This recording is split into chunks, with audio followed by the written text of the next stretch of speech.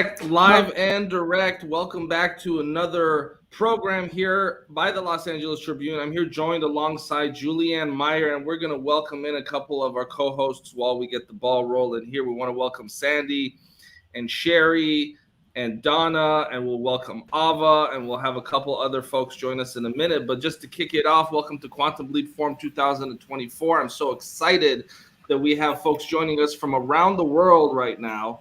Listening, ready to participate, ready to listen to some of the world's foremost thought leaders when it comes to all things leadership. And here we are at the tail end of January, and we here at the Los Angeles Tribune want to make everyone in our community focused on making this year their best year, both in life as well as in business. So I'm going to kick it off real quick. Julianne Meyer, how excited are you for this virtual summit to listen to some of the world's top thought leaders over the course of the next few days? Please, Julianne. You said it. I am absolutely excited because where else where thought leaders, change makers, visionaries converge, and you can hear their thoughts, their feelings, and their tips on how to improve in Quantum Leap 2024, when normally it would cost hundreds of thousands of dollars to get this sort of information, and here we're doing it for free. Thank you, Julianne. Sandy. Oh my gosh, Mo, Rock, thank you so much. Thank you to you and Ava and Alicia and everybody who's helped put this together. I am so excited for this because one of the things that's we're doing this weekend is we are launching the LA Tribune podcast network. And we have been working on this since last summer, and we're so excited. And we're going to have 4 different panels of all of the podcasters. And it's just going to be amazing because each and every one of them brings so much to the table with leadership and personal growth and development. So thank you so much. Yeah, I mean, I'm just as excited as each one of us. I mean, one of the things I love about everyone that is here today is we're all unique and special. And Quantum Leaps, they're all about surrender, and they're all about being clear and anchoring into your vision. So I encourage every one of you who's watching to ask yourself the question, what are you willing to suspend disbelief about and live out the life of your dreams today in the present moment? And then that means despite every challenge that you've ever been through, because every one of these transformational leaders are going to bring tools and solutions and ways that you can apply this in your own life. So I'm super excited. Donna. Yes, what I absolutely love is that we're at the beginning of the year. We're at 2024, and what better way to have a couple of weeks and then kick it off with Quantum Leap, because it's not just about life. It's not just about business. It's in all aspects of everything. And I know I have my paper ready. I have my pen ready. I love being here. I'm always taking notes to share. And Ava. Hello, everybody. We are so thrilled to bring you this 4 days. We have clocking in 130 speakers now, and everyone's bringing their best tip for how to make 2024 your best year yet. So you're in for a treat. Absolutely. And we're going to welcome in our general counsel, Saji, and we're going to welcome in one of our co-hosts, Rex Sykes. And Rex, the floor is yours to share some opening statements. And the Saji, we want you to make some opening statements and then a quick legal statement. Rex, please, floor is yours. Well, on top of being surrounded by great minds and great talents and people who've been moving and shaking in the world, I'm thrilled for the people who are showing up and attending this Quantum Leap 2024, because they're the ones who are going to get the benefit. Take lots of notes, whoever you are. Be sure to apply it in your daily life, and you're going to find so much transformation coming in this year because you attended the Quantum Leap 2024 Summit. And before we kick it off to our chief legal counsel, we want to welcome the folks from South Africa. We want to welcome our friends from the East Coast, Boston. We want to welcome people from around the world. Let us know where you're tuning in from. And Saji, please, floor is yours. You're on mute, Saji. You're muted. My apologies. Of course, leave it to the lawyer, right? Welcome, everybody. You guys are obviously, we're all in great company today, and it's going to get better and better. It's that galvanization of momentum. You can already feel it, and it's fantastic to be a part of this. I'm Sajindra, U.S. Business Council. We are a law firm that provides general counsel services, and one of our proud clients and my partners, personal partners, is the Los Angeles Tribune. The reason for that is because it's innovative, progressive, and it moves the needle forward, like each of you do as well. So thank you for having me, and pleased to be a part of this. Thank you, Saji. And, the views expressed by many of the speakers on this platform over the course of the next 4 days will not necessarily reflect the views of the Los Angeles Tribune. Everyone speaks for themselves. Everyone here, this is a free speech platform, and all of the speakers speak for themselves. Is there anything you want to add to that, Saji? I think you said it better than any lawyer could, Mo. Beautiful, beautiful. See, I didn't even have to pass the bar to be able to say that. And with that being said, I'm excited because we're about to roll in with our first speaker. She's one of the top-selling female speakers, authors rather, in the history of publishing. In fact, other than J.K. Rowling and another person that we're going to have on this program, Marianne Williamson, I can't think of another name in the field of nonfiction literature or in even fiction literature that has sold as many copies of books and impacted as many people as Sharon Lechter. She's not only worked with the White House, she's actually co-written books with presidents of the United States. How many people can say that? And she's a friend to this network. And we always love to invite her to open the program up because she brings so much great energy, wisdom, and knowledge. So I want to ask the folks around here real quick, what does Sharon Lechter mean to you? And then we're going to step back and have a few of these incredible, powerful women spend some time with her. Julianne, floor is yours. Thank you so much, Mo. I am so excited that Sharon is here today. She has made such a huge difference in my life, and I know in so many others, because women in general are sort of underserved, especially in the financial world. And how she has changed my finances just by reading her work has been phenomenal. So I'm really excited that she's here today. Sandy.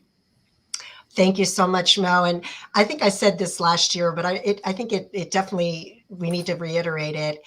And that Sharon, for me, when I met her over a year ago in December at Las Vegas at Power Team's Ultimate Wealth Camp, she gave me hope that I can keep going, because I was having some imposter syndrome, thinking I was too old to be in this game. And she just keeps inspiring me all the time that, age is just a number, and it doesn't matter what age you are, you can still get out there and get on the stages with the best of them. So thank you, Sharon.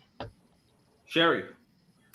Well, Sharon, I am also an Arizonian, and being part of her life over the last 12 years and just honoring her myself with the organization that I'm part of has just been a great blessing. And the grace that she brings forward, the true heart that she's always instilled with me has just been a really beautiful benefit in my own life. And of course, all her books that she's written have been so transformational for my own journey. And I'm very grateful for her.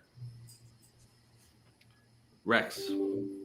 Wow. Well, Sharon Lechter is not only a force of nature and probably more responsible for people breaking through than maybe anybody else that's well known. Sharon is a generous, giving, wonderful person, a wonderful friend, and indeed a rare gem that we're so lucky to have with us. Ava. You're on mute. You're muted, Ava. Of course, editor-in-chief of the Los Angeles Tribune, right? So one of the things that really astounded me with Sharon Lechter was how astute she is with financials and in teaching it, and yet her definition of wealth is how you feel good about yourself when you look at the mirror. And that tells me a lot about balance and such an impact on me. So thank you. Beautiful. Donna Campbell. Yes, Sharon, she's been such an inspiration, and truly in the world of financial literacy, especially for women, she's been a trailblazer, especially not in when it was in popular opinion or in the cultural belief, and to forge that path for everyone else to follow has been truly priceless, especially even in the world of speaking, in the world of authorship and writing. So much, much love. Beautiful. And Saji. Excellent. Yeah, all great thoughts. A lot of anticipation for Sharon's arrival. I would say that for Sharon, the interesting thing with Sharon being here on the platform of the Tribune specifically is how to take these learnings forward to 2024. We've heard all these things, we've been galvanized, and we have a lot of momentum, and we're where we are today, how can we take these things, her teachings, her learnings forward in ways that are impactful, both in our lives and those of our community? Beautiful. So Julianne, Sherry, and Saji are going to spend a few minutes, and we're going to have several co-hosts with this hour with Sharon, and I'm going to welcome her on right now. Welcome, Sharon. Always great to see you. And my first question for you as I step back, Sharon, first of all, hello. As always, thank you for spending time with us. Is how can the folks at home make 2024 their best year in life and in business? And then Julianne, please take it away. Thank you.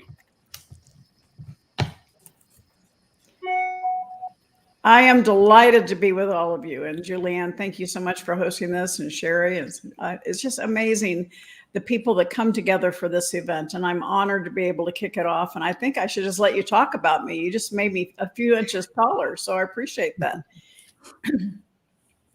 Well, Sharon, I'm always so excited to have you here with us. And you've done so many amazing things, and you've broken so many barriers that people would think are impossible. And yet you do it with ease and grace. At least that's how it appears on the outside. And I'm just curious, what do you think entrepreneurship plays in the role of females and their financial stability and empowering them? Well, that's a great question, Julianne. I think, we've all heard over the years, glass ceiling, a lot of women left corporate world to start their own businesses.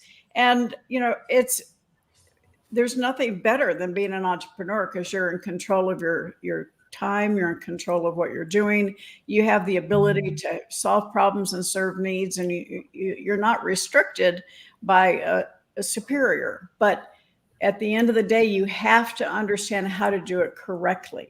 Too many of us are our own problem. We own a job, not a business. And so you have to understand how to build that business so that it can truly scale. Because what happens is when you have a successful business that becomes an asset, I had to get that word in there, an asset that works for you, then you get your time back and you can use that to make even a greater impact. And so when we talk about a quantum leap for 2024, it kind of goes along line with my Play Big Movement Facebook group. It's all about being number one in your field, living your legacy. Your legacy is not when you die. You create your legacy every single day with every heart you touch, and create maximum impact. And I believe that that's what women want. Women want to make maximum impact. And if we focus on what we solve and what we serve, that impact will grow and the money will come. But if you focus on the money, you're not going to grow as quickly as you could. Yeah, that's really awesome. I want to focus for a second on even the idea of outwitting the devil. And we're creating this big vision as women. And we know now we're worthy and deserving of the unlimited, greatest, grandest idea we can imagine. But yet we're still dealing with the self-talk and the self-criticism and what we would call that devil within ourselves. What are some simple, easy ways that people can apply that in the present moment to step into this bigger idea you're talking about? Well, absolutely. If you want to make a quantum leap, you make that decision, but you're not going to realize that leap unless you take action. And too many of us have fear that holds us back.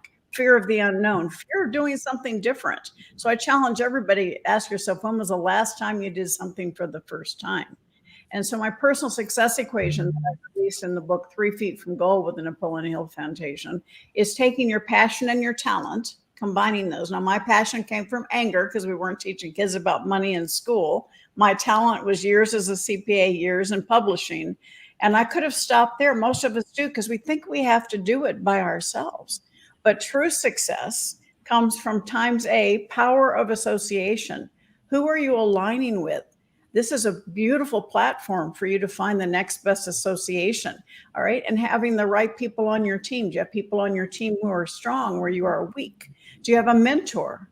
Are you aligning with people that accelerates your success? And then times A is taking action. How many times do we know what we're supposed to do? We make a promise we're going to do something, but we don't do the action. And you can't get the results if you don't take action. And then plus F, all of it, plus F, faith. Faith in yourself, faith in what you're doing, faith that is needed and necessary, and faith that you'll succeed. And when I start working with someone, I go through this formula with them, and it's usually the power of association and their self-confidence or faith that need the most work. And they go hand in hand. When you have the right people around you and you have a bad day, they won't let you stay there.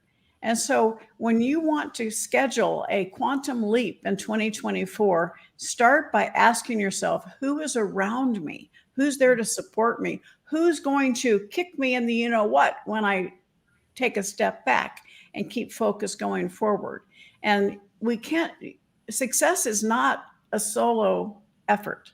Success is solving a problem, serving a need with the right people around you, making maximum impact. Beautiful. Well said, indeed. Yeah.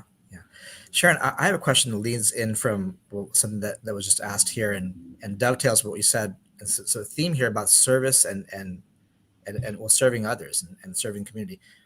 You've also talked about sort of deprogramming your learnings from the past. And I feel like that clarity has to be there in order to do the things we want to do, to overcome the things we want to overcome, to accomplish what we want to accomplish and be more impactful.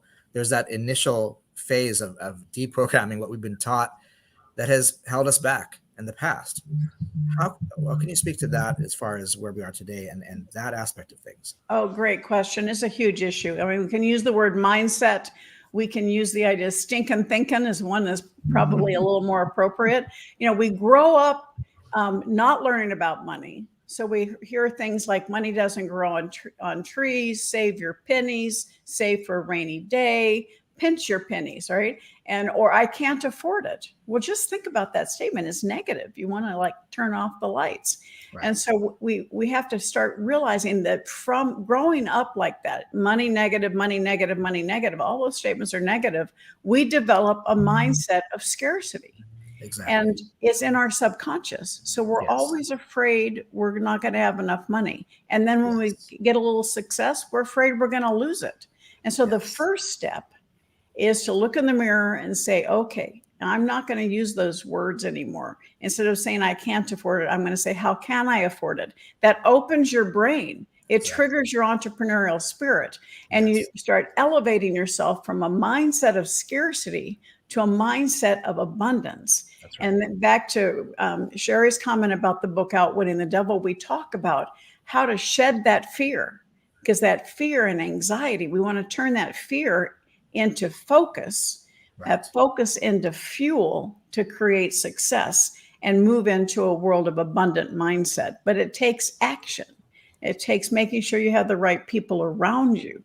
And it's so important. I mean, when COVID started, I was just blown away with all the negativity. It was terrible everywhere.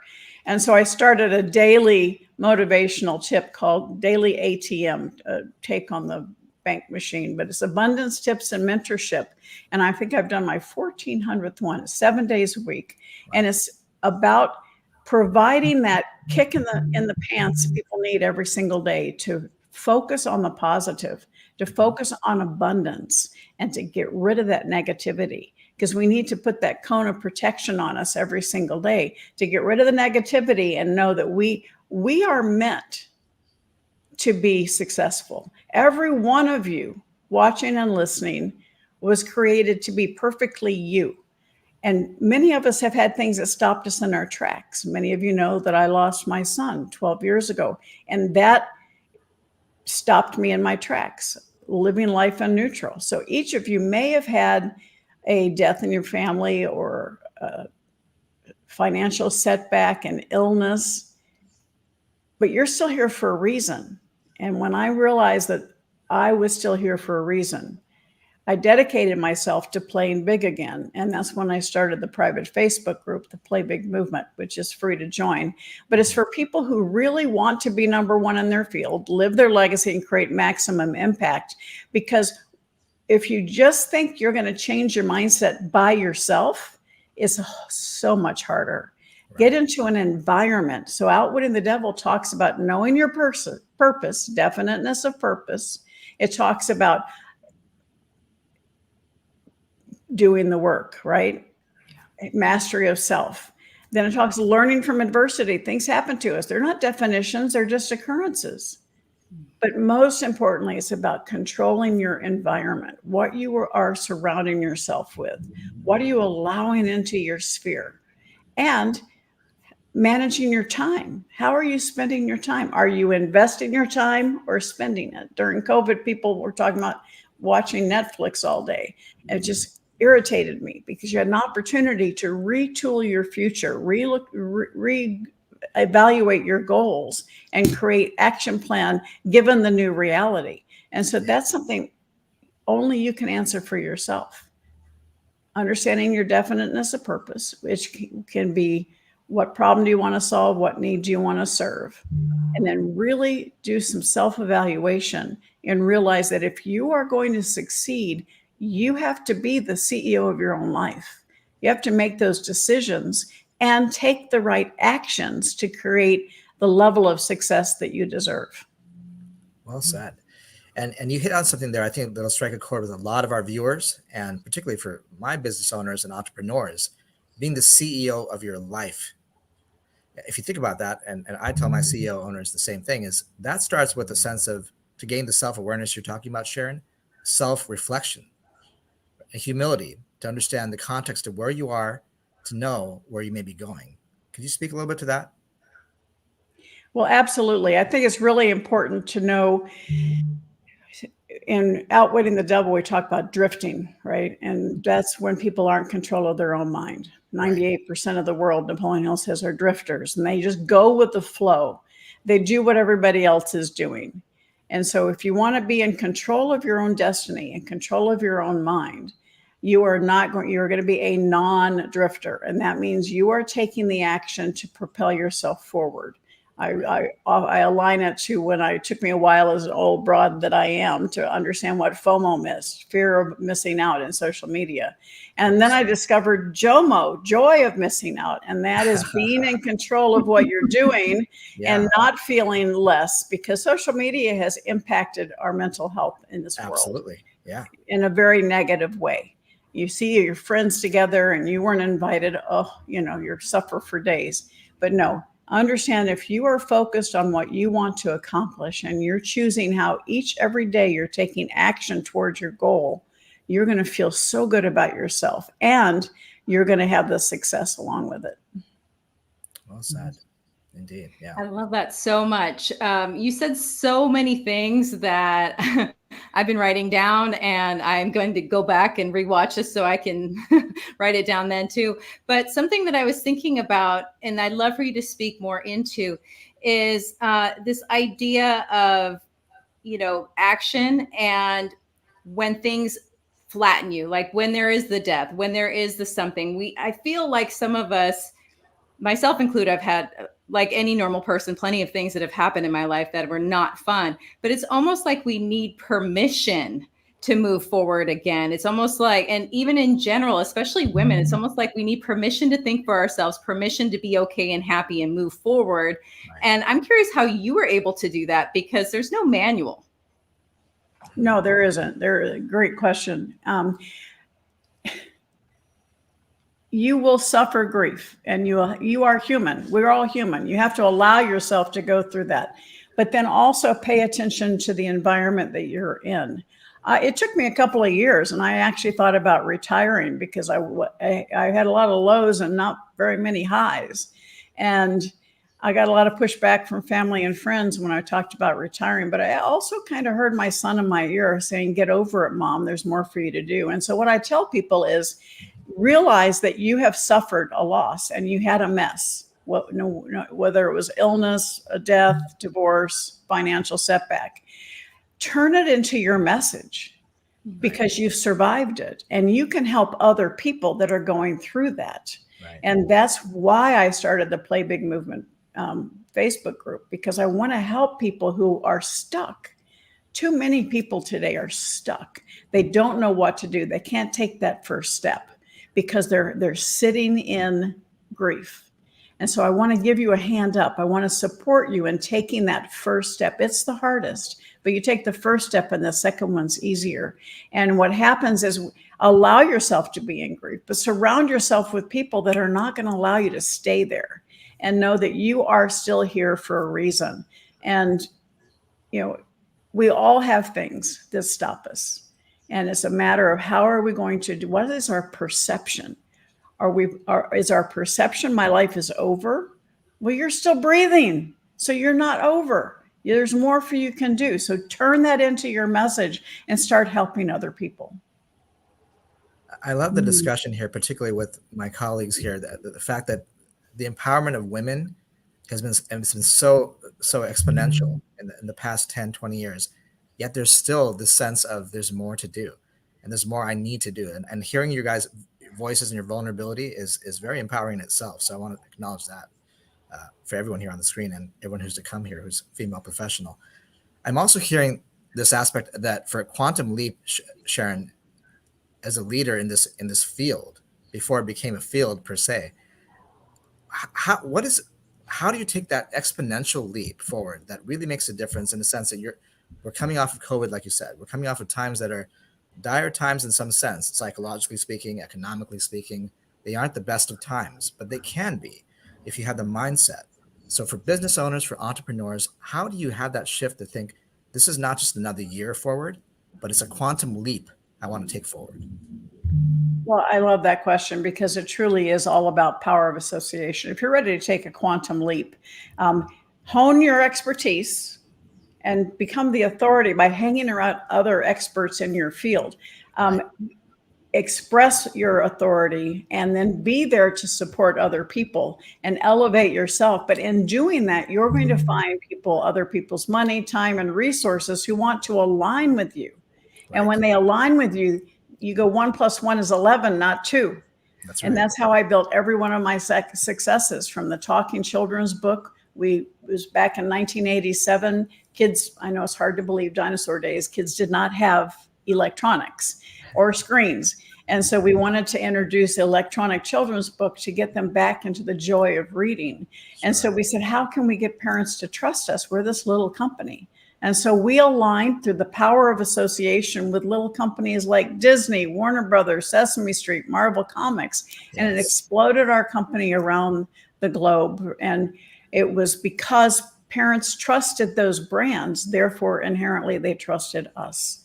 So allow yourself to say, who can accelerate? Who can I align with that will be a rocket to what I want to do so that I can have greater impact? So that if you truly want a quantum leap, it's almost always through a power of association, somebody that takes you into a new category, B2B relationship. So you're talking to one person, the CEO, who impacts millions. And that's the way you can really take a quantum leap. Alignment and consistency. Yeah. Oh, yes. You have to be consistent and authentic in your brand. Be the same person that on stage as you are off stage.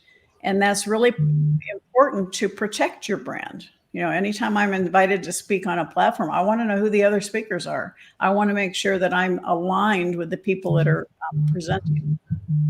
Well, to your credit, it seems like, I'm sure my colleagues would agree, you not only protect your brand, you show up as your brand authentically, and you're advancing your brand. You're just as relevant today, if not more today, Sharon, than you have been in the past in the fundamentals of starting this movement. Well, thank you. I take that as a compliment. But it is, you know, my word for the year, you guys introduced me, used this word, so I love it, is grace. You know, we all have things that we want to react to. Just swallow a little bit and take time to evaluate and face the world with grace, because you have a gift to give, and don't allow other people's opinion of you is none of your business. All right. Focus on what you want to accomplish, focus on the community that you serve, and they will be your greatest marketing tool. Love that. So powerful. I mean, one of the things that came up for me during the conversation is when you hear from people, let's use 3 feet from gold, for example, and you have the people who've set the intention and they have that deep passion and desire and they're approaching the goal, but they have the habit of getting so close to the edge of achieving it, and then an appearance shows up or a circumstance or challenge, and they just want to stop right in their tracks. share some solutions with the audience that maybe ways of going inward or some steps and tools that they could utilize to step over the precipice. Well, the first step is to step outside of your stress, okay? Because it's hard to do. But when you have an obstacle, I say turn your obstacle into opportunities, which is actually the subtitle of the book, 3 Feet from Gold, you're referring to. Turning that up, because when there's an obstacle, there's an opportunity to create something new, to solve it. And then there's probably an asset in that solution so that you can actually create something and serve more people. But what happens is we have that obstacle and we paralyze. And that's that fear. Fear either paralyzes us or motivates us. And the vast majority of us, fear paralyzes us. And we're frozen in space. And unless we have people around us that are going to be there to wake us up, to give us a hand up, to not allow us to stay, it's hard to achieve success that you deserve. And so you need to make sure you have the right people around you, because every obstacle, we all have obstacles, you know, particularly women. We tend to have a past failure or a mistake, and we carry it around with us like an old sack of potatoes. Yeah. We define ourselves as failure. No, it just happened. It was an occurrence. Learn from it and keep going. I use the analogy, you are the CEO of your life. You're in the driver's seat. You have your hands on the steering wheel, your foot on the gas pedal, and you have a very small rearview mirror because you're just supposed to learn from the past, not let it define you. And you have a huge windshield. You can go anywhere you want to. And so decide what you want and go for it. Something happens, put it in the passenger seat, say, what am I supposed to learn from you? And kick it out the door and keep going, because you have every right to create huge success in your life. And when you create the success in your life, that means your impact has grown significantly. Well said. You can see from some of the comments here from our viewers, a lot of things you're saying has a lot of resonance, Sharon. Obstacles, turning obstacles into opportunities. That's hitting a lot of us here. Yeah. You know, something Sandy said before you came on that I think is really important to bring up, and it has to do with confidence, which is something you obviously speak about, Sharon. And that is this idea of imposter syndrome. You know, when you are creating these new relationships with people in order to quantum leap, a lot of us feel like, well, who am I? Or what am I offering? Because they don't want to just take. And obviously that's not a win-win situation. But how does somebody realize or begin to realize, hey, I'm here for a reason and I am enough? Well, again, I think I'll tell you a story that when I did the deal with Warner Books with Rich Dad, we'd already gotten the book through our own company on the New York Times and everything, but we couldn't answer the demand. So I was looking at every major book company, and I was in the last moments of the deal. I was in New York City for another event. So I had an appointment with the people at Warner, and I got up in the morning and it was pouring down rain. So luckily I had a black suit. I put my hair up and I was walking to the building with an umbrella that of course reversed. So it did me no good. Halfway there, my shoe got stuck in a grill on the streets of New York. And I am not lying. This is exactly what happened to me that morning. So by the time I got to the Time Life building, all right, Time Warner building, I was drenched. And I thought, okay, shake it off. Went into the bathroom. Luckily, my hair was up, so I could just like pat it, and, squeeze out the skirt. And I go, okay. I focused on my purpose, all right, not on me. I focused on my purpose. I focused on that I had an opportunity to take the Rich Dad message to millions of people with this alliance. So I had to put on my big girl pants. I go up to the boardroom. There's 30 people around this long board table, and I'm the only one from my side. And I sit down and I squish on that leather seat. And it's like, oh no. But again, I took outside of myself and was able to complete that deal that day. So no matter what you think of yourself, change your mindset to what is your purpose? What can you do to make it a reality? I knew that this would be a huge win for me, for my audience, and a huge win for Warner. books at the time. And so we were able to make the deal. But self-confidence, that imposter syndrome, when I walked in that room, I felt really about this tall because I was having to do a lot of deep breathing. And it's something that I often talk about. Ann Purdy from Harvard, a professor, she had the way to physically manifest a higher altitude and a higher positivity. And that is, take the position of superwoman or superman, gender neutral, and stay like that for a couple of minutes. And it actually helps physically change your attitude. And I did that. And then sometimes you really need help. And so you do the same thing, but acting like you're running in a marathon and you're crossing the finish line first. And hold that position. And all of a sudden you're going to start smiling. And it really helps get all those chemicals in your body moving in the right direction that kind of almost artificially elevates your mood, but it gives you that self-confidence to keep going.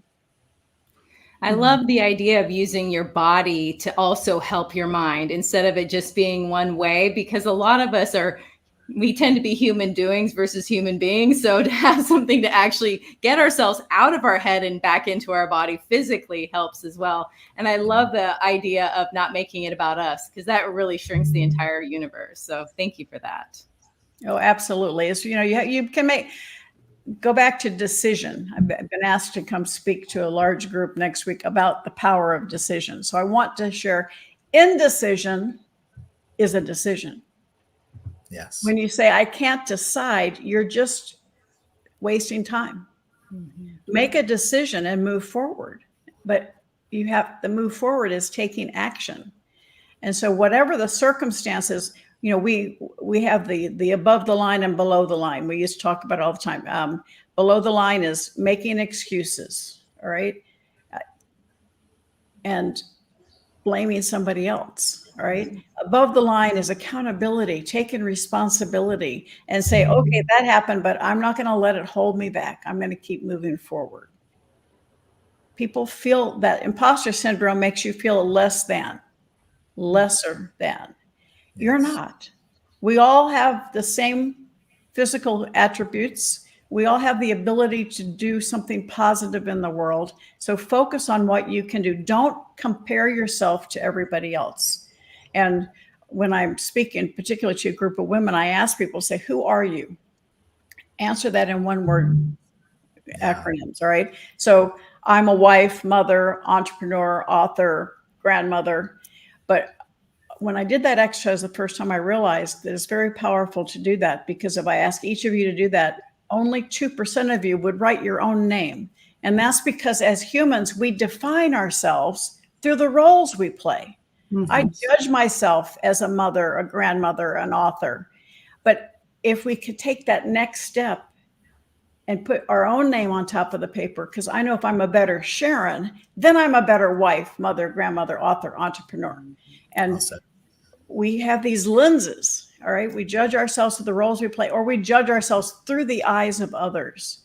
Don't do that. Stand in your own power. Be the best person you can be, because that's going to give you that, help you elevate yourself out of imposter syndrome into standing in your own power and know that you have a gift. Nobody has had your successes or your failures. You are an expert. I always tell people, say, I am an expert. Put it in the chat, those of you watching, I am an expert. And then I can talk about the power of your words. Change one word. I am the expert. Do you feel the difference?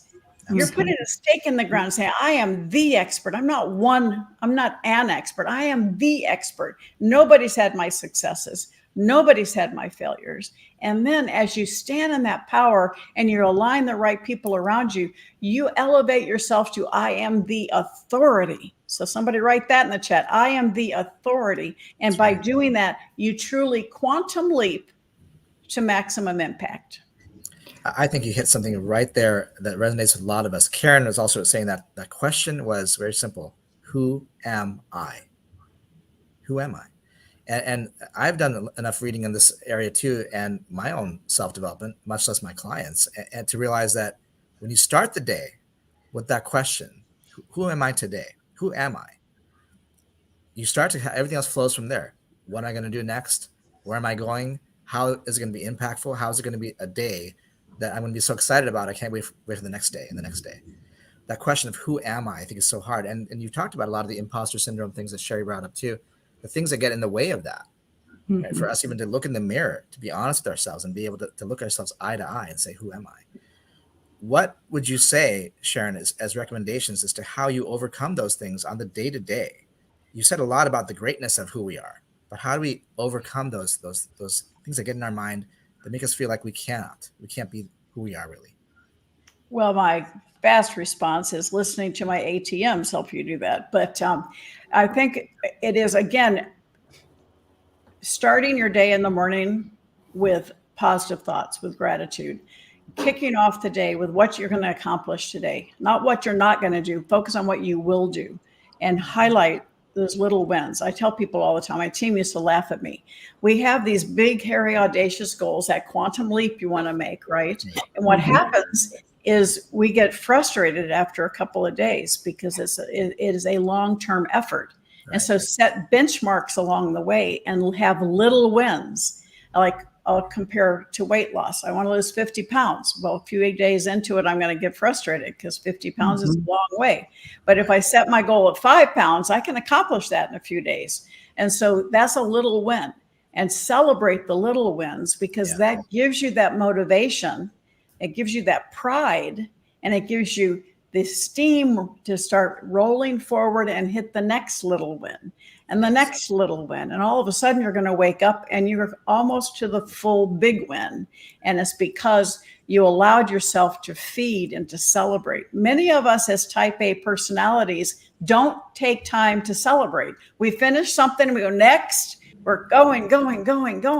And what you need to do is take a moment and celebrate the win, and then refocus and keep moving forward.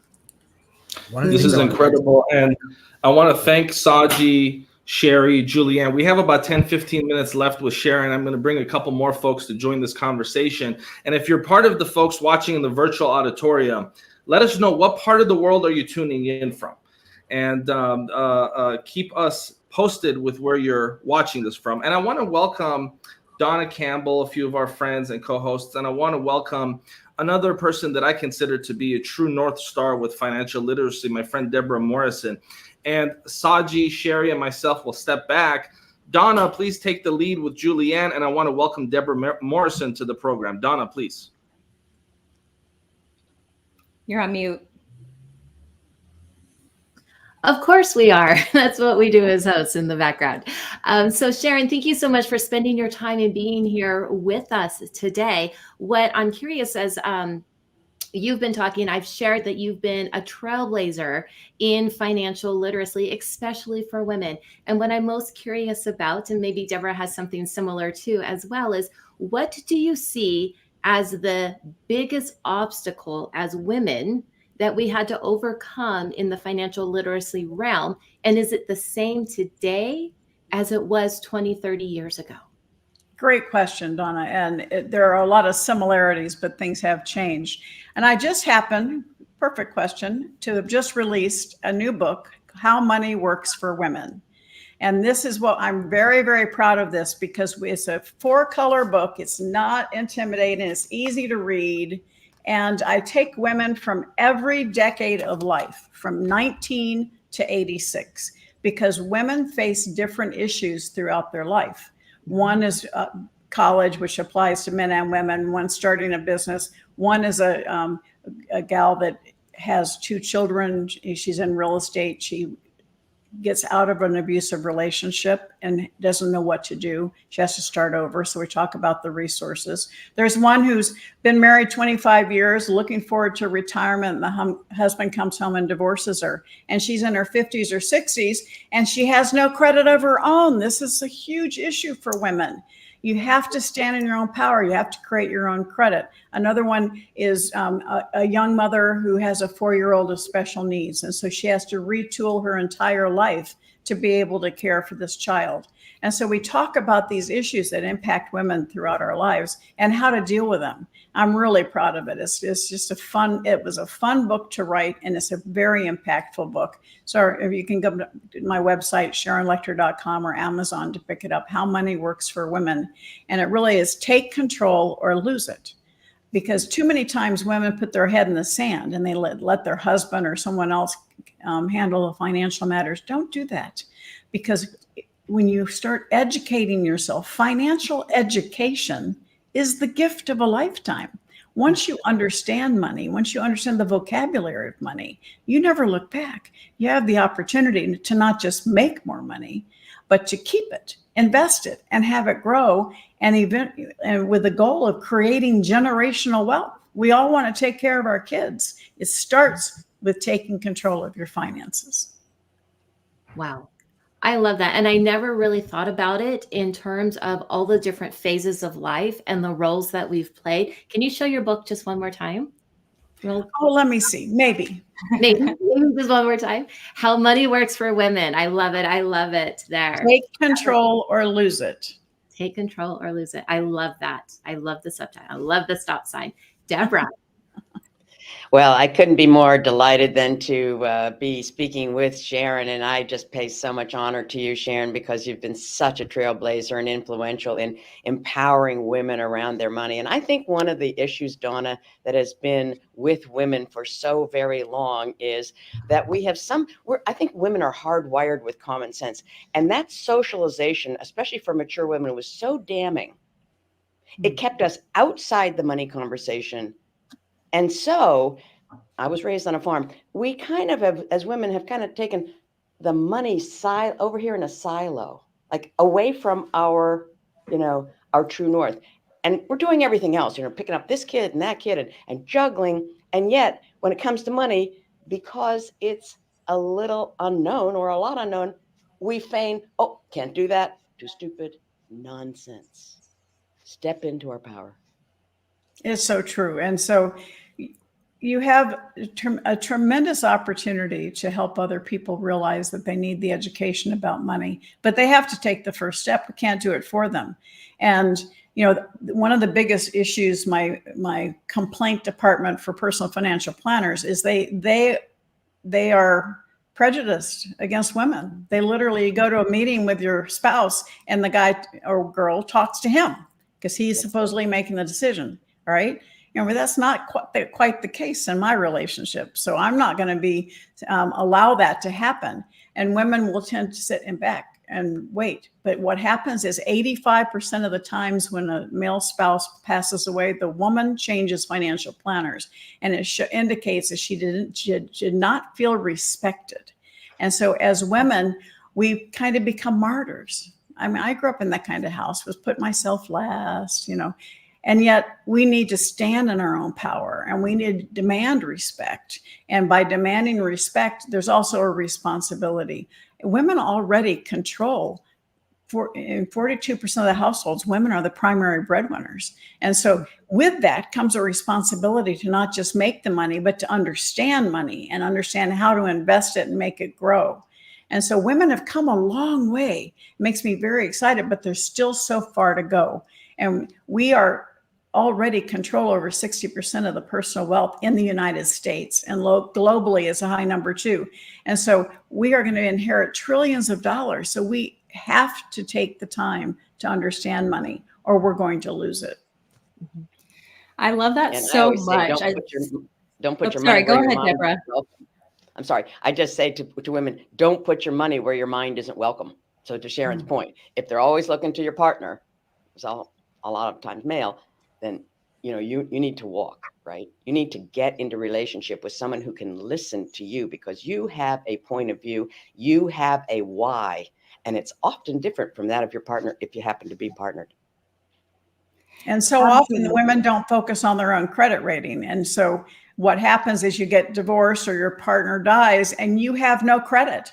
And all of a sudden your standard of living drops significantly. It's important to have your own credit, have credit in your personal name. Let your spouse be a secondary user if you want, but have the credit in your name so that you have a standing. Should something happen to your partner, die or divorce, it's not going to kick you off your credit score. I was curious for both of you ladies, and even Donna, with the younger generation growing up, there's this whole movement where everybody's the same and everybody's equal. And there's this idea that there's no differences between people, and but yet we should still honor everybody's differences. And one of my favorite books that you wrote, Sharon, is Think and Grow Rich for Women. And at first, even I was like, I wonder if this is going to be that different. And it was, oh my goodness, it was mind blowing. So I'm just curious what your thoughts are about this new generation of young people growing up, and if they're facing different sorts of challenges than us. Well, they are. And the thing that's kind of scary is this is an American survey, but I go all over the world and it's the same. 87% of Americans are stressed out about money. But the revealing piece about that is 82% of millennials and Gen Z are stressed out about money. That's the highest it's ever been. And these kids are at the point where they can't buy homes because of the inflation, the higher interest rates. And so part of the problem is that's why they start getting these thought processes of, everybody should be equal. And that's until they start having some success and just pay their first taxes. And then they start changing their tune.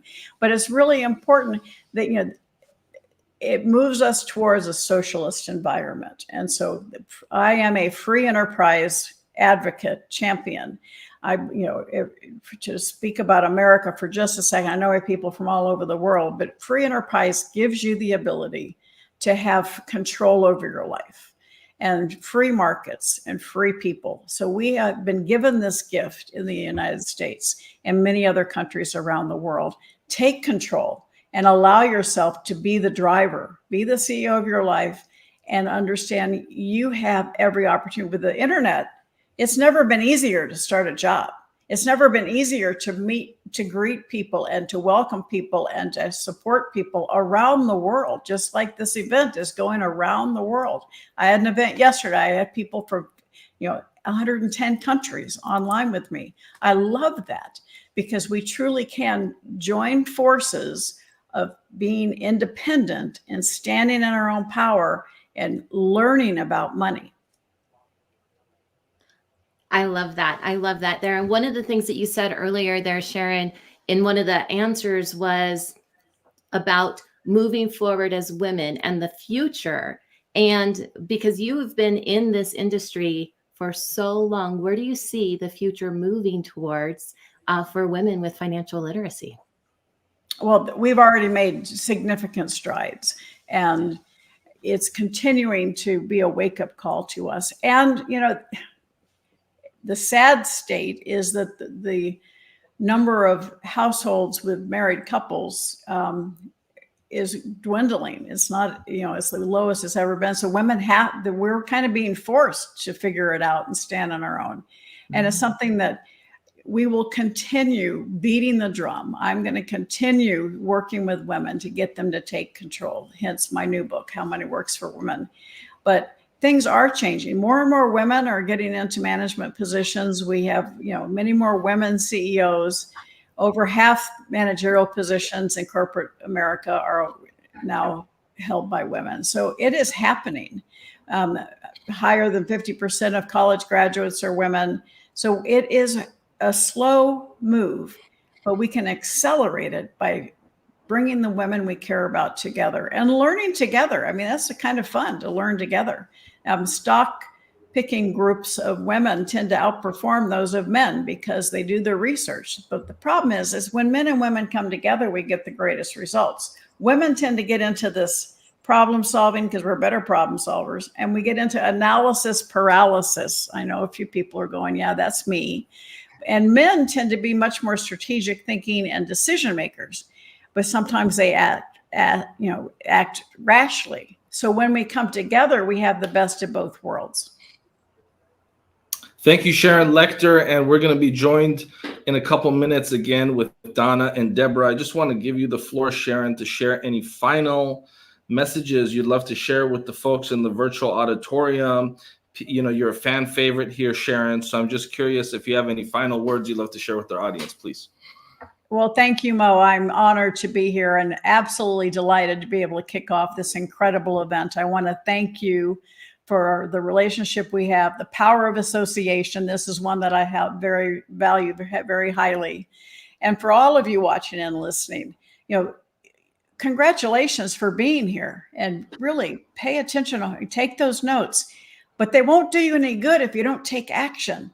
So instead of being like deer in the headlights with all this information, write it all down and then commit to 1, 2, or 3 steps that you're going to take next week to implement in your life. And then go back and review your notes and pick up 4, 5, 6, but allow yourself time to ingest it and figure out those 2 or 3 things that you can do right away to take yourself to the next level. Because we are all where we are today because of the choices, the decisions we made before today. If you want something different, you want something more, you want to make a bigger impact, simply start making different decisions, making different choices today. And those opportunities are being given to you over the next few days by the Los Angeles Tribune. So enjoy this event, listen to it, engage, make a decision, and then take action on that decision. Thank you, Sharon. Thank you for being one of my mentors, one of my friends. I love and appreciate you. And thank you for always being so supportive of me and the LA Tribune. We'll be back in 1 minute with Donna Campbell.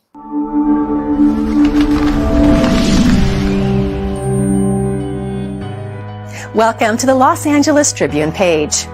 Here you will find original news programming, exclusive digital events, and shows that are directly from the community. At the Los Angeles Tribune, we believe in giving a voice to the voiceless. We are proud to be the only national brand to empower everyday people to make a difference. Since 1886, our reputation has been built on truth and responsibility. Thank you for watching and making a difference. For general inquiries, contact today. Thank you on behalf of the Los Angeles Tribune team.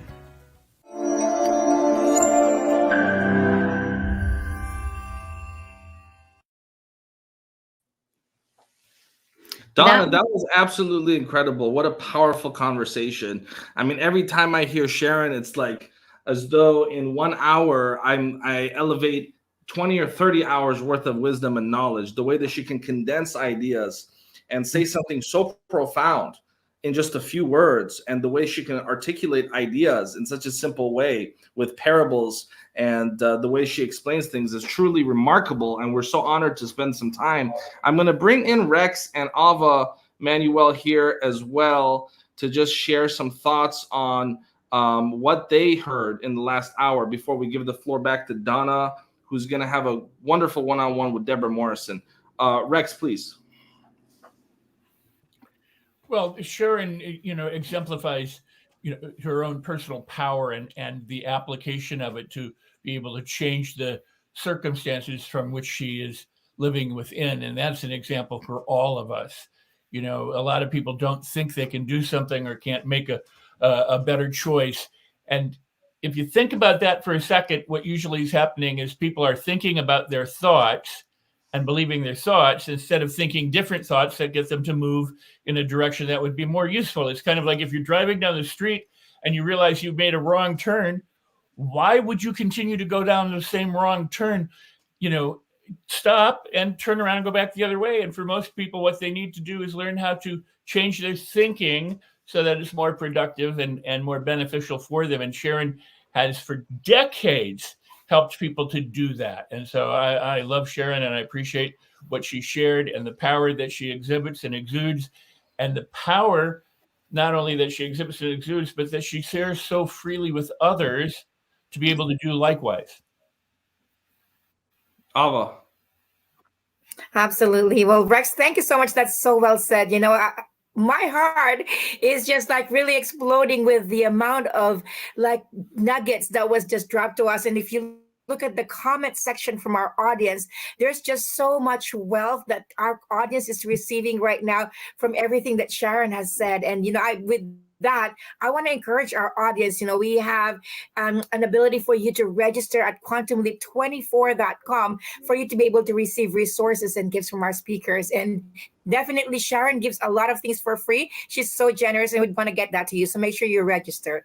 Thank you, Mo. Incredible. And thank you, Ava and Rex. And Don, I'm going to give the floor to you because you're going to spend some time picking the mind of someone else that I have a lot of respect for, and that's Deborah Morrison.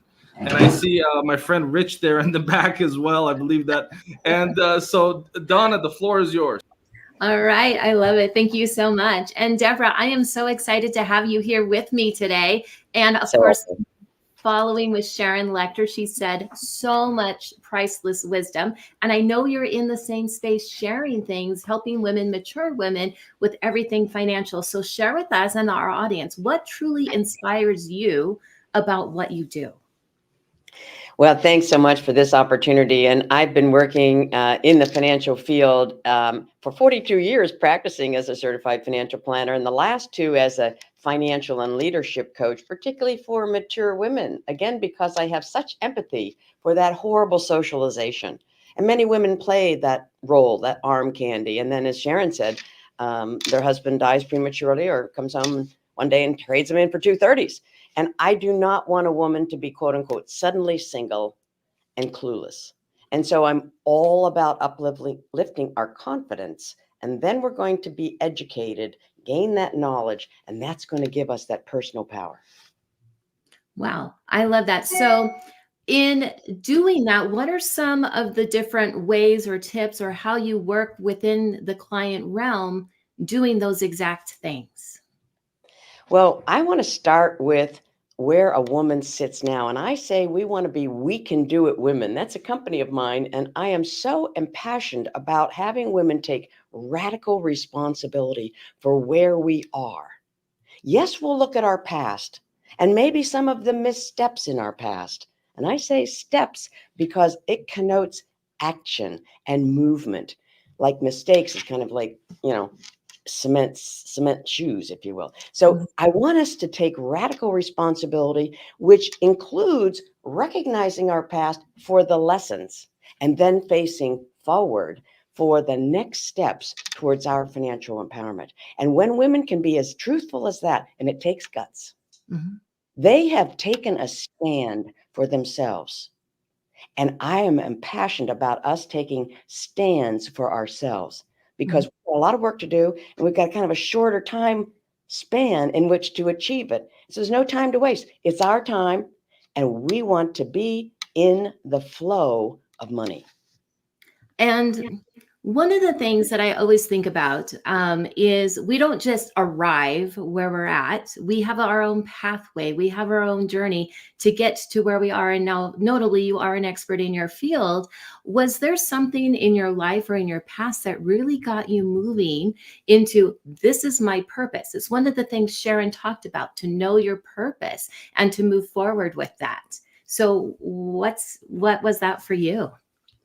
Well, there were a couple of matters, and my grandfather was a stock market investor, and he gave me stock certificates as I was about a sophomore in college, and his hands were shaking. This was not an emotional man, and I just looked at his shaking fingers, and he said, "Here, Debbie, these are stock certificates, and don't sell them until you need to." And then my aunt took me to the New York Stock Exchange. And actually, that was before that at age 8. And I was so mesmerized by the activity down below me that my nose was completely pressed against the plexiglass. And they had to kind of forcefully move me ahead so others could see. And I said to myself on that day, I'm going to be a part of that energy called money. And now if we can shift our vernacular to energy, is that scary, women? No. So let's be about languaging because that is so important as well. And so those were formidable times in my life. And then, of course, I came up and you imagine I faced a few barriers as a young white girl in an old white man's industry. Yes, I did. And I barreled through because I had ended up with a master's degree in retirement planning. So I attracted an older clientele. And inevitably, the heterosexual couples that came in, the husband would see me afterwards as the wife would be in the bathroom. And he'd say, thank God she's listening to you. I've wanted her to be involved in finances for decades. And so I saw a mission here that I am funny. I use analogies and I bring finances into English for women. And that gives them the seat at the table, which automatically gives them confidence. And now we can go forward with strategic next steps. Mm-hmm. Now, I have to say, you said one of my most favorite words out there, and that is energy, because money is a form of energy, and yet we are energy, but also our thoughts, our actions, our feelings, our emotions with that. So what do you see as some of the obstacles with mindset with women to take ownership of the energy of money? That's a perfect question. And I was thinking about Dr. Amy Cuddy, who also says, take that, superwoman stand. And she asks, who's your worst enemy? And in an audience of women, so many of the hands go up. Like, I'm my most worst enemy. Hold the phone. We want to be our best ally. It's incumbent upon us and our families for us to grow into the leadership and the command, if you will, of money, the control of it. And so I talk about energy, Donna, with regard to our spending, right? We talk about budgeting and people get all balled up about budgeting, like somebody's going to come, like I'm going to come along with this big, Catholic nun ruler and slap their knuckles. I don't care what you're spending on. Yet inevitably, once you note it, you are going to come back and say, oh my gosh. I had one lady throw a pack of cigarettes on my desk and she said, I quit smoking because I saw how much it cost me. So inevitably, I want us to bring into congruence the way we route our energy money so that it coincides and supports our values. And with that, what would be like the number one tip, something that you can share with our audience here to help people go into the value of money? And it's not about what we're spending it on. Maybe it's how we're spending it or the thought process behind it. What's your number one tip that we can share? Well, I so believe in the power of language. And so I like to reframe money as a tool, right? A lot of people want to worship it or, money's loaded. I get it. And yet, if we think of money as a tool, now I think we might be equipped to say, what can this tool buy for me? Now, I'm a choice person. I love choices. And so often when people get into a money bind, they have lesser and lesser choices. So they feel like they're getting collapsed upon, oh my gosh, and it's a frantic and a frenetic feeling. No one likes that. Stop. Pattern interrupt. What action can I take now to turn this situation into a positive? Because we have control of our actions. I'm all about intentionality. So I have whole courses, creating intentional wealth. Once we bring that subconscious autopilot conscious, now we can assess where our actions are not paying it forward for our trajectory towards our why. That's the deal. If we have no focus on our why, then we're like a shotgun. We're just, I don't know, you just, like Yogi Berra, you don't know where you're going. You won't never know if you get there, right? I mean, so I want us to focus in on our why. It's going to be different for everyone. And once we have the why, we can put strategic steps in place to get there. And inevitably, that's going to expand and expand as we mature. Absolutely there. And do you find that with working with mature women or just the people you even mentioned, the couple that had come in, is there a common theme that people go through when they work with you, common obstacles or common things to overcome? I do think that a lot of women are bound up by fear. And frankly, after my dear late friend, Dr. Susan Jeffers, wrote the book, Feel the Fear and Do It Anyway, where she outlined a pain power continuum.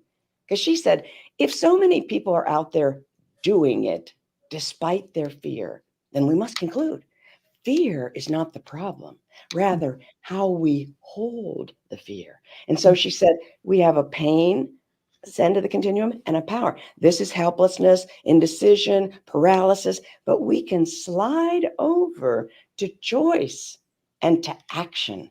And that continuum has been mind altering for me and those women with whom I coach, because everyone is going to slide over to periods of, I need to reassess. Oh, this is not such a good time for me. And yet she has given us the vision that there's room for improvement, and we can slide back over just as swiftly as we slid back. And with that kind of hope, I am a champion for women to pay attention to your money, increase your confidence, little wins begetting bigger wins, and be in action. Mm-hmm. I love it. Some of the comments here, as I've been watching them and they've been sharing them up here, slide over to choice. Fear is not the problem. It's how we hold the fear. Money is a tool. Be intentional. Focus on our why. So when you coach women, when you work with them, what do you see are some of the biggest whys that they want to have with their money? Well, I think the 2008 recession kind of tamped down the hopes of a lot of Americans, at least. And then, of course, the pandemic. And so when I would ask clients and coaching clients, what is it that you'd love to have happen?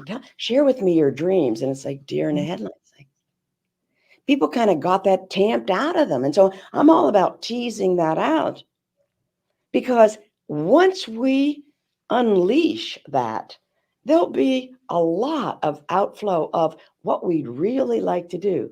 Like I say, playing the lottery is like a tax on the mathematically illiterate. And that's probably insulting to some of you who play the lottery. And yet I always ask my peeps, what would you do with the money if you won the lottery? Wave a magic wand. Inevitably, we could end up planning for exactly what they wanted to do. And yet there's this powerlessness to playing the lottery. Like, I don't play it, so I don't even know, but probably at 6 or 7 o'clock each night, they announce the winner. So there you are, you're playing the lottery, you got your ticket, and they say 6, 7, 4, 2. And you lose every time they don't call your number. No, I want us to be about winning. I want us to be about focusing on the positive, because absent that, there's a lot of negativity in the world that we can fall prey to, and we can then default into things that we think we're good at. And we typically, as women, don't think we're good at money. I have a different thought. We are very good at money. And it's about time we continue to take action, and not take a little timid action because we don't want to make a misstep. Hey, Warren Buffett admits to $4 billion mistakes. Who are we to think we are above making a misstep? Get in the game. You know, you kind of brought up an interesting point there, and it jogs my thought process just a little bit, because I think how maybe men view money might be different than how women might view money. And yes, we know these big companies, CEOs, they've lost millions, they came back billionaires, because it was very much of a masculine dominated world. But yet as a woman, if we were to think, oh, I lost several $1 billion and then I gained it back again, that's a whole different feeling to me and a whole different mindset. And it feels like there's a little bit of a difference of sensitivity. So can you talk a little bit about how money is viewed from a masculine perspective versus a feminine perspective in that regard? Well, I like to study the brain, and men have kind of content thinkers, right? And women are context thinkers, right? So a woman might have an exchange traded fund, and a mutual fund, and an insurance policy, and an annuity, and they have this plethora of products around, but they don't feel confident with it because they don't have any context for it. Hey, is this going to contribute to my goals? Do these work together or not, right? And the sensitivity around how that works contextually matters to women, because remind yourself, some of them have been, being a wife or a mother, and they have had to set down, plans, lesson plans, if you will. They have had to know, okay, I came from here, I'm going here, this is the destination, and this is how I'm going to get there, such that I am all about us women being in, attunement with ourselves and our why. And then I want us to think about, you name your why, and I want you to think about, what are you going to feel like when you achieve it? Mm-hmm. Then the converse. What will you feel like if you don't achieve it? And sometimes that'll light a fire under some of us who have been languishing here thinking, oh, I'd like to go to Hawaii. You see, people on their deathbed, they're not talking about, I wish I would have bought more Amazon gadgets. No. Mm-hmm. So there's this balance, Donna, that women will strike between wanting to live now Mm-hmm. and also wanting to seed their lifetime income. Mm-hmm. And there's this awareness that they're almost a little nervous to spend now because they don't want to cheat their lifetime income.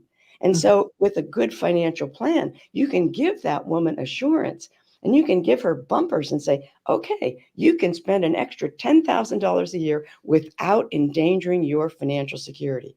Mm-hmm. Phew, she says, these are the answers that women want. Mm-hmm. And women deserve to have these answers. And the only people they're going to get these answers from are fiduciary, fee-only certified financial planners. I was one for 42 years. Now I'm a coach, and I bring women into the money conversation, do that heavy behavioral finance lifting. What are your goals? Tell me about your past missteps. Let's forgive ourselves. I'm a certified grief coach. I'm all about forgiveness, because until we've forgiven ourselves of a misstep or any grief, it's going to be like a gunny sack on our back, and we're going to carry that weight with us. Hey, we're in this to win it. We're in a race. We can't have these externalities. We can't carry this baggage and expect to win, or win as swiftly and decidedly. And so I want us to be lean, be focused, be intentional, and get to our why, because the obituaries are filled with names every day. And I'm going to suspect probably 98% of the people didn't plan on being there yesterday.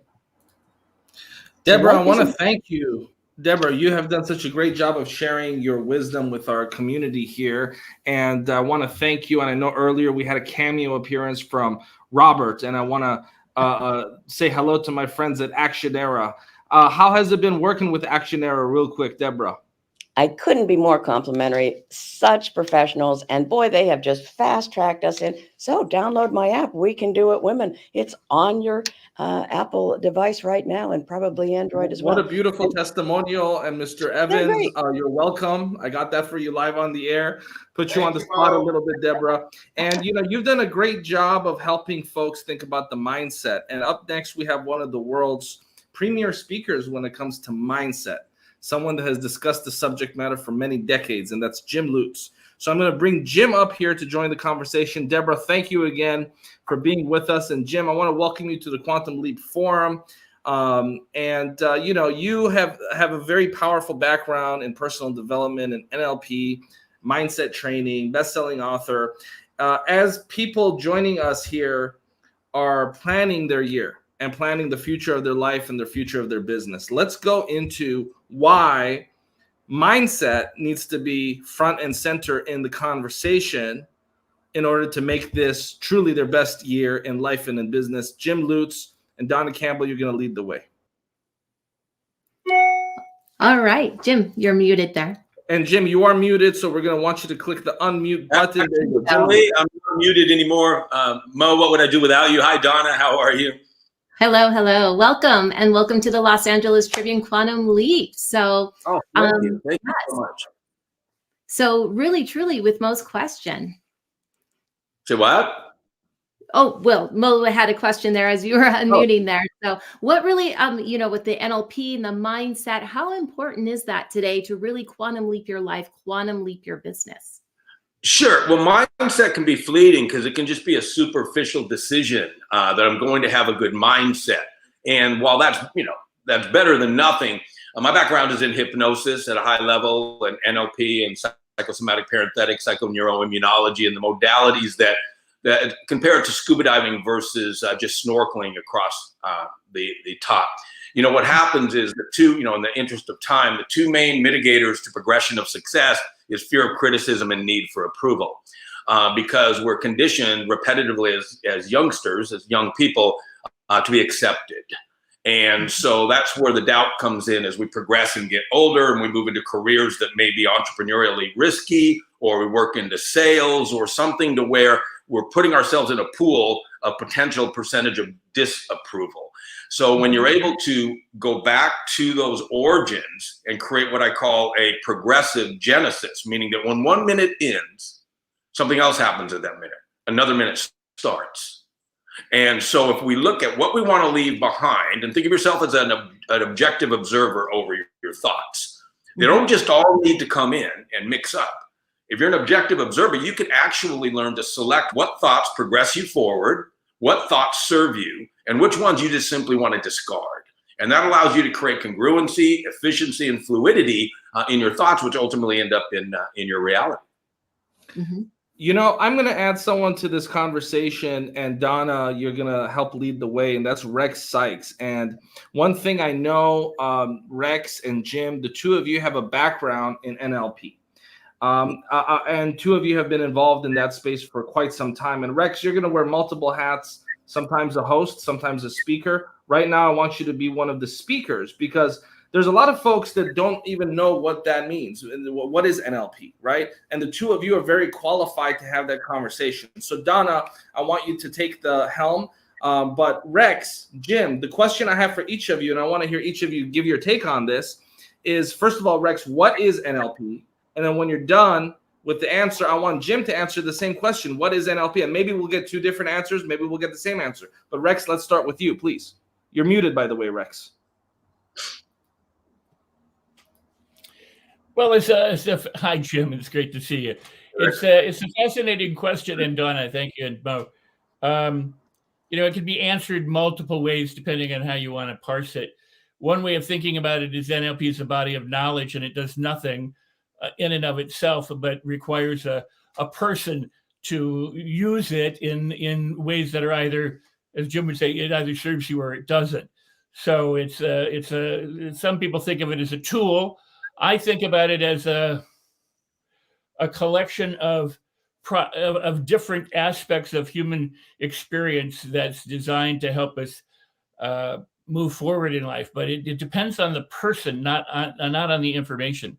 Information does nothing. You can take a book, throw it on the floor, and it'll remain a book on the floor. But if you pick it up, read it, and apply the information, then you can change your life, whether the information is actually accurate or not in many ways. So NLP is nothing in so many ways and powerful in others. And Jim, same question for you. Sure. Well, parallels there. I would say the same thing. I'm probably going to say the same thing in just a different way. But I totally agree. It's a fundamental tool, not unlike the gym. You can go to the gym and nothing changes. You can go there and become a bodybuilder. You can go there and tone up. You can go there, roll around on a rubber ball and talk on your cell phone. You can do whatever you want with the modality. So I always just divide NLP for simplicity into four major areas of application. One is rapport building. You could almost just isolate that as one structure within NLP, and that has its uses, right? Rapport building, sales, relationships, etc. The second one would be persuasion and influence, a little bit deeper dive into using linguistics and semantics to create a win-win outcome for people. The third one would move into more of a self-therapeutic modality, and then ultimately into heterotherapeutics, or where you're working with people that may have a more serious situation that they need to move out of. So a lot of people will function with NLP. My background is in high-level hypnosis, but NLP marries very well. There's some overlaps in there, as Rex knows. So it depends, as what he said, coming back full circle to what he said, it depends on what you want to do with it, just like the gym. And so some people, they just simply want to use the rapport building aspects of it, and they stop there. Some people want to take it a little bit deeper into the semantics and linguistics of persuasion and influence. So you have to kind of reverse engineer what your outcome is. I love it. May I add? Because I love that. I appreciate that. And what you so aptly demonstrated is that it's learning about learning, because it's the applications, the field or the wisdom or the information that we embody allows us to learn about different aspects of human experience so that we can interact with them to change outcomes. Meaning we can move from unwanted situations to wanted situations because we are learning how to change and adapt and adjust. And that's one of the benefits of NLP. NLP, because it's so widely disseminated by so many different people, to me is meaningless. But it's really about the human experience and how we can most effectively evolve ourselves and learning how to learn to do that. Go ahead. Oh, one of the things that I'm just really curious about is because we often hear phrases like your thoughts create your reality. You act as your beliefs are.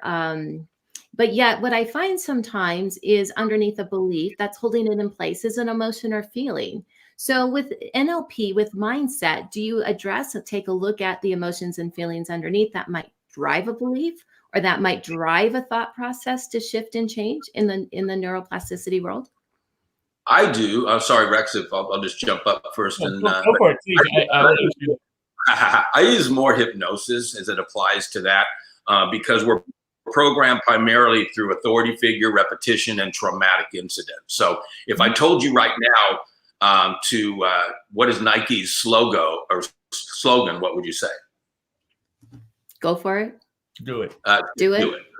Yeah. Just do it. It's been their slogan for decades.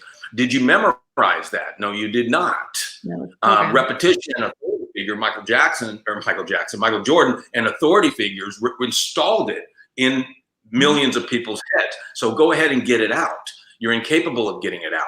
Somebody like Rex or myself could get it out probably, but you're incapable. So what else is in there? You're not good enough. You're not pretty enough. You're not handsome enough. You're not smart enough. Why can't you be like your brother?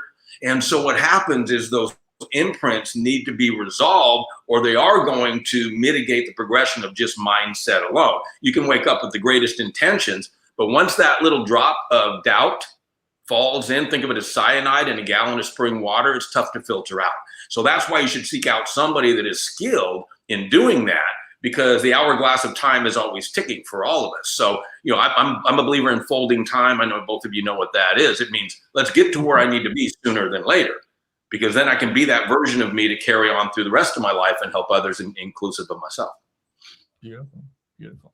Yeah. And I would add this, that in answer to the question is, there's no difference between your thought and your feeling. It's all part of the same cybernetic system. It's like you have a brain and a heart. Both are important. If one isn't working, the other's not going to be working. So you need them both. You can't really force it out. Nothing is different. It's all about communication. We use words, we use body language, we use smell, all sorts of things.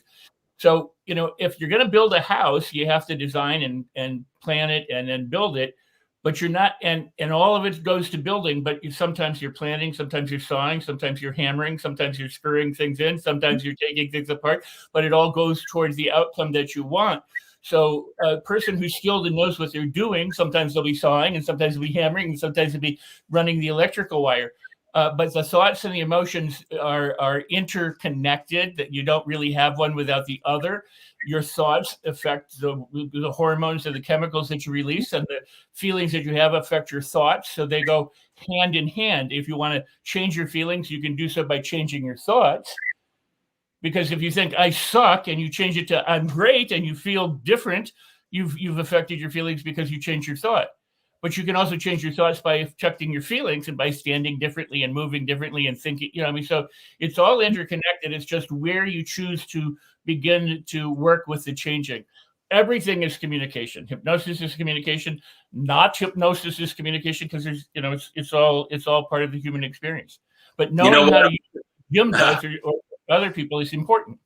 Yeah, I'll add one little addendum that's interesting is that let's higher power removed for a second, whatever anybody's belief is individually, everything you want in this world has to come from somebody else. Yeah. This remote, this phone, this shirt. So the more adept and skilled you are at communication, it's a social lubricant. It is creating fluidity, because higher power removed, anything you want has to come from somebody else. So the better you are at communicating, and I agree with Rex 100%, micro expressions, body language, tonality shifts, this linguistic semantics, the easier your life actually is. You can go to a sold out restaurant with no tables and they'll find a table. Sure they will, if you're good at communicating. So everything is communication. I couldn't agree more, Rex, 100%. One of the things that you had mentioned here twice, you used the word doubt, and earlier some of the segments used the word fear. And often, I think there's a third word that comes with it, and that's disbelief. Fear, doubt, and disbelief. Can you both talk about how that might stop your creation energy in that, and how it makes you back into NLP? Go ahead and take that, Rex. Oh. Well, you either believe something or you don't believe something. I mean, consider that for a second. What you think determines where you will go and what you will do. I think people are, infinite resourcefulness, infinite possibilities, and infinite opportunities, but they're not always aware that they have those. And some of those reside within them, and some of those reside without them. And the person who is the most astute or wise understands, as Jim said, everything exists around you that you can use to grow and develop, but also all of the things that Jim mentioned, whether it's the remote or the computer we're talking on or anything else, started inside the human mind that someone, because of discomfort or hardship, decided we need something to improve. We all change through hardship. We all change through discomfort. We don't move usually unless a greater force acts upon us. The law of thermodynamics of motion. So our discomfort, our problems, our limiting beliefs are all gifts to us to be able to evolve ourselves forward. So as we uncover those things that seem to hold us back, those things that we temporarily were conditioned with during our childhood, money's bad, or I'm not good enough, or whatever those beliefs are, as we discover those, when we feel uncomfortable or we get emotions or doubts or fears, that's an opportune time. That's a significant time for you to be able to transform almost in an instant. Now, not everything is instantaneous, but you can change in an instant, and then, like planting a seed, once that seed, cracks open, it takes a while to grow. But it's all good. It's all beautiful. The last question I would ask is, did I answer your question, Donna? And I know Jim has some thoughts here, so we're going to listen to him as well. I'm loving the dialogue, guys. I love your energy. So, what happens a lot of times is people, let's say your mind and your progression through life, through relationships, emotions, money, and health are moving at 40 miles an hour in a car. What we have a tendency to do is we want to go faster. And what we end up doing is push the accelerator down further, because that's logical how we make the car go faster from 40 to 80. The challenge with a lot of people out there that aren't adept or skilled at learning how to use their mind is they didn't notice their left foot was on the brake pedal. And therefore, their only assumption is to press the accelerator down more. Then sometimes that can lead into burnout. It can lead into frustration. It can lead into anger. It can lead into doubt. It can lead into fear. Once they understand that they can take that left foot off the brake pedal, the same depression of the accelerator will double their speed in the car. They didn't realize. So I always teach all my students to learn how to release the brakes. Then you can have the full operation of your mind and the full operation of the car moving toward your chosen destination. That's so beautiful, Jim. I love it. It's incredible. It's kind of like, Donna, if you ever have a pebble in your shoe, it starts off small, but it ends up annoying. Right? It hurts, right? It gets your attention, so you take your shoe off and dump the pebble out, and then go back to the comfort. What Jim just said is, if you don't know your foot is on the brake, but that moment when you become aware that your foot is on the brake and you take it off, you've doubled your speed. I love that, Jim. That's beautiful. And it reminds me of some key phrases as slowing down to speed up, or think fast and slow down. The oxymoron phrases there. Absolutely true there. Absolutely. with that. The opposite to fear, doubt, and disbelief that I often see is faith, trust, and belief. So that would have an effect as well. So what are your thoughts on those three key words? Faith, trust, and belief. The opposites of fear, doubt, and disbelief. Go ahead, Rex. Batteries have polar opposites. They have a positive pole and a negative pole. It's all part of the human experience. You've got night and day, you got hot and cold. You know, all of those things are part of the human condition, and at different times you'll go through different things. Why make an issue out of them if you don't have to? Learn that all of your experience is amenable and adjustable, and if you're flexible. And then the thing I like to say, some people say it's not about positive thinking. And I say, well, if it's not about positive thinking, what's the alternative? Thinking negatively, thinking defeatedly, thinking with hope and fear and doubt and anger and sadness. So of course it's about, you know, having the smarts or the wisdom to make choices about where you want to spend most of your time. But no matter where you spend your time, you know, it's going to rain, it's going to snow, it's going to be too hot sometimes. So learn how to adjust and move forward in spite of what you think might be holding you back. Well, this has been a powerful conversation. I'm excited. In a couple minutes, we're going to be joined. That's the last word, not me.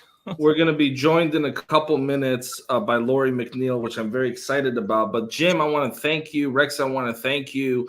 I've learned a lot about NLP. Not from a formal training, but from just having some of the most incredible friends. Jim, you and I had a powerful conversation last year in San Diego. I learned a lot about NLP in that conversation. We've been friends ever since. Rex and I have probably spent over 100 hours on the phone talking about NLP. And Rex, you worked with Richard Brandler, who's known as one of the co-founders of NLP. And Jim, I know you go back to around that same time period. And so who's the real NLP expert? If you guys think it's Jim Lutz, type 1 in the chat. If you guys think it's Rex Sykes, type 2 in the chat. We're going to find out today. No, but jokes aside, I want to thank both of you. For dinner, and it doesn't matter, you know, so we'll go have dinner. We'll get a free table. You know, we'll get free lobster. We'll just use our techniques and go have a good time tonight. So. I appreciate you, Jim. Thank you, Jim. And thank you, Rex. And Rex, now I want you to switch your hat back to co-host, if you don't mind, because up next we have a remarkable woman that's going to join us. She's a friend, but she's also a colleague, and she's a transformational leader. And the last virtual summit we had, she was one of the fan favorites because she just helps people have instant breakthrough after instant breakthrough, both in life and in business. That's Lori McNeil. And so Donna and Rex will be leading this conversation. Lori, I want to welcome you back to the platform. And with that, Donna, if you could help kick it off. Floor is yours with your first question for Lori McNeil. Actually, I'll have the first question for Lori McNeil. And that's, here we are. It's January. It's 2024. Lori, I know you help so many of your clients have major breakthroughs in life and in business. And for those that are coming to you seeking an answer to the question of how to make 2024 the best year in their life and in their business, where do you start with the answer? Lori McNeil, floor is yours. Thank you so much. Great to be here, and great question to start us off in this conversation. So one of the things that I always kind of coach people at the beginning of a year like this, when they're trying to figure out how to move forward, is to help them understand that there are certain things that got them to this point of where they are, good, bad, indifferent. But let's have a conversation and sift through all of the different nuances of that and take a look at really, really honestly, what are the things that you did maybe last year that really maybe you shouldn't have been doing, or that really weren't moving that needle for you.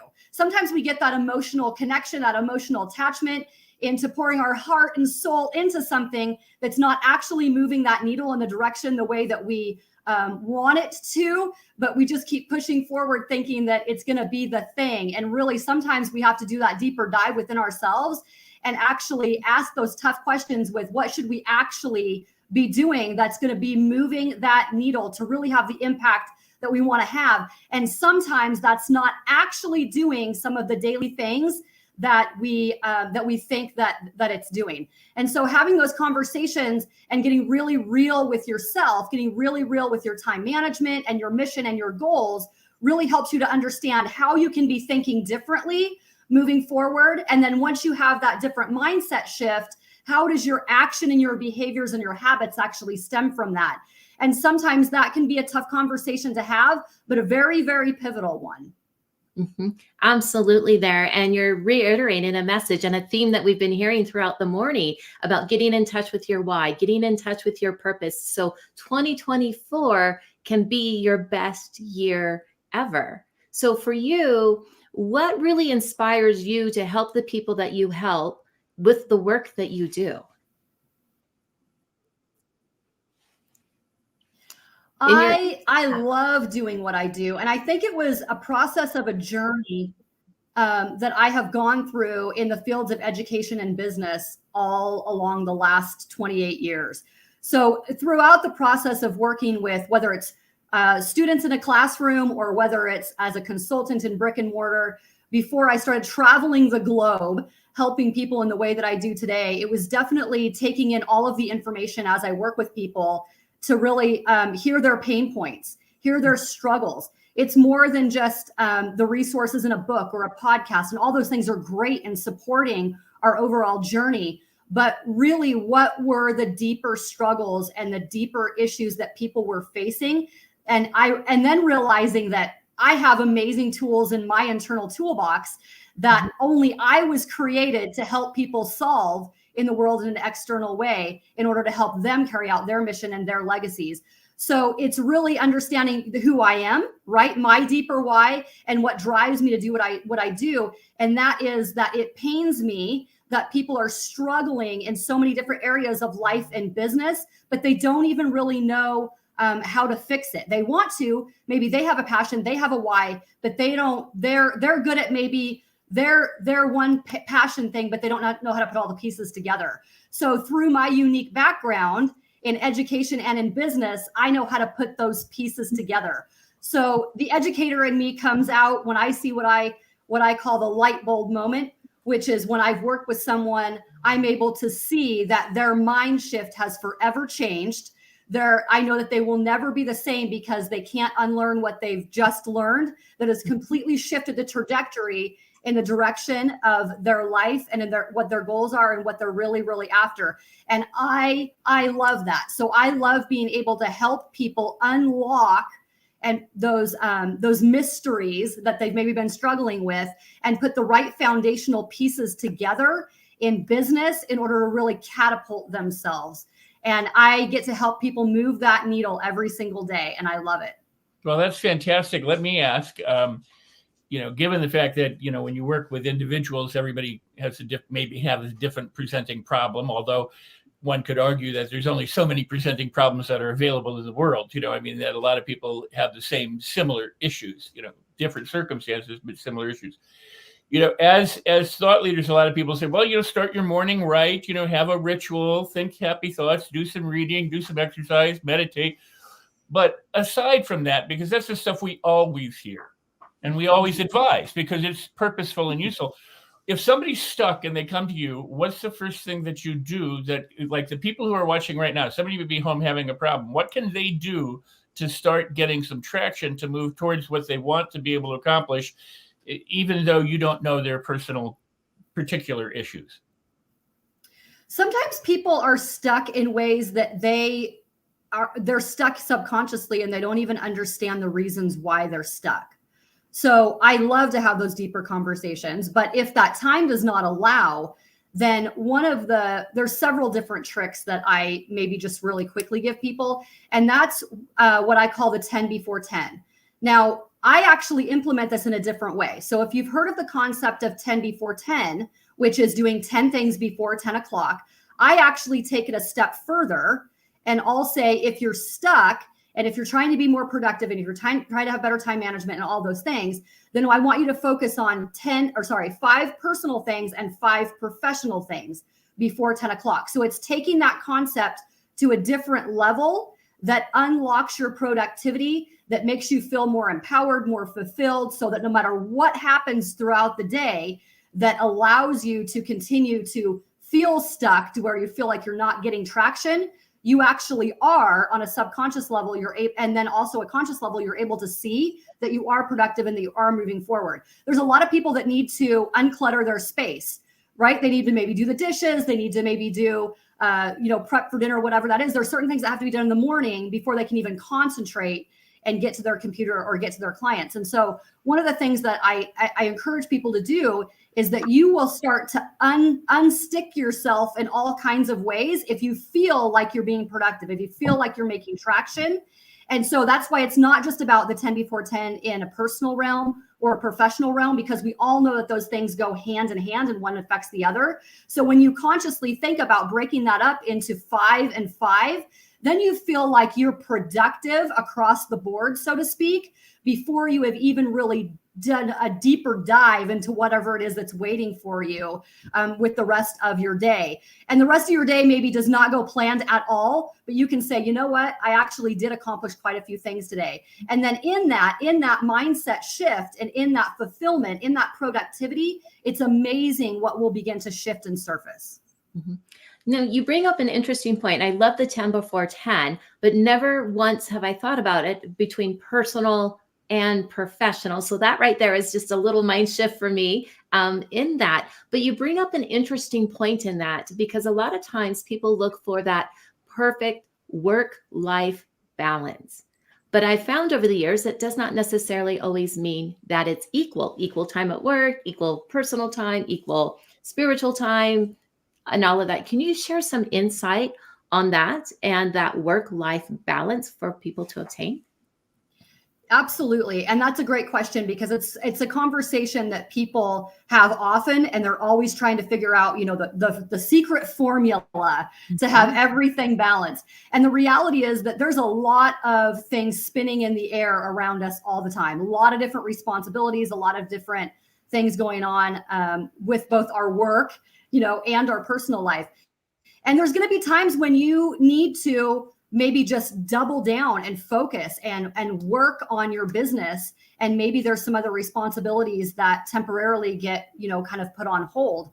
But here's the thing, is that it's not healthy to be all one or all the other. There is a little bit of that attention that has to be on the forefront of your mind, so that a week, a month, 6 months don't go by, and then the regret and the resentment and all those things start to set in because you weren't paying attention, or because you thought, oh, it's okay, my family will understand, my coworkers will understand. Yes, those people can be very understanding because they love you and they care about you, but it's also that the maturity, right, and that healthy boundary and that understanding of that you do kind of need to be paying attention to these other areas to the best of your ability.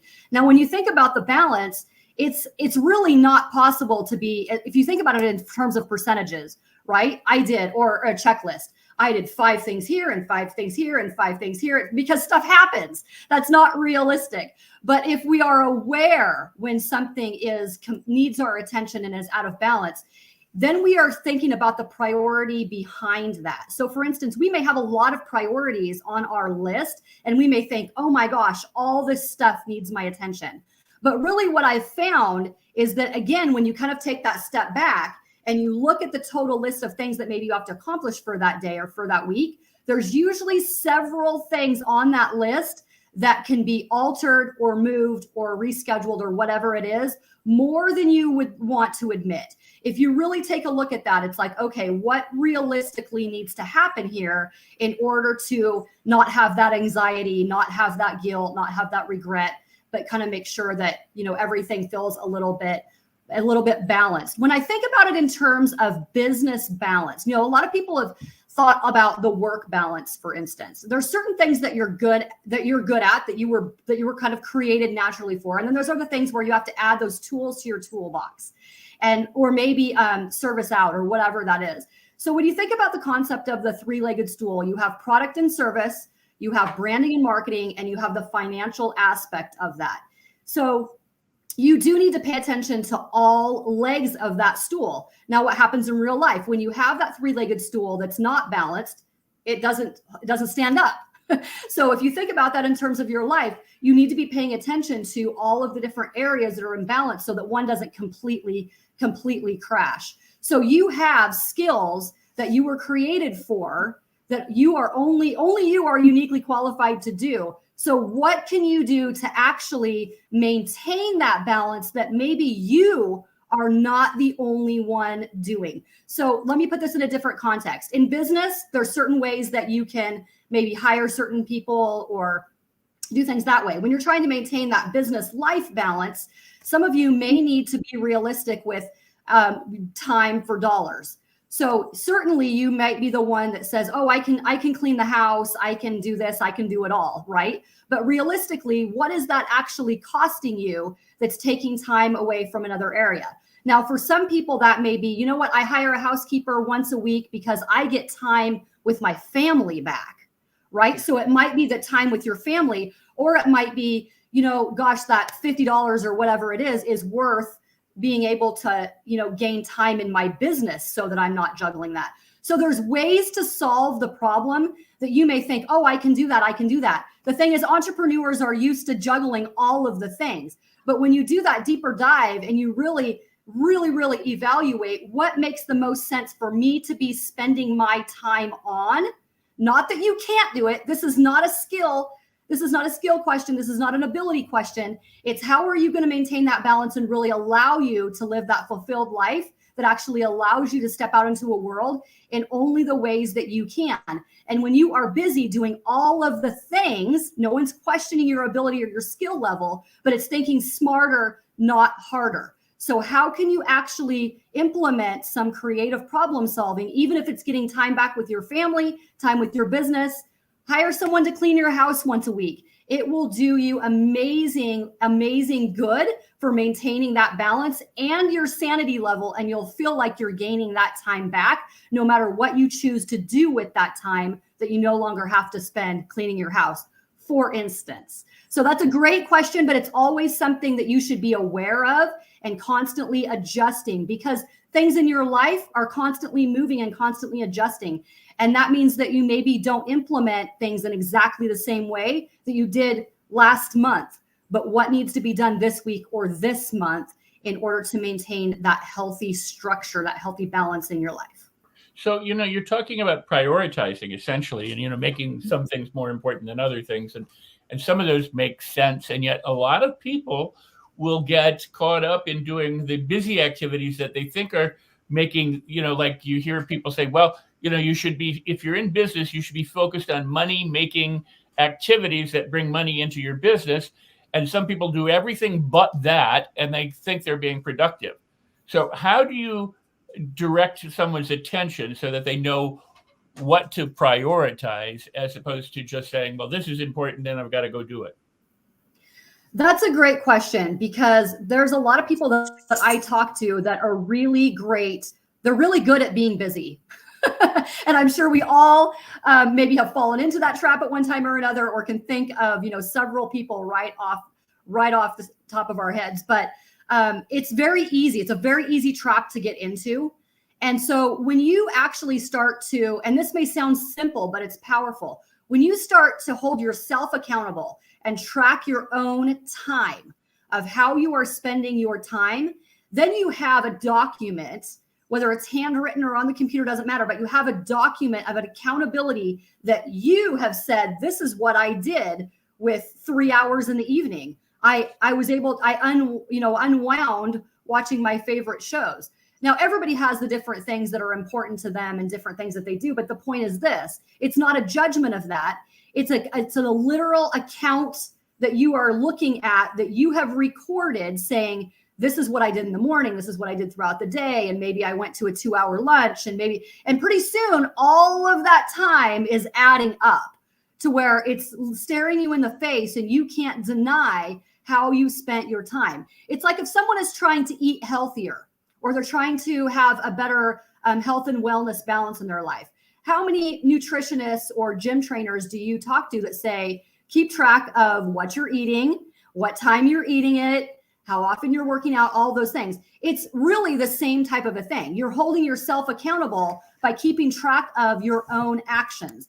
And then when you have that accountable chart more or less in front of you, you can say, okay, does the time that I spent doing these activities really make sense in the goals that I'm trying to achieve. If I'm trying to make X amount of money by this month or this year or whatever it is, or I'm trying to impact this many people, or I'm trying to grow my business in this way, are my activities, are my actions really lining up with that?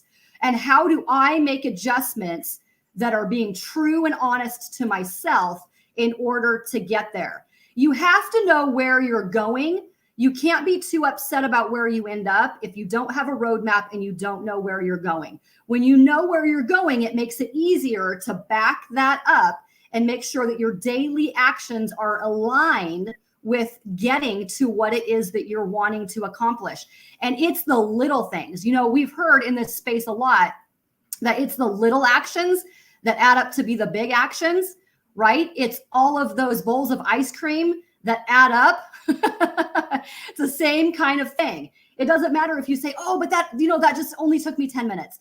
I'd rather do it myself because it just takes a couple minutes. You know, all of those minutes add up. All of those hours add up. It's very, very similar. If you want to change the result, you have to change the behavior. You have to change the mindset behind actually achieving those goals.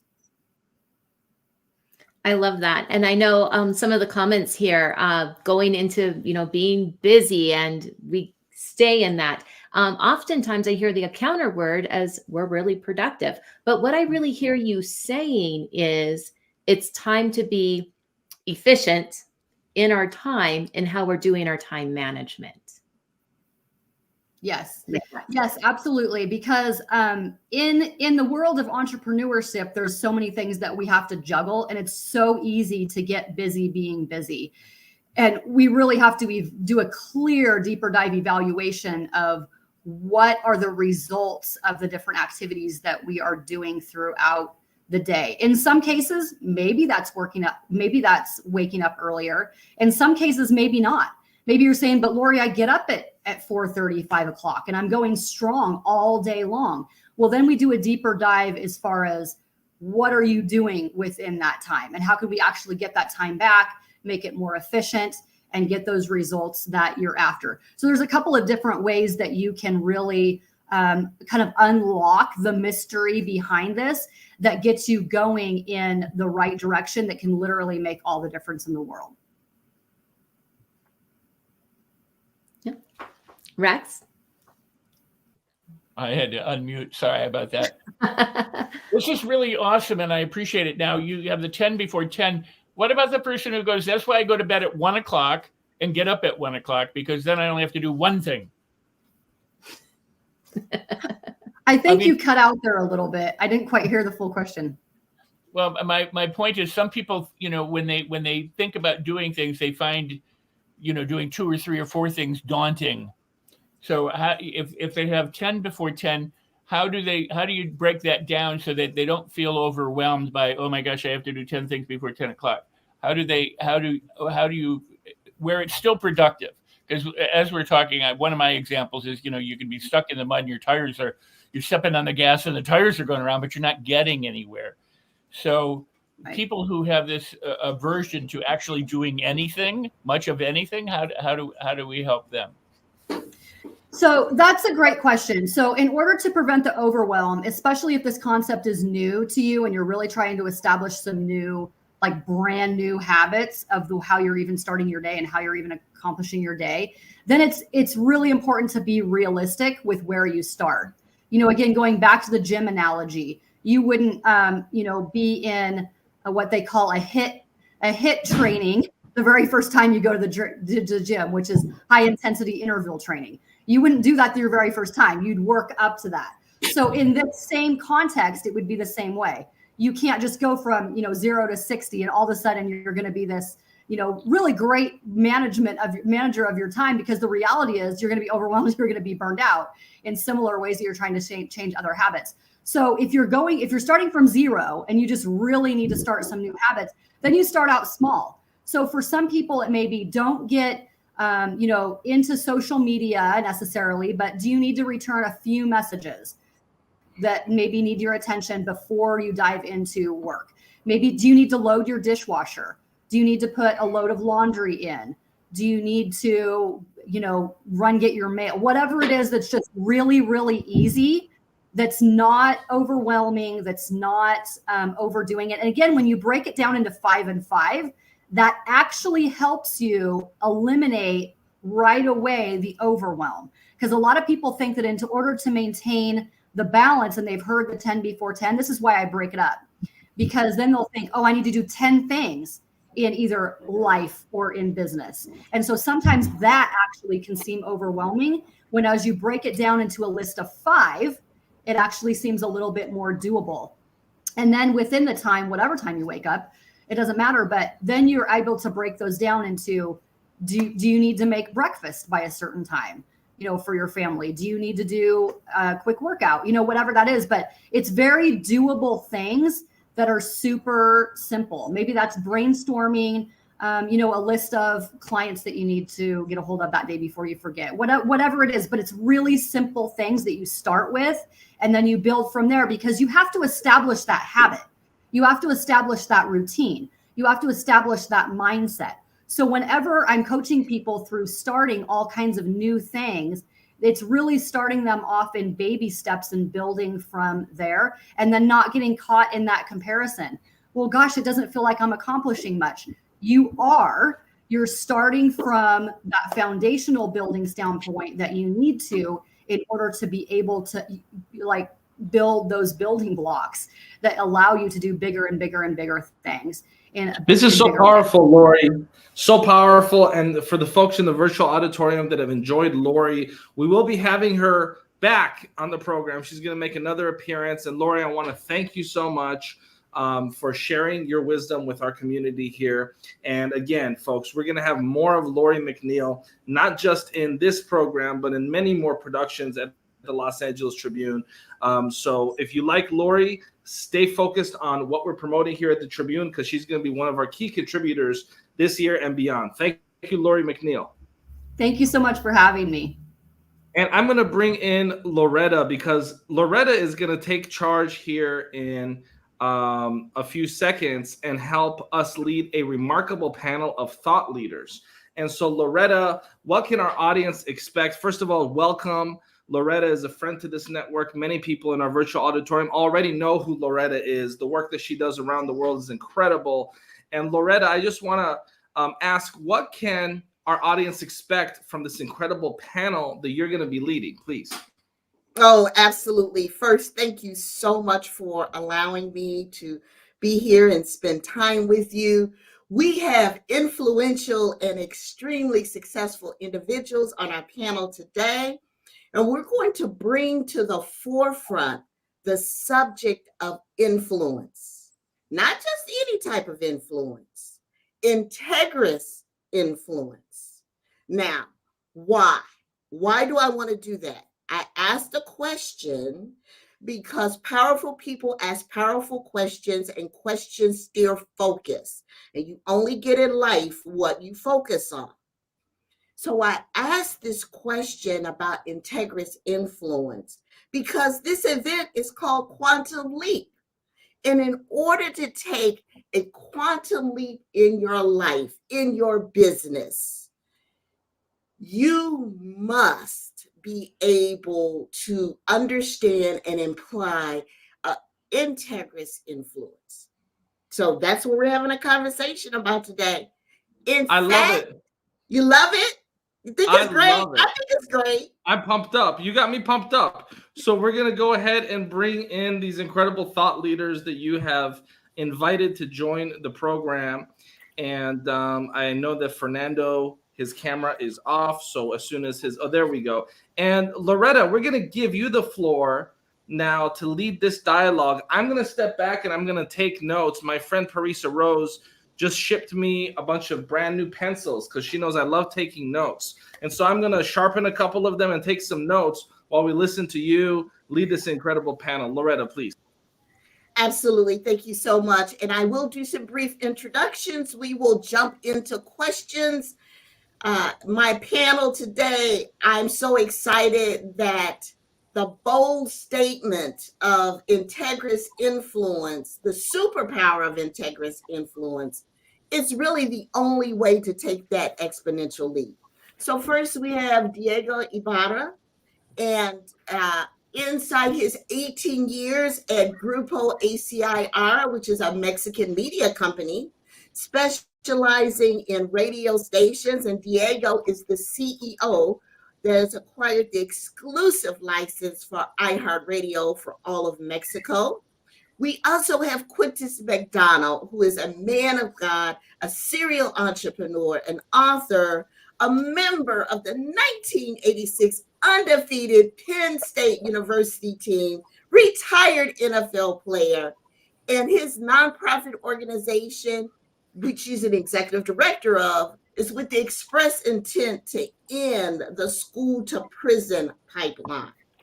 I have more rock stars. Maritza Aulestia. She's a transformational HR leader with 26 years of corporate experience at ExxonMobil. Originally from Ecuador and currently living in Houston, Texas, she has founded My Purpose Life Empowerment Coach, and she helps leaders transform themselves by discovering and embodying their purpose. Jack Chin, he is the Associate General Counsel for Meta. Most people know that as Facebook. Jack leads the ads legal team responsible for supporting $120 billion of annual revenue. He controls 40 patents. He's an accomplished athlete. Not only is he an advocate for the blind, he is blind himself and is publishing a book on success through adversity.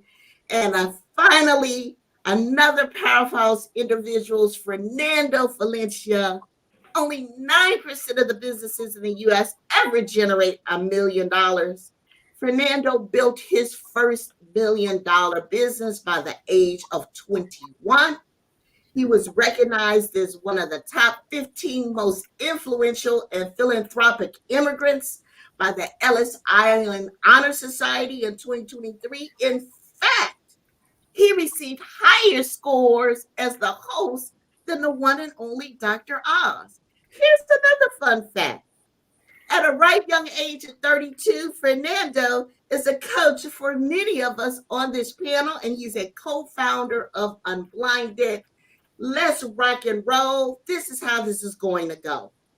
I'm going to ask the basic question. I'm going to direct it to you first, Fernando. Then after that, I'm going to open up with questions. It's an open conversation.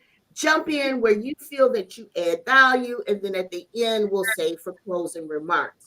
So with that, Fernando, how important is integrous influence, and why is it considered a superpower? Mom Soul, Loretta, Quintus Maritza, Diego Jack, Mo, the Los Angeles Tribune, and everyone watching. First and foremost, thank you for the opportunity to be here amongst leaders, led by leaders, to make the world an even greater place. And Mama Soul, what you have assembled here is incredible. And what Mo and the Los Angeles Tribune are doing by bringing all of this together, identity, relational capital, teammates with unique skill, and monetary capital, is an extraordinary example of what's possible through the superpower of influence. So everyone watching, this in itself is an example of its superpower. And Mama Soul, to answer your question, the reason why we believe at Unblinded, and I learned this from my coach and mentor, our coach and mentor, Sean Callaghan, who's the creator of the Unblinded integrity-based human influence model, shared with us that the superpower of influence is actually the only true attainable superpower, which is a bold statement.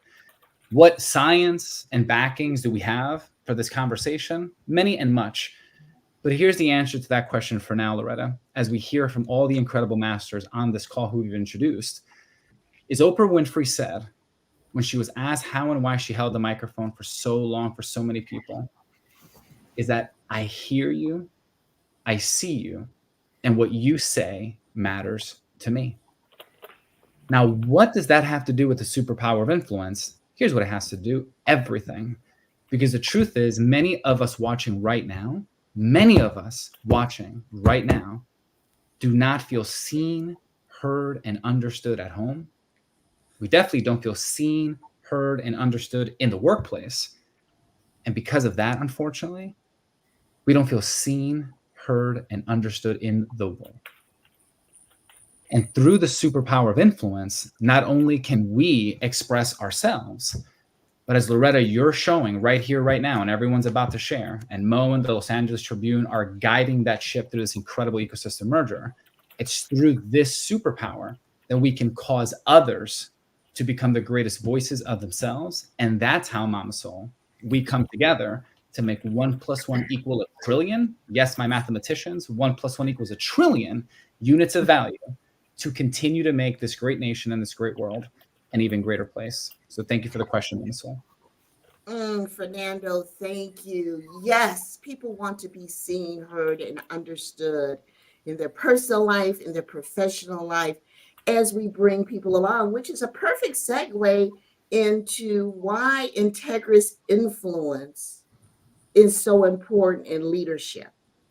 Because leadership can look like many things.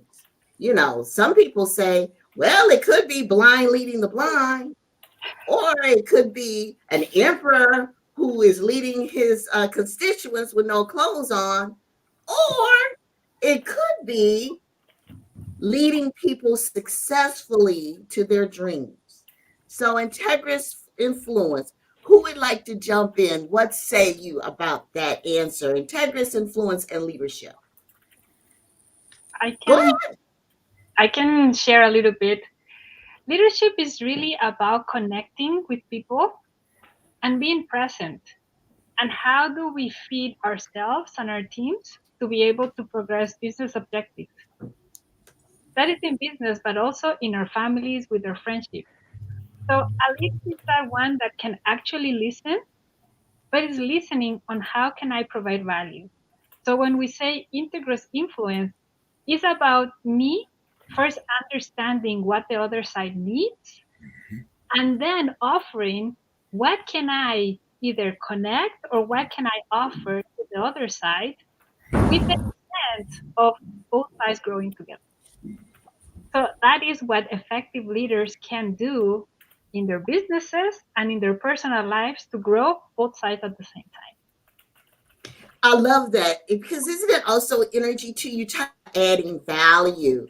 And oftentimes when there's a conversation of influence, sometimes people feel that, are you adding value to me? Are you attempting to take something away? So who else would like to weigh in on this particular question? I'll jump in. Thank you so much for to the Los Angeles Tribune and to you, Mama Soul, my big sister Loretta, for offering this space and this opportunity to share this experience with all of you here and the macro. When I think about the statement that Oprah made, I see you, I hear you, and what you say matters. It brings me to a place where the leader must be sold out on what's best for those that he's leading or she is leading, the outcome. So we're talking about the outcome, and because of the outcome being what's best for the individual, then I must pay close attention. I must hear what you're saying and what you're not saying. I must see you wholly so that I can bring to the forefront the best things that I have. To Maritz's point, is it my relationships that I can bring to help you to get to where you need to be? What is it that, like, for instance, inside of the organization that we're a part of, what tools can we bring forth to help our constituents get to reach their goals? How can I be supportive of those that I am leading? A leader must always be focused on supporting those that she's leading from the front versus pushing them forward and saying, go do this, go do that. How can I pull? So lead by example. Absolutely, that is part of integrous influence. So let me ask another question. Now, this is in contrast. So what does non-integrous influence look like? Now, here's a context that I'm setting. You have individuals human beings, life can get messy sometimes. Setbacks, seeking solutions, feeling frustrated in life. And so let me give you an example. You have business owners, and there's this concept called recycled money frustration. I actually learned this from Trevor Ott's Black CEO. And this is where business owners that get expired, they spend money on a product or service, it doesn't work or it doesn't sell, they're back to frustration, they go from coach to coach to coach, the cycle starts all over again, they spend more money on things that don't work. It's a cycle. It's a frustrating cycle. So what does non-integrous influence look like in that context so that our audience can quickly identify the signs? Might be a tough question, but I think you can handle it. Who'd like to jump in? Loretta, Mama Soul, thank you so much for this great opportunity and the Los Angeles Tribune of being in this amazing event. Definitely have something to say about that, because integrity, it's all about saying and doing exactly what you said you were going to do, right? And there's another very, very important part when we go to coaching and when we go to leadership and when we go to looking for something, it's called modeling, right? So we always need to be looking to learn from someone that already does the things that I want to accomplish and already has the results that I want to get, right? So in those kind of examples that you gave, and going back to last question, leaders lead with example, of course. So you need to follow someone who is doing already the things that you want to do, achieving the things that you want to achieve, right? So you don't fall in that vicious circle of not getting the value that you wish you had received. But it's all about that. You need to be with someone that delivers exactly and always more than they say, and they do it in a masterful way. So that's what I would have to say, because on the other side of things, the superpower, when not used in integrity, can deliver amazing leaders, but with very, very negative purposes, with very, very negative results. So it definitely is a superpower, but it needs to be done always in a positive manner and with influence, because if not, that superpower can bring disastrous results. And we have some awful and appalling examples in history, in human history. So that's a negative context side of things, but we definitely want to be positive and integrist always. I love that, Diego. You reminded me of a quote of, and I'm not quite sure who said this, but she said, it was an individual who said, if you do what you say you're going to do, then your life looks like how you say it does. That is what you're sharing. And you so greatly gave an example of what non-integrous influence looks like, because if you can't model them, if they haven't already accomplished the things that you want to do, that might be a sign. So I appreciate you sharing that. Last question before we begin with closing remarks. 2025, the full impact of AI is going to hit the masses. And it is anticipated that the job market is going to decrease by 40%. How can integrous influence minimize that impact? You know, Loretta, I just want to make sure that we have an opportunity to hear from Jack Chen on this question, because Jack, it's a pleasure and privilege to have you on this platform. And I've been waiting patiently to hear your insight. So Jack, if you could please tackle this one, please. Oh, absolutely. Thank you so much for the opportunity, Tribune, for Mama Soul Wisdom, who is a hero of mine and embodies all of this work, integrity-based human influence. Let me tell you what that means to me. So as a visually impaired person, the thing that has made me really present to everything in the world is about how people add value to each other. I know lots of people have had to add value to my life to help me get to where I am in life. And let me tell you a quick story. I first became aware of the work of integrity-based human influence and Unblinded back in July, and was sitting in the audience, and Sean Callaghan was on stage, who started the organization. He said, "Who is the skeptic in the room?" And it was me. As a trained lawyer, I'm trained to be skeptical. I seek out the truth, and the reason I was skeptical, and the reason you asked the question so artfully, Loretta, is what is it not? And what integrity-based human influence is not is when it feels salesy, when it feels like someone just wants you something from you. They want to close you. That's what integrity-based human influence is not. And so when I got on the stage and I said I was a skeptic, the thing that caught me is the fact that they said, we're here, and everyone should be, if they're integrous, to add more value to people than they extract. And as a lawyer, I negotiate lots of deals. And so what changed in my mind is, I'm not here to get something from you. It's not a win or lose game. This is a game of how can I add more value to you than you're giving to me.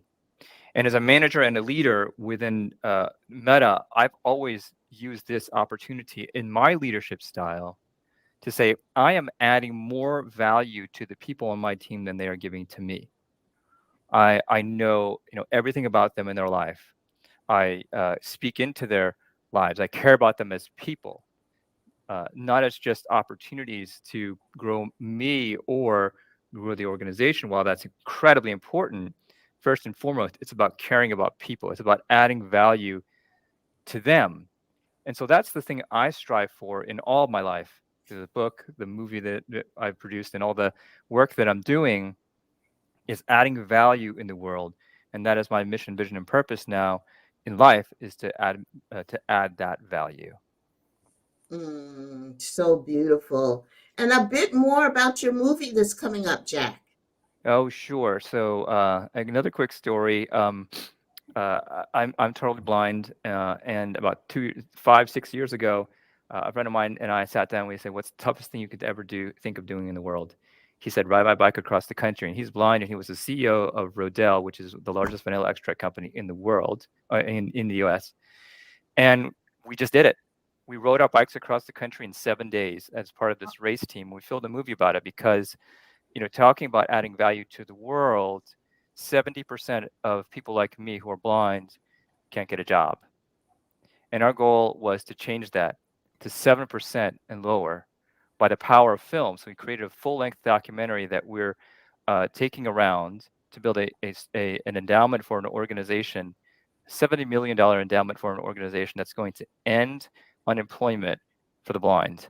And so when we talk about value, we want to do that for the world. And we know that things are going to come back and they're going to help us in our journey. But that's one of the things we want to put out there for the world to benefit from. Leading by example. I do love that. Thank you so much, Jack. And also what I'm present to is the entrepreneurial spirit. I talked about the full impact of AI, and some people are really scared about that. And what I know with integrous influence, it has the ability to minimize the impact, to minimize that fear, to know that we are abundant creatures. We can create businesses wherever we are. You created a movie, right, to share with the world. And so this is what I believe integrous influence is all about. So I do want to have an opportunity here from each and every one of you. Closing remarks. Let's just keep it to a minute. Let's start with Diego. Your final remarks. Yeah, thank you, Mama Sol. Definitely a superpower because it impacts you in so many ways and in absolutely every level of your life. Human communication, getting your wife to say, well, you're someone to be your girlfriend, boyfriend, you need to step into yes, right? And then if you need to sell something, you need to step into yes. And so it's about transferring energy, and it's about getting people to move towards something integrally and positively. For example, Mexico, in the world of iHeartRadio, we every day are influencing people, millions of people, through music. And that's a beautiful and lovely way of influence that I love. We all have a song that makes us cry. We all have a song that makes us want to jump around like crazy. And we all have a song or that song that somebody dedicated to us in that special moment. So, influence through music, influence through communication. That's the basis of it all. And it's definitely a superpower. Thank you again, Mama Sol, for inviting me. Oh, thank you, Diego. Quintus, you're up. Outstanding. Thank you so much for the invitation. When I think about integrous influence, to sum it up for me, it comes down to congruence. And are my actions lining up with what I say my outcome will be, or what I have set my goals to be, what my mark is, what I'm going to leave in life? What am I doing throughout zone action, day to day, stacking the things that I do so that I'm reaching toward the goal that I've set for myself. But in all the while that I'm reaching toward that goal, I'm sowing seeds and helping other individuals to reach their goals as well. Because why? That is my goal, to help others reach their goals. So being congruent in all that I say and all that I do to the best of my ability is what the superpower of integrity-based human influence looks like to me. Moving forward, Quintus. I love it. Thank you so much. Maritza. Indeed. Well, thank you, Loretta, for this invitation and Los Angeles Tribune. For me, this influence and being integrous is about the connection that we have as human beings, is how we make people feel. That's what people actually are going to remember. And if we are really focused on helping people feel seen, heard, and what they say matter, we have a great opportunity to unleash the best on themselves, on ourselves, so we can create outstanding, extraordinary outcomes that are going to keep moving this world forward in what I call the goodness that is right there waiting for us to just reach out and create new things. Wow. There seems to be a theme here.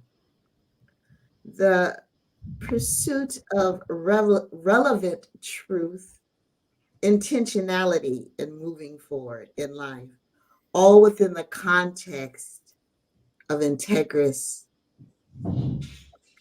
influence. Fernando, we come to you. I'm sorry, Jack, we come to you. Fernando, you're last. Jack? Well, Mama Soul, what about you? Would you share as well? Oh, listen, for me, the life is all about families and entrepreneurship and working with those families so that they never have to miss another performance, another game, another milestone because they're trapped at work. My deepest desire is to bring love and magic back to families through having families start their own business. And with that business, we must always operate in integrous influence.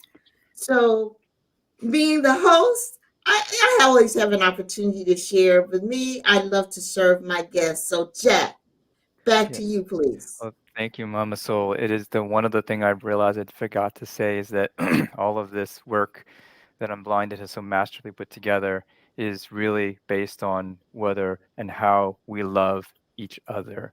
It is the sole basis for how we how we add value to people and why we continue to do what we do. And so the biggest part of loving other people, I find, is loving yourself and knowing how to love yourself.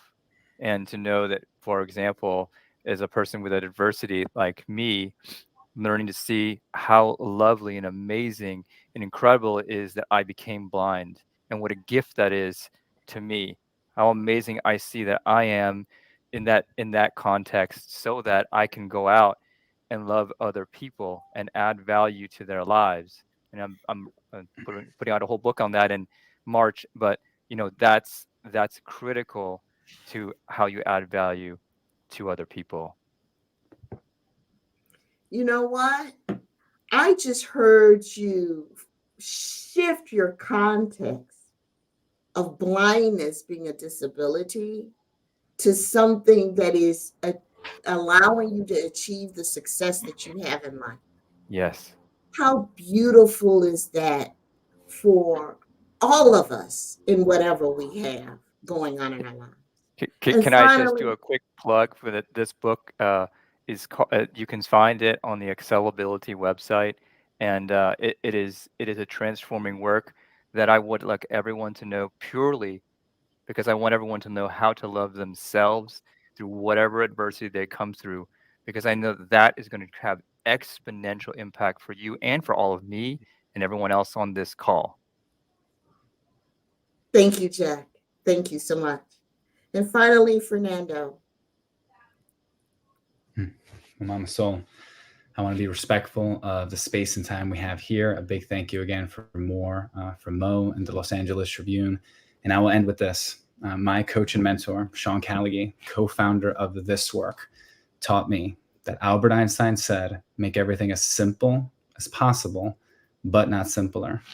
And no matter where you are, who you are, and where you are in life, there are three things that every growth-minded individual is looking for. A, they're looking to grow in the category of money, financial independence. B, time freedom, freedom of choice. And or C, magic, not in a fun or weird way, but in the emotional feelings that matter, like love, legacy, contribution, and fulfillment. And for everyone watching, if there's one thing we all have in common on this panel here today, is that we have all been unblinded, and we hope to continue this journey with you, because our goal is to be the gold standard of personal and professional training and development in the world. And what we have here are leaders leading leaders to merge ecosystems where 1 + 1 = 1 trillion units of value, or at least more than 10, to continue to make this world an even greater place. Thank you, Mama Soul. Thank you, Mo. Thank you, Los Angeles Tribune. Thank you, Quintus, Maritza, Diego, and Jack.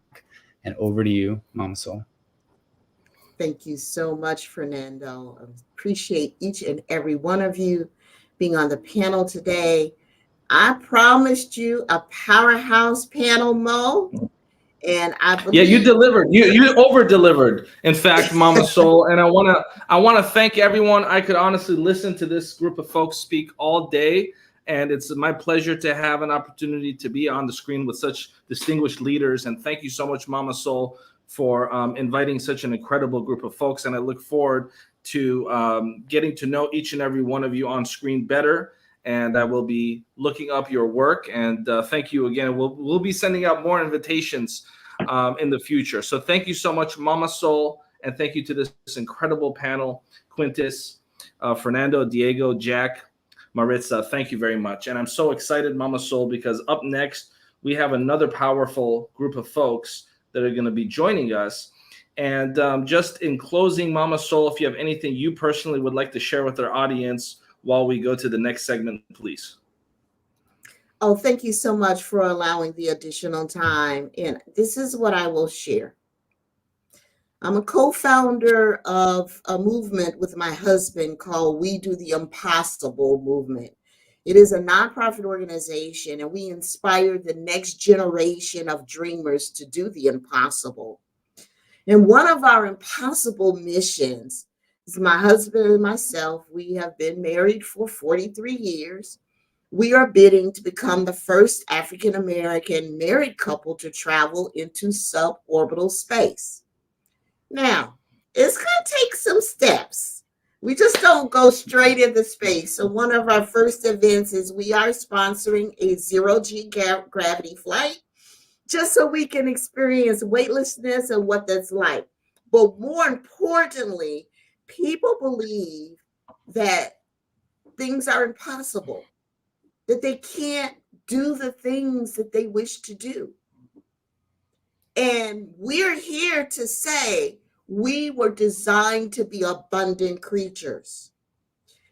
You can create what it is that you want in life and go after it, as long as you have individuals that are going to support, help guide you along the way, as long as you have the appropriate mindset, you have the ability to do the impossible. So I want to encourage each and every one of you as leaders to go out, live your best life, pursue your dreams, and share with others to let them know, yes, you too can do the impossible. Amazing. Thank you so much, Mama Soul. I know that you and I will be speaking very soon. And with that, I want to thank Mama Soul and that incredible panel. And up next, we're going to be joined by a group of remarkable thought leaders. Here we have Samantha Peters, Parisa Rose, and Parisa Moyetti. And I'm so honored to spend some time on screen with such incredible folks. And Samantha, thank you for having me on your awesome podcast recently. It was a pleasure and privilege to spend time with you and your co-host on that program. And Donna, you're going to lead the way here with this next segment, but I'm going to kick it off by asking Samantha, what does leadership mean to you, Samantha? I know you've had an opportunity to pick the minds of some incredible leaders from your podcast, and you yourself are an action taker. And so we're going to start with that first question, first for Samantha, and then we're going to ask Parisa the same question. Which Parisa? God only knows. Samantha, the floor is yours. Yeah, thank you so much, Mo. And it was a pleasure to have you on the podcast. So I think leadership to me means you have to lead yourself first. So I've had to do so much inner work and learn from thought leaders, as all of you have, read books and really, hone in my skill set to be able to become a great leader. And like a lot of people said before too, you have to listen from your heart and you have to lead from your heart. So I think that is so imperative when you're helping to lead other people, but you have to do that with yourself first. So absolutely amazing. Yes, leading with the heart there. And Parisa, let's go with Parisa Rose. Same question. You're still muted.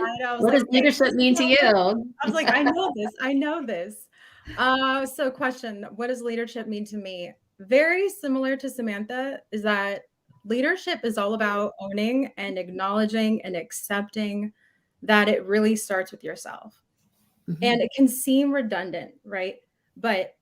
And until you truly have sat with yourself and really acknowledge that, you're not going to get much further than where you're at right now.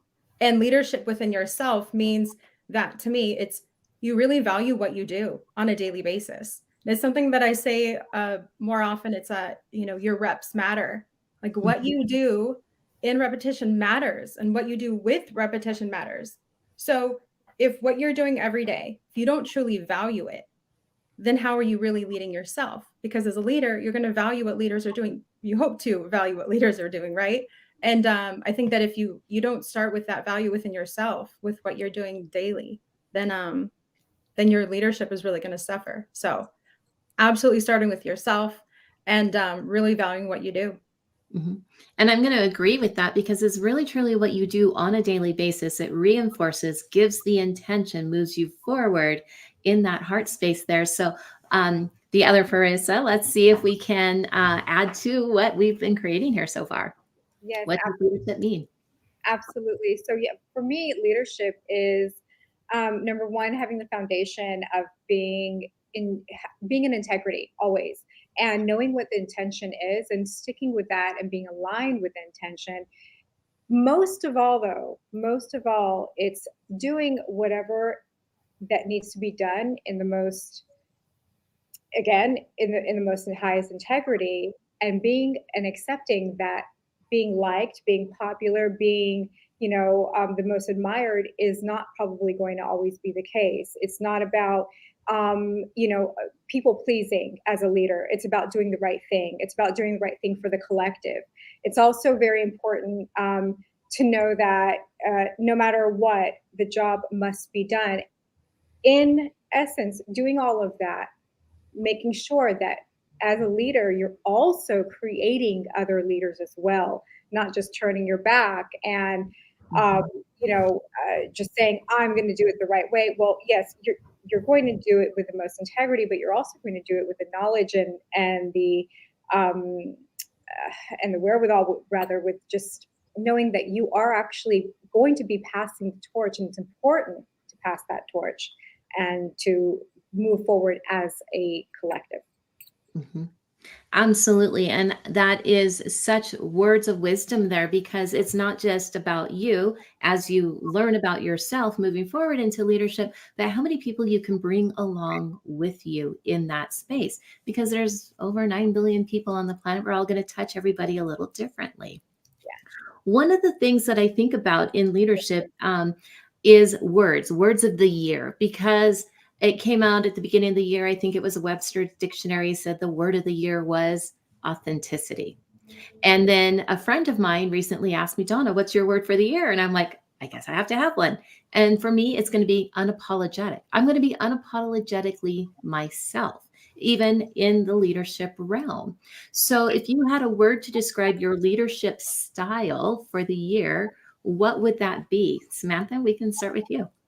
Yeah, I think the word for me would be empowerment. And I actually wrote a ebook on unleashing your inner confidence and empowerment. And I think it really comes down to, showing up for yourself first. And I know I had to keep the promises I make to myself, and that instills trust in other people as well, because if you trust you, other people are going to trust you, and that energy is going to emanate. And so for me, I really, look to all of my mentors and all of the things that I've learned. And now I can take all those skills and those fundamental practices, and now I can help lead them, and I can help empower, everyone else around me and my team. So I definitely think that would be my word for this year. I love that. I love that. Parissa? One of you? My word for the year also correlates directly with my leadership style, and that is BE. And so the reason why I chose that for this year in general, overall, is that I think that as someone that's high achieving, that is always seeking excellence and always wanting to expand my personal container, my personal capacity, I'm always striving. And I don't think there's anything wrong with that. I think it's a really beautiful, beautiful experience to be within. And to what point? So for me, being just to be is allowing myself to be absolutely all that I'm needing to be in every moment, and just allow myself to show up and be present in every moment. Being present is a lot more challenging than I think we give it credit for. And so as it pertains to leadership, that means that who I am right now here, sitting, chatting with you guys and getting to connect with the audience is exactly who you will experience me as when the door's shut and no one is looking at me, no one's paying attention, or if you see me out and about grocery shopping or whatever it may be. I'm consistent through and through. I am just being me. So that's what leadership for me this year is going to be. Pun intended. I love it. I love it. And the other Parissa? Yes. So my word is grace, giving yourself grace. We don't always know all the right answers. We don't always do it correctly every single time. No one is perfect. And that's the beauty of being a leader and learning from your mistakes and giving yourself grace throughout it. And I always say this to all of my clients, this life, this world, this every day, it's an experience. You're in an experience. You get to choose what you co-create with, what you energetically exchange with. And you also get to choose how long you will suffer and how long you will be in every mindset that you're in. And remember to always give yourself grace. One of my favorite quotes by Maya Angelou is, success is liking yourself, liking what you do, and liking how you do it. So just remember, we're all just having an experience, and just give yourself grace. We're learning through it. And that's what I'm going to do for myself this year, because, grace. Parisa, I want to ask you a follow-up question. And first of all, Parisa Moayedi, thank you so much for being with us. You've contributed in our newspaper. You are a incredible thought leader with a big following. And, I'm going to ask Parisa Moayedi and Samantha Peters one more follow-up question in closing before Parisa Rose and I go into the next segment. But Parisa, here it is. It's 2024. We're still in January. We're in the tail end of it. For your clients that say, Parisa Moayedi, I want to make 2024 the best year of my life. What is a message that you can send to somebody that wants that mindset for life and for business? Parisa Moayedi, please. For life and for business. For life, this is very odd. You might not be ready, but I say have fun. Play. Laugh. Don't take it so serious, because whenever you're concentrating and you're so heavily, contracting, you're holding on to this, vision that I've got to do this, well, then you're in a lack. So release, be in the present moment, do what makes you happy, do what brings your nervous system peace, really, because that's where it all starts. Breathe. In business, I say make a plan. It's reality, practicality, and spirituality. Those are the three elements that I focus my whole career is based on that. So be practical, right? In business, let's create a plan together. And I do this with my clients. Let's create a plan and have the reverse, and do the reverse engineerings on it. It's all about, number one, again, being clear on what is it that you want, having clarity, and without being present, without being in the flow, moving with the flow and having fun, and going back to the childlike state of having that broad imagination and having that infinite possibility mindset, then that's when you're open, really, to anything and everything. So structure, it's all about balance, structure and play. I love that, Parisa. Thank you so much, Parisa Moayedi. So good to see you. And you and I have a lot of catching up to do. Samantha, the floor is yours, please. Yeah, I think for me, my message that I want to give across is it doesn't matter where you come from. You could absolutely change the trajectory of your life like I have. And there's so many people out there that do want to see you win, and they do want you to succeed in life. And I would say for business, very similar to Parisa, I think you have to make yourself a plan and know where you're going and have that bright vision of your future, and don't live by the memories of your past, but also hold on to that strong why, because that keeps me going every single day, holding on to that. And even on the days that I have all of these excuses, I show up for myself because I have a stronger why of empowering thousands of people. So really captivating that and really holding on to that has really helped propel me. So that would be the advice I would give all of you. Beautiful. Thank you so much, Samantha. Thank you so much, Parisa. And Donna, you're going to be engaged with Barbie Layton in a few minutes here with a powerful segment. But before we go into that, I want to tackle something with you, Parisa Rose. You're an NCAA athlete. You're a national champion. I mean, health has been a very big priority in your life and your career. And here in the United States, and I know we have a global audience, but here in the United States especially, there has been an epidemic of childhood obesity. There has been an epidemic of obesity in adults. And what we know through research is that one of the causes of this obesity that has led to diabetes, heart disease, and all sorts of fatal ailments and illnesses is the habit of snacking with unhealthy foods. And there's this company called Shack that has taken the nation by storm. And one of the incredible things I love about this company is that they're helping to redefine and reinvent what snacking can be in the United States using an ancient Persian formula. The ancient Persians used to consume these snacks. And in fact, the ancient Persians that are alive today still consume these snacks that are 100% fruit-based, no GMO, no added sugar, nothing that would make a doctor frown. And so, Parisa, I want to ask you, first of all, what is Lava Shack? Because this term is very new to a lot of people. And I know you're one of the chief evangelists of this company. So please, Parisa, what is Lava Shack? Because I know what it is. I love it. And I think it's going to continue to not just be a delicious product for Americans, but I think it's literally going to save lives. Parisa, please, floor is yours.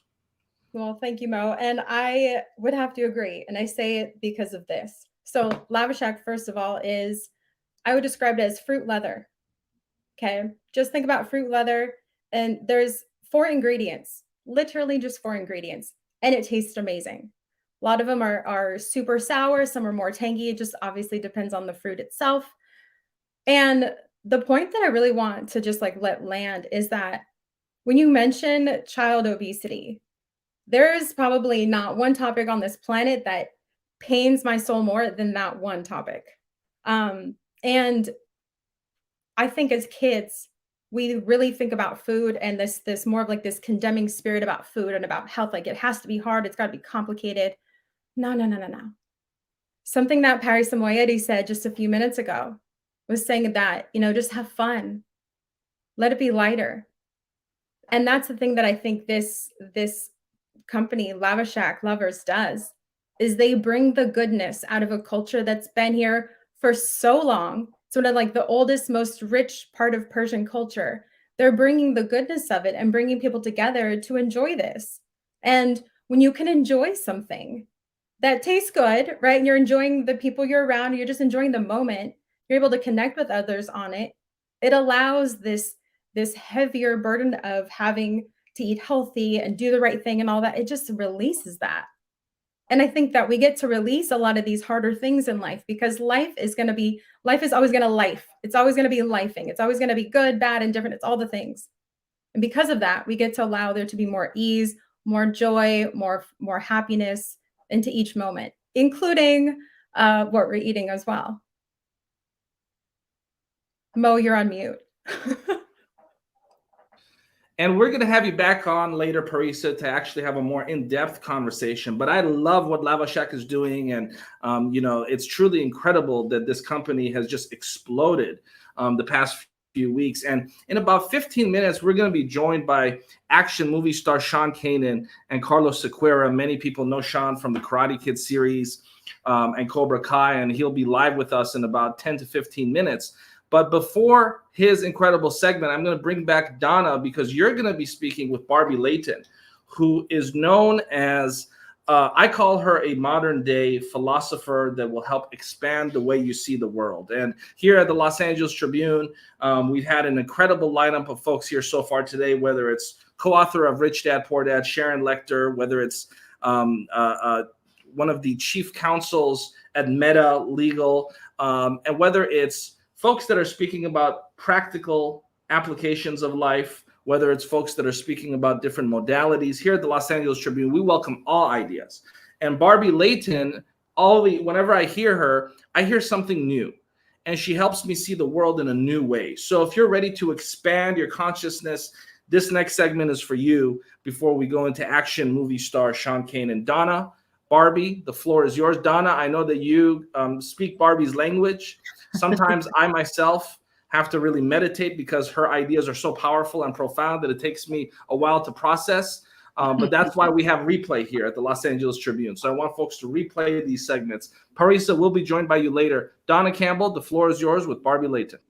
All right. Well, thank you so much there. And welcome here, Barbie, to the Quantum Leap with the Los Angeles Tribune. Now, a little bit about you, your background. It's, quantum healing, one of my favorite topics. And this is the Quantum Leap for 2024. So share with us a little bit about what you do, what inspired you, and what does quantum really mean? So thank you for that. And thank you for Mo's wonderful introduction. To me, the fact that this is a Quantum Leap platform, I don't know if you know this or not, but actually tonight is going to be the red carpet premiere of the movie that I'm in, which is called Beyond Physical Matter, and the Los Angeles Tribune is actually covering that. So they'll be on the red carpet with us tonight. But it is truly all about the quantum consciousness and healing as well too. How is it possible that people can literally be on a phone without even being able to see another person and talk to them on the opposite side of the entire world, like Dubai or South Africa or Australia, and be able to literally have simultaneous and like instantaneously healings? It's literally something where from that infinite pool of the energetic field is literally something that we can cull from that, and we can actually learn how to play in that energy. So I call this year 2024 the Great Reset, because it's a great reset in the sense where I feel like a lot of people after the pandemic were just kind of floundering around trying to figure out exactly what they wanted to do. But for me, I really dove deep into the idea of how are you going to be able to re-fall in love with yourself, reanimate your dreams, especially if you're over 40 and you just think everything's on autopilot, and then also become the VIP of your own life. I think those 3 things are really important. So I literally just threw myself 12 hours a day. I was on 3 screens, working a regular job, etc. But what I found was that when you're living from the higher self of your own version, you literally call in all of these beautiful synchronicities and signs. So, I mean, I even did a whole entire course on that. It's called The Science of Signs. It's literally where you start to look at almost like you have virtual reality goggles that the universe is talking to you at all times. But a lot of times people are very, they're involved with their phones, they're involved with this, they're distracted, they're listening to music, they're contracted. So ultimately the quantum field is expanding yourself out into all that is, into the far reaching places, because when you expand yourself, you literally pull in whatever you want. Esther and Jerry Hicks talks about the vortex and having that vortex where you can really pull all those things inside, and then literally the universe can start to deliver exactly what it is that you're asking for. So like, for example, at the end of December, I said, I want to meet some really neat people, and I want to, bring some new friends into my life. And the next thing you know, boom, I'm standing on January 3rd in New York Times Square under a billboard where I'm 120 feet high on the TSX building, which was like insane. And it's my 6th billboard I've been on in 18 months. And I meet these 4 absolutely epically beautiful human beings that are just standing there because they were doing a billboard an hour after me as well. But we just had this beautiful click where all 5 of us literally are now in this beautiful cocoon of collaboration and trying to figure out where we can all fit into each other's lives, and even coming to the movie premiere tonight. So those are the kind of things, to me, it's like the quantum leap is getting excited about that which you don't know about. And it's like having the opportunity to literally dream almost like a crazy person. I call the things that have been happening, they sound crazy, but they're crazy amazing. Wow. That was a lot, and that was impactful. So I hope everybody was jotting that down and keeping up there, because what I find truly fascinating with your and how everything works in the quantum field. Yes, we can be here. We're broadcasting. We're touching people on the other side of the world and how that all works. So here in 2024, how can we take that knowledge to quantum leap ourselves in our life? What would be some tips or some guidance to really, what are the steps from here to being that 24-foot person on a billboard? 120. It was literally if you go on earthcam.com and you look at New York Times Square, like if you are on earthcam.com and you look up New York Times Square, it's literally, that's the building, because it's right next to this iconic steps. And so it's just like having that opportunity of but it's really learning where your sacred yes is and where sacred no is. So if I could just take the audience through just kind of a little bit of a practice of literally figuring out, when you have things that the universe brings to you, you need to say yes to them, and you need to take massive action in the moment. I was at an amazing networking event. I'm on the advisory council for Secret Knock down in San Diego. This titan of business, Scott Duffy, who did all these like sports broadcast networks and things like that, he said, hey, in the audience, take down my number if you want to call me personally, etc. There's a lot of people that were on their phones. They're probably looking at their Instagram feed, or they're doing whatever. For me, I hear that number from somebody that's an influential figure. I don't know if I'm going to need to talk to him later on, but boom, boom, boom, clicked it in, dialed his number, said, hey, I loved your talk, etc. And from there, it's like, it's literally opening yourself up to that sacred yes, as opposed to that no, where a lot of times people think it's too inconvenient. I don't feel like it. I'm tired. I just want to chill out. All those type of things too. It's like Napoleon Hill talks about in Think and Grow Rich. It's that white hot burning desire. Find out that one thing that's almost like lava within your body that brings that fire that just says, this is really what I want. And for a lot of people, I know a guy who's almost 70 years old. He's going to start a vintage car collection business because of the fact that that's his passion. He's already retired, but now he's starting over again. And you can do that at 70. You don't ever have to feel like you are expired, or that you don't have the ability to be able to do that. So with the audience, tune in for a moment and ask yourself, where do I feel yes? If you say yes, yes, yes, yay, yes. Where is that? So I want the audience just to feel in your body, where is that yes? For me, it's right here. So if I know that something's a yes for me, I'll be like, yes, and then it resonates here. But then if I'm like, no, no, no, not happening, I feel that in my stomach. So like for you, Donna, when you tune into that, where do you think your sacred yes and your sacred no is? Oh, it's always, for me, right in my heart space. Every single Okay. time. No, people say the gut, mine's in the heart. Okay. And then for your no, where's your sacred no? Oh, pretty much everywhere. Everywhere? It's a strong no. Okay. But Yeah. I think when people start to tune into that intuitive part of themselves and they start to connect, when you literally ask yourself to expand out, I walk my clients through a really beautiful process of connecting to their abundant universal source. And then from there, when you go out, people that manifest things, they're generally contracted out or expanded out about 50 feet out. You literally, you can feel certain people walk into a room. They just have that energetic frequency. And Nikola Tesla says that the entire universe is made out of energy, frequency, and vibration. That's the only three things that we have.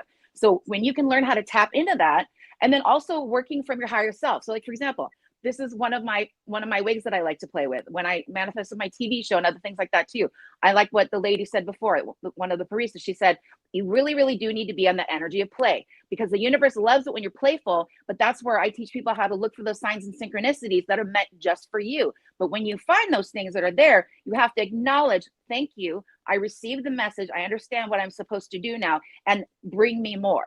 So that's the part about it where it becomes this beautiful dance between you and the universal energy. And nobody has to be religious to be able to even tap into that. It's something over, I talk to my clients in Dubai and I'll say, okay, you and I are both on a phone, right? Yep. We both have electricity, right? Yep. We both have an internet connection, correct? Yep. We both have a satellite, right? It's electricity. And that's really, really what source energy, the quantum field really, really is. So people can start to tap into that, but also get excited about certain things. Like I tell people, if you want to manifest money, go play fun, like, simulation slot games on like your computer. And just like, you're like, I just won $43 million. Oh my God. You have to feel what it feels like in your body, because the law of attraction oftentimes misses that feeling part of it. It needs to like, how is it going to feel? How do I want to feel when I have the house? How do I want to feel when I have this car, etc.? Go to the dealership and go sit in the car of your dreams. Go to the hotel lobby that you want to stay at and go sit there and maybe order a coffee and then be able to feel what that feels like to be in that environment as well. If you want to be able to get your dream home, also go into an open house. All these things are completely free, but it's to be able to allow yourself to resonate with whatever frequency is that you're wanting to call forward. And it doesn't mean everything is sunshine and roses, because what it just means is that each time you don't get what you want, you have to re-choose again. And then you just keep re-choosing and keep re-choosing and keep re-choosing and asking these like, lofty questions of, I know Vishen Lakhiani, who was my mentor in 2020, he says, why am I so successful? Why am I so happy? Why is the traffic so wonderful in Los Angeles on a rush hour day type of thing? It's like just stepping into that frequency, but it's also the gratitude part of it.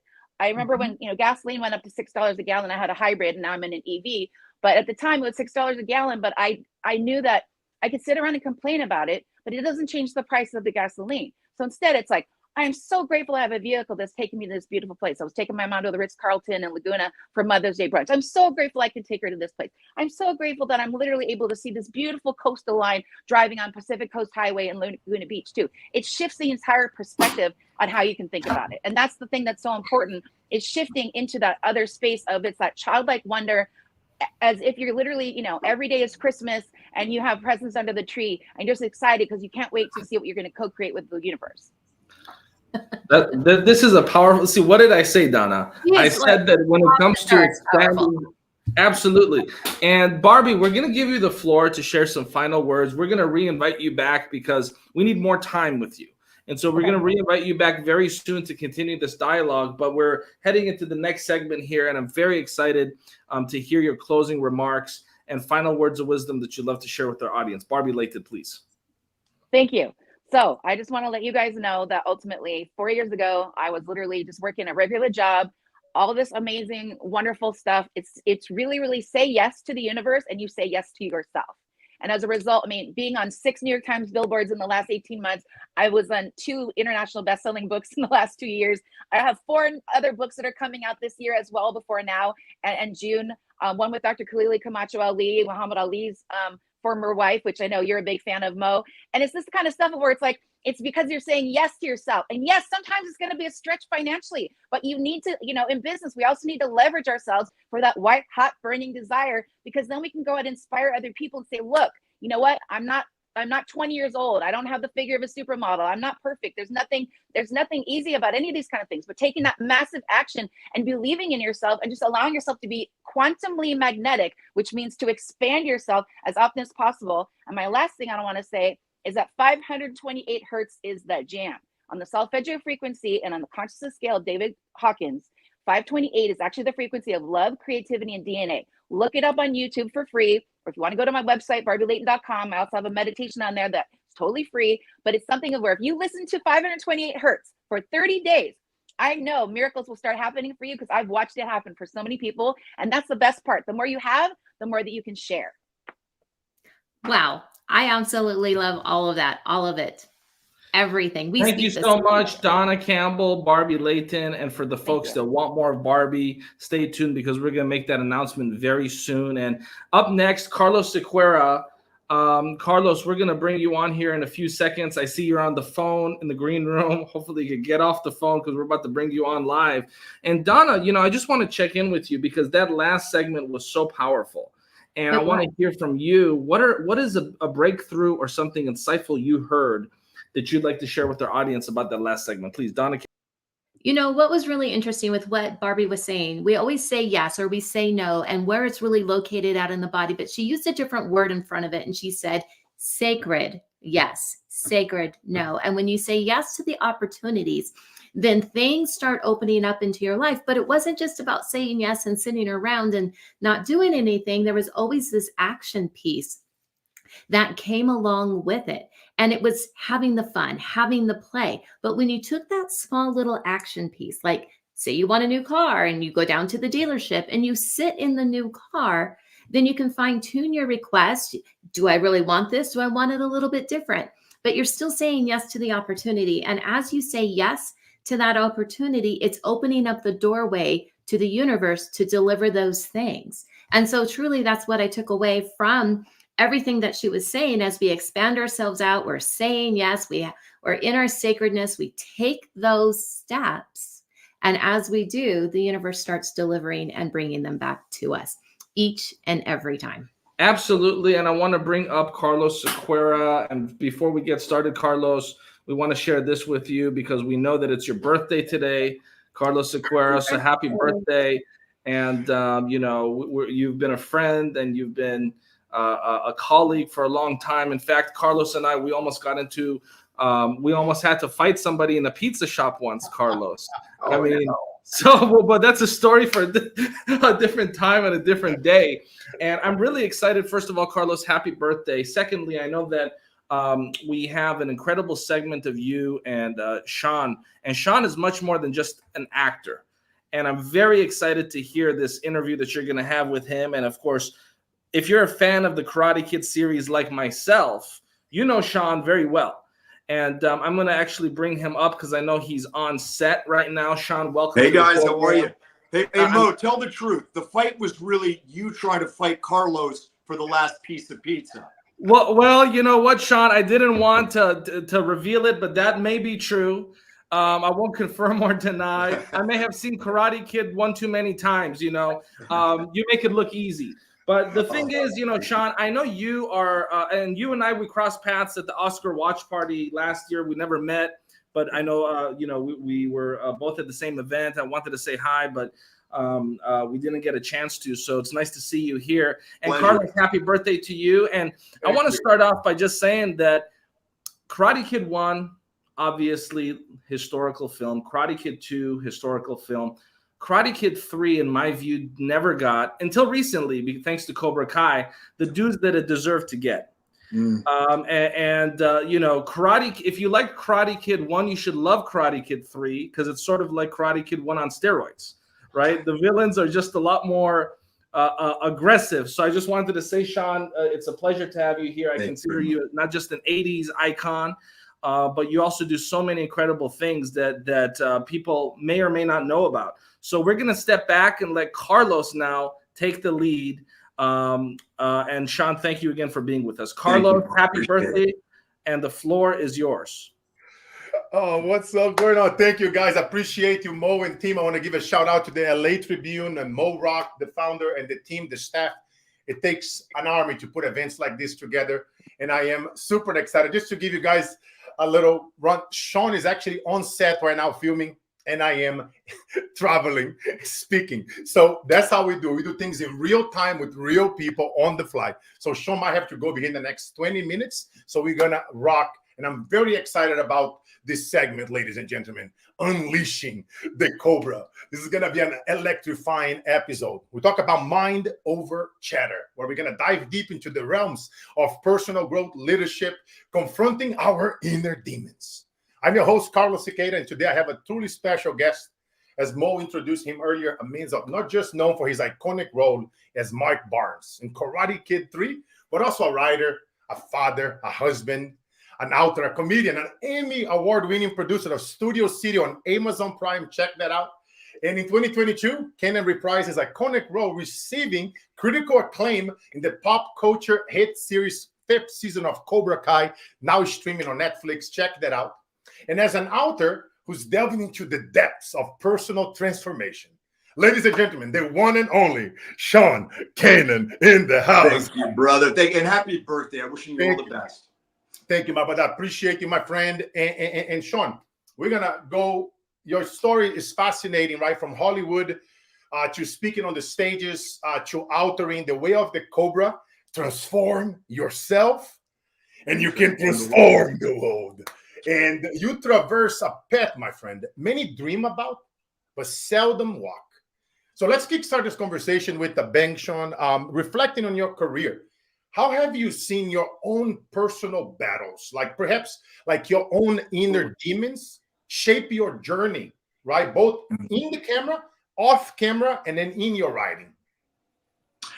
You know, Carlos, I think everybody, no matter who they are, has personal challenges and demons and things to deal with. And, you know, if you look at them as obstacles, as opposed to teachers and challenges to overcome, you tend to get the lessons again and again.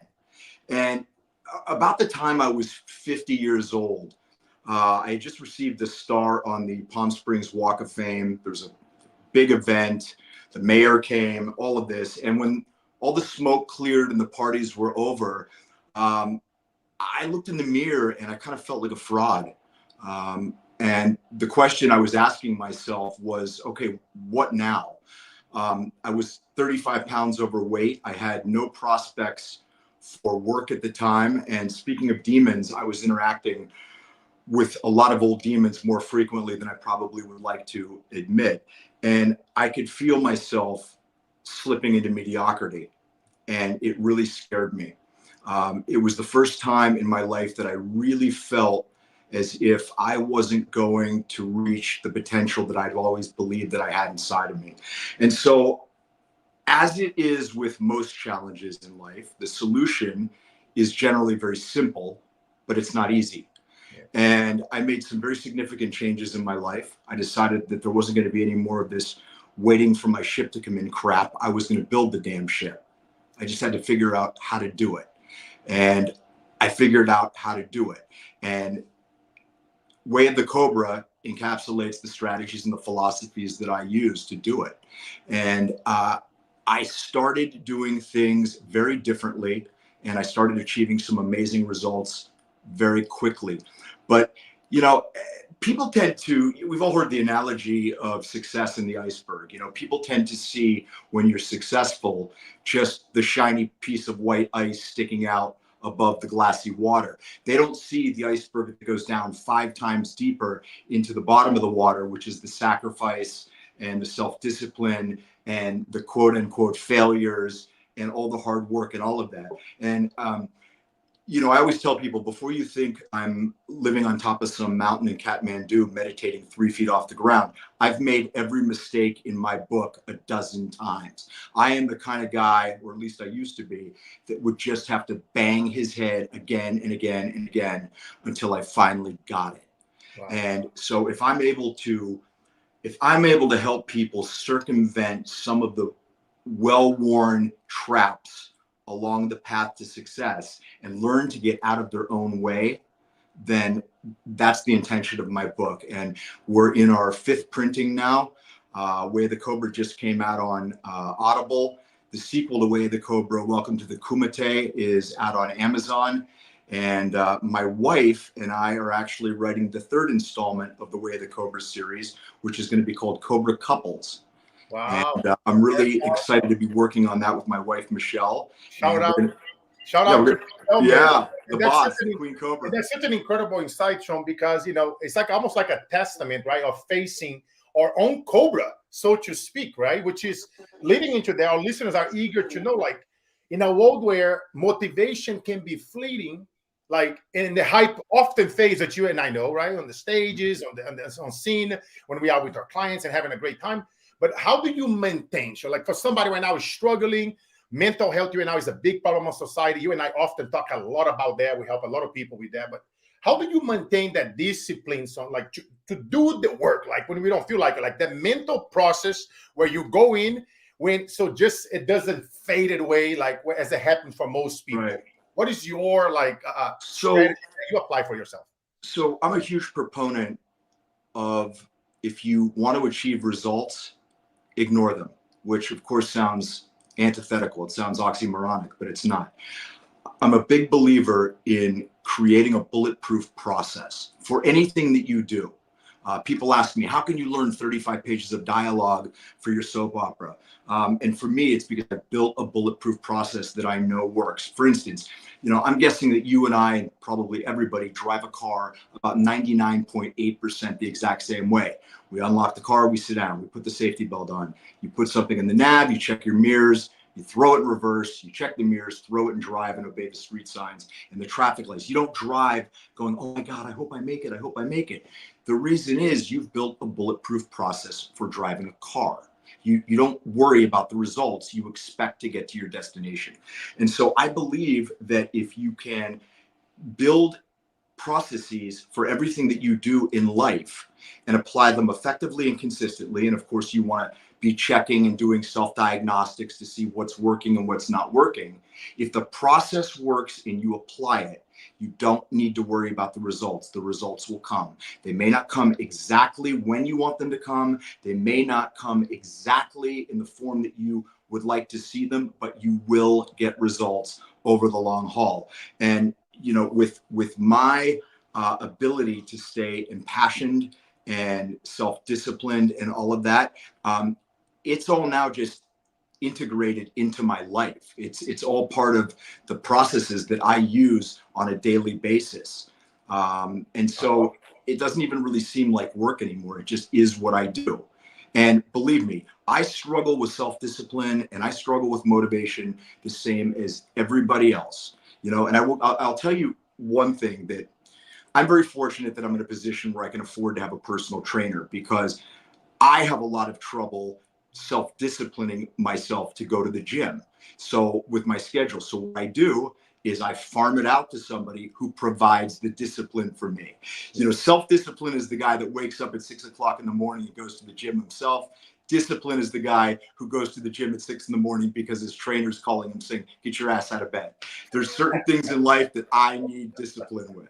So true, man. You know what I normally do? I prepay things in advance. And you know me, I'm involved in so many hunger causes and I hate wasting money on stupid stuff. So I got prepaid in advance and I'm down like 50 pounds in the last 6 months. I can tell you look great. I'm trying to be like you, but another 50 pounds to go. So, you know, next time you and I see each other in LA.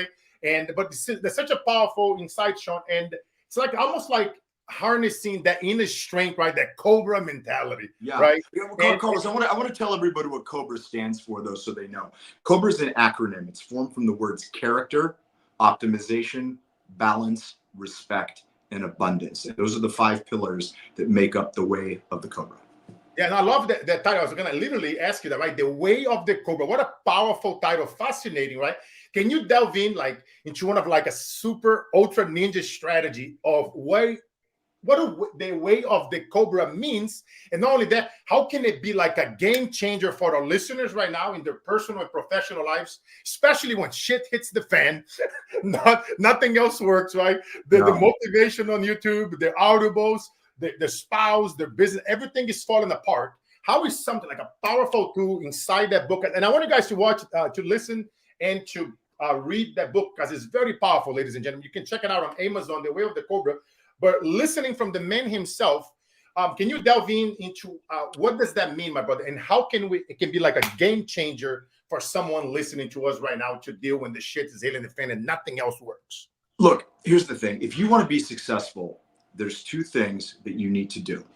The first thing you need to do is you've got to accept that your life is your fault. Where you are right now in your life is the sum total of all the decisions you've made, all the good ones and all the questionable ones. You know, if you feel like you're not happy with where you are, remember this: you are not a victim. Victims do not exist in my dojo. And it's not your father's fault who used to put you down in front of his friends. It's not your mother's fault who didn't tell you she loved you enough. And it's not the world's fault for not seeing what a special human being you are. Okay? You must take ownership of your own life if you're going to change. That's the first thing. The second thing is you need to accept the fact that the universe wants you to succeed, even when it seems like it doesn't. How do I know this? Because it's ingrained in our DNA. You know, for 200,000 years, Homo sapiens were not the apex predators. We were running around like idiots in loincloths with sticks, trying not to get eaten by a saber-toothed tiger. And we're still here, and saber-toothed tigers are now a footnote in an anthropology a book. You know, survival is in our DNA, and survival is the very baseline of success. You can't succeed if you're not around to do it. So understand that the universe is out to get you and that you're not a victim. Okay, so those are kind of big philosophical concepts. Let's talk about a few things that are a little more nuts and bolts. One of the first things is you can have all the motivation in the world, and that's great, and all the positive thinking in the world, and positive thinking is a powerful tool, but none of it means anything if it's not accompanied with action. You must take action. And a lot of people, I think, get paralyzed with the ability to take action because they worry, what if I make a mistake? You know, listen, if you're going to make a mistake, make a big one. If you're going to fail, I call it dare to suck. Okay? Just do something. Get in motion, because I'm a firm believer when you take action, the universe supports you. Okay? You need to get clear with what your goals are. One of the things I talk about, and this is another acronym, it's called SMART goals. When you set a goal, they need to be specific, measurable, achievable, relevant, and time sensitive. For instance, if you say to me, Carlos, you know, I want to go to Europe someday, that's not a goal. But if you say, on my next birthday, I want to go to Europe, specifically Italy, to Vatican City, in Rome, and stand in the Sistine Chapel. Okay, now we got a goal. Now we can come up with an action plan to make that happen. So specificity and clarity of what you want to do is absolutely important. The next thing is you got to get in touch with what your why is. What is the driving force that gets your ass out of bed in the morning, that pushes you to do one more rep in the gym, that, you know, keeps you in on the weekends, in my case, studying pages and pages of dialogue when maybe I'd rather be going out to dinner with friends and my wife. Okay? You have to decide what is your why. And your why can be any number of things. For me, it's simple. All I have to do is look at my left hand. I look at my wedding ring. It's my commitment to my wife and to my family. That's my why. It can be to silence all the haters and all the little brains who said you didn't have what it takes, you'd never make it. It can be a promise that you made to a family member. Whatever it is, you need to get clear with it, because when the going gets tough, and believe me, it will get tough, you need to know why you're doing what you're doing. You know, when you're not pulling down the huge paycheck and you're not hearing the roar of the crowd and you can't see the light at the end of the tunnel, you have to know why you're doing what you're doing. That's what's going to keep you going. And I'm a big fan of having a tangible representation of your why. I told you, for me, it's my wedding ring. You know, if it's your child take a picture of your child, have it as your screensaver. Whatever it is that is going to be the motivating factor that psychologically links you to your why. There you go. Well, Carlos, you're a ninja, man. I mean, no, man. You know what, Sean? This is actionable. We're talking about actionable and real shit right now, guys. Like Sean said, like with the ring, here's a strategy. You can hold on to that ring and anchor those feelings deep in your soul, in your body, and your fucking spirit. Because when you do that, when nothing else works, when the motivation isn't there, guess what? We touch that ring, we know why we are doing it. I know why I was selling the bread to get on the street. And I always tell people, stop doing shit that you hate. You cannot see it because it's a green screen, but you gotta stop doing shit that you hate and don't care about what other people say. Sean is literally keeping it real over here. And Sean, because we're going I want to go one layer deep. I know you have to go soon. Yeah, they just called me. I'm up in the next scene, so I'm gonna have to.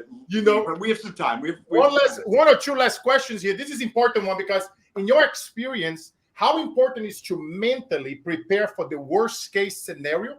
Do you think that is a risk of becoming too negative, or do you think it's necessary step towards building that resilience? Look, I think with any endeavor, you want to protect yourself, protect your downside, okay? But I'm also a huge proponent of staying in the present. One of the biggest reasons that people experience anxiety, which leads to not taking action, is because they create some fantasy, some drama in between their ears about what might happen. It's the acronym, fear, false evidence appearing real. So often your worst fears do not come to fruition, okay? And if you can stay in the present, and one of the best ways that I do that, and this is not a theological discussion, you can believe in God, if not, substitute the word universe. I get on my knees in the morning and I thank my creator for 5 things. What does that do? It keeps me rooted in the present, in gratitude, remembering that I live in a world of abundance and not scarcity. And the thing about that is I'm also a huge believer in universal law, specifically the law of vibration. The law of vibration says this: everything vibrates at the subatomic level. Everything is energy. That includes thoughts and words and emotions. The highest vibration emotions are love and honesty and kindness and empathy. And the lowest ones are hatred and jealousy and bigotry and anger and things like that. And we learned that opposites attract. Well, that's not true with the universe. Like attracts like. So if you're walking around all the time going, oh God, I need a new job, but I never have any money, and I'm always broke, all the universe hears is, oh, you're living in scarcity. And if you're living in scarcity, then it matches what your vibration is, okay? But if you're putting out a vibration of abundance and a lack of scarcity, the universe will rain abundance down on you. So stay in the present. Don't be afraid to take action, and be very careful about your thoughts, your words, and your emotions, and very careful about the people that you associate with. Because if you're hanging out with low vibrational people that are, I call them emotional vampires, before you know it, you're going to get sucked into the abyss with them. Yes, they will drive the life out of you, man. I love it. Such a delicate balance, but crucial, right? And shifting gears a little bit here, Sean, in your roles, like both on screen and in life, like you had to adapt constantly. Stuff is always changing. Like throughout COVID, Hollywood went through a massive change. How do you stay adaptable in the face of like constant change, which we've seen a lot lately? And what advice would you give right now for somebody struggling, somebody deep in depression, stuck, not able to adapt, and about so that they can also embrace change differently? Because I know a lot of my friends, actors and athletes, they went through massive changes throughout COVID times when everything shut down, the stadiums, the studios. How do you adapt, Sean? I made the decision very early on that I wasn't just going to survive, I was going to thrive. Yes. Change is the one constant in the universe. Things will always change. It's like Mike Tyson says, everybody's got a plan till they get punched in the mouth. Okay. So you have to understand that you can do all the preparation in the world that you want, and that will give you a greater percentage of success, but life may very well have different ideas. If you're struggling right now with mental health, please reach out to somebody. Don't isolate. Talk to somebody. Ask for help. Let me tell you something. I have needed help so many times in my life, and so many people have shown me kindness and helped me that there is no dishonor or humiliation in saying, you know what, I need a little help right now. We all need a little help from one time or another. And, you know, the only time people are, I believe, reticent to help others is when they see that they're not helping themselves. But somebody who's truly trying to improve their situation and working hard and putting in the hours, most people are going to want to help you. Yes. Incredible. Sean, we know you're on set and we want to thank you for taking time to be with us. I'm going to tell everyone in the audience to write on social media that we need a Mike Barnes spinoff.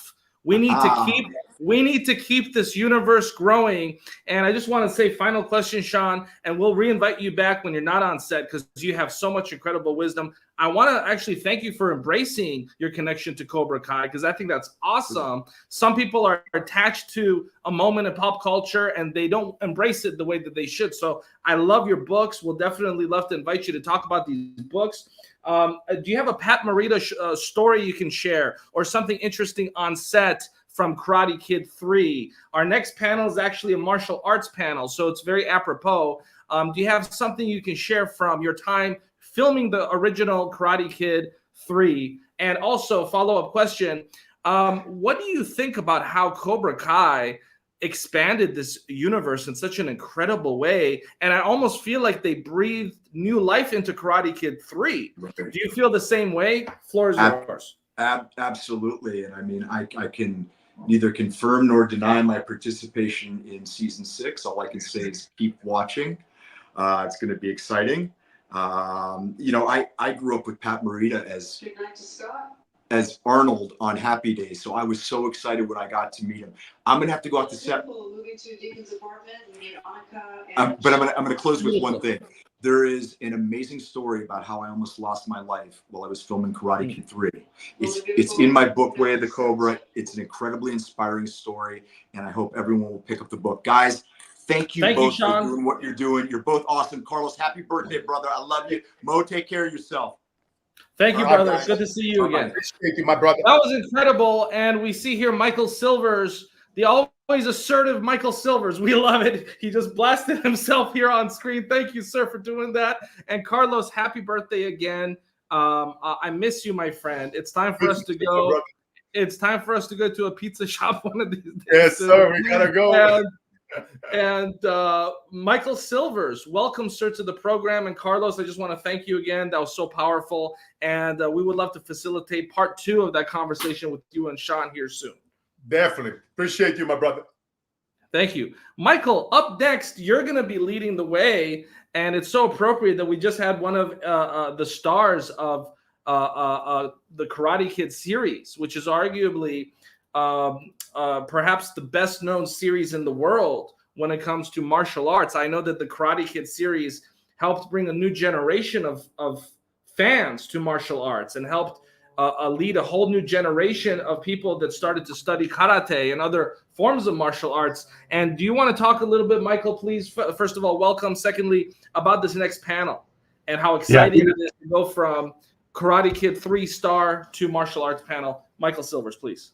Yep, thank you. You know, the great thing about this too, Mo, and for everybody listening, is now we're moving to almost like the foundation, because some of the next presenters coming up, not only have they been in the martial arts world for so long, but the gentleman who's going to run the panel is been the president of the United States Martial Arts Hall of Fame, has inducted Chuck Norris and many others, and knows very personally everybody from basically Bruce Lee on, which has been amazing because, again, you think of how big that is and how many lives it affected from not only the perspective of how you live your life every day, but to leadership.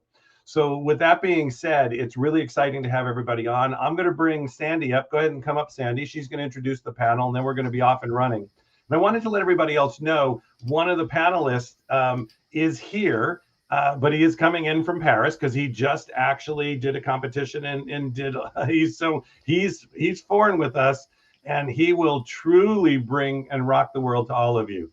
So without any further ado, we're really excited. We're going to turn it over to the panel. Let's give it up for Sandy Scarlatta. Hello. Thank you, Michael. And thank you, Mo. And wow, that was such a treat to have Sean on.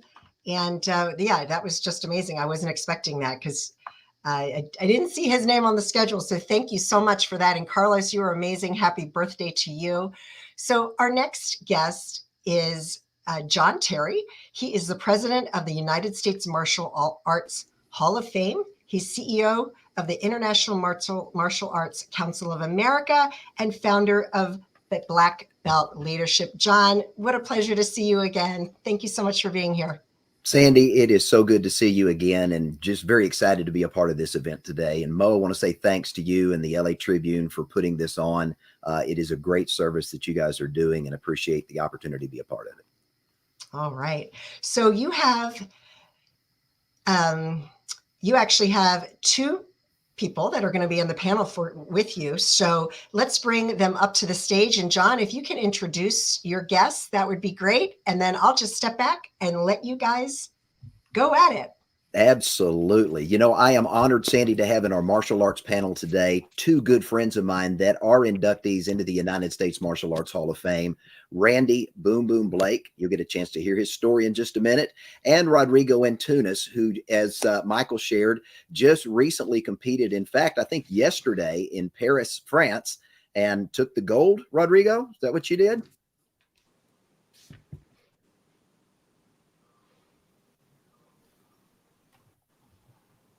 Rodrigo, can you hear us, sir? My connection is not so good. Very good. So tell us about yesterday, Rodrigo. What did you do? All right. Boy, my name is Rodrigo Antunes. I'm a 6th-degree Brazilian Jiu-Jitsu black belt and a Judo black belt. And I've been training for martial arts for 40 years. This year, celebrate 40 years of martial arts. And, you know, my main martial arts is Jiu-Jitsu. And, you know, yesterday I was competing in Paris for the European Championship, which fortunately I got, you know, my 3rd gold medal in a broken finger as part of the, you know, part of the game. I had so much fun.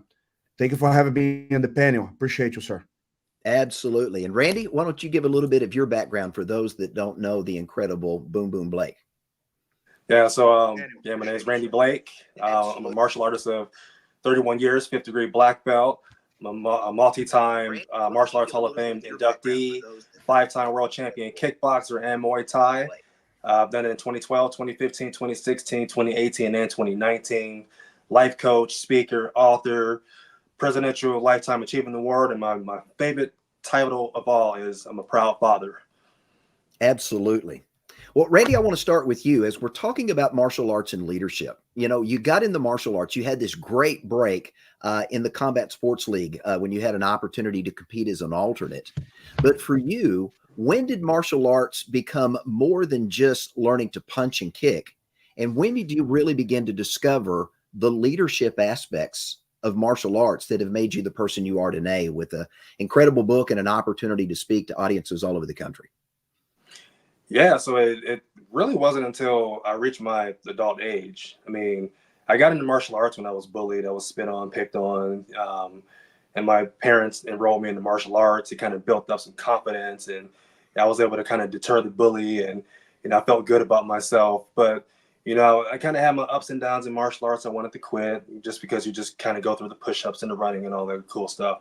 But for me, it was when I entered into fighting and when I started really teaching as well. There was just some things that I learned that just having the perseverance, having the motivation and drive, and that's really what allowed me to become the person that I am in martial arts. Excellent.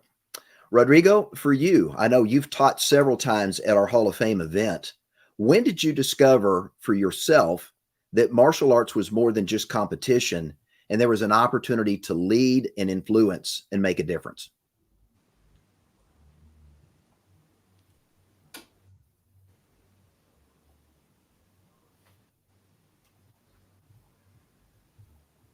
That was for me or for Professor Randy?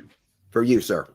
Oh, man, that was great. When I was invited, the first time I came with, Master Go Korchevician, who is, a legend on grappling. He invited me. That's where I got introduced to that. And then after the first, interaction, I felt that the service that the Hall of Fame provides it's impressive.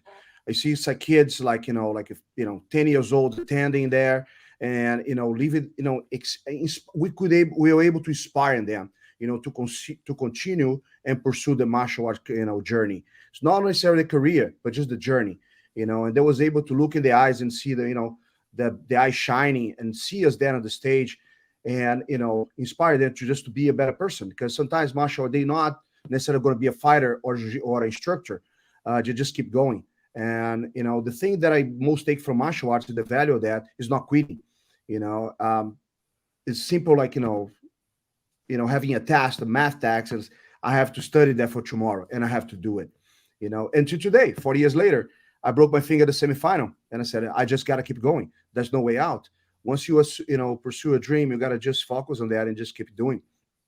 And I think Absolutely. the environment that you guys provided, in the Hall of Fame, give us access to the youth and also the grandmasters, to kind of just keep inspiring them and keep going. It's amazing.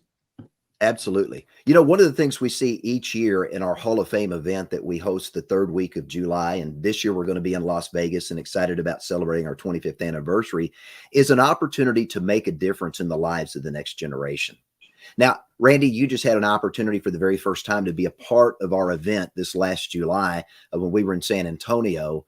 And as you had an opportunity to interact with not just the adults, but the young people that were there, as you're looking at the future of martial arts and you're looking at the future of the future leaders that come from the martial arts, what was your takeaway from that?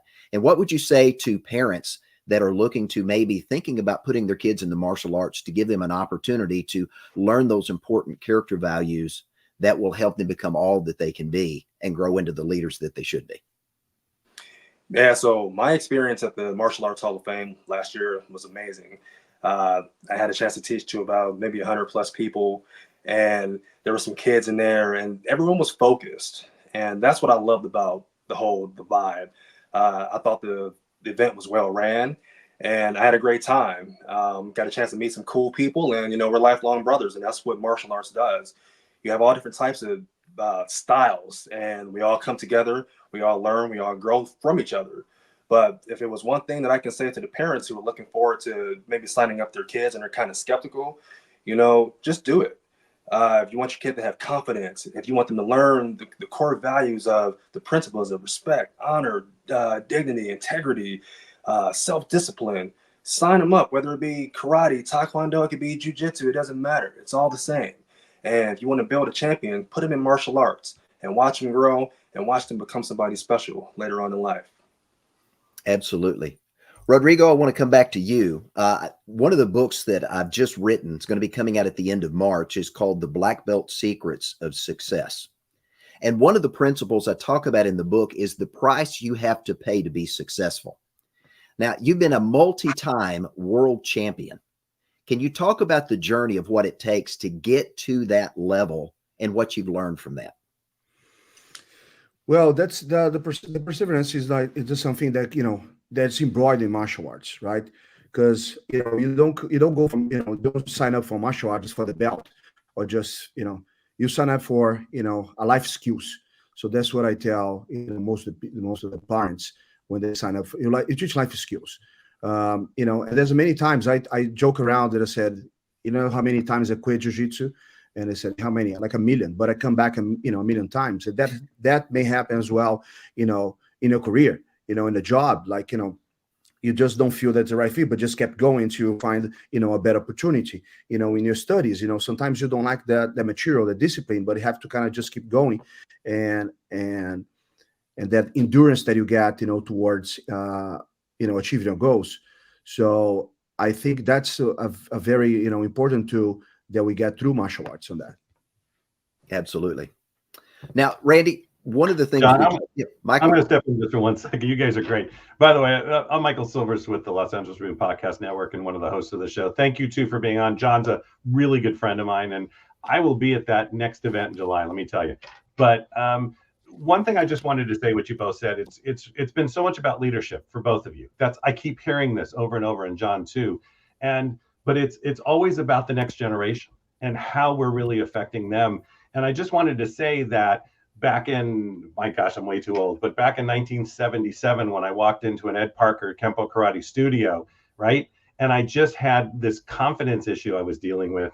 And just the things I learned in those first 2 years of training took me into college with a whole different perspective on not only who I was, but how I could help others. And I just wanted to thank all of you for everything that you're doing. And you keep talking about leadership.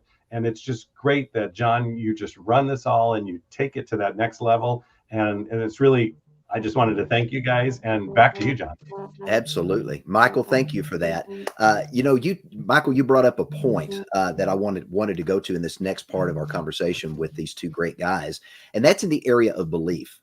In my book, Black Belt Leadership 101, I talk about the 10 essential character qualities to becoming a black belt leader in life.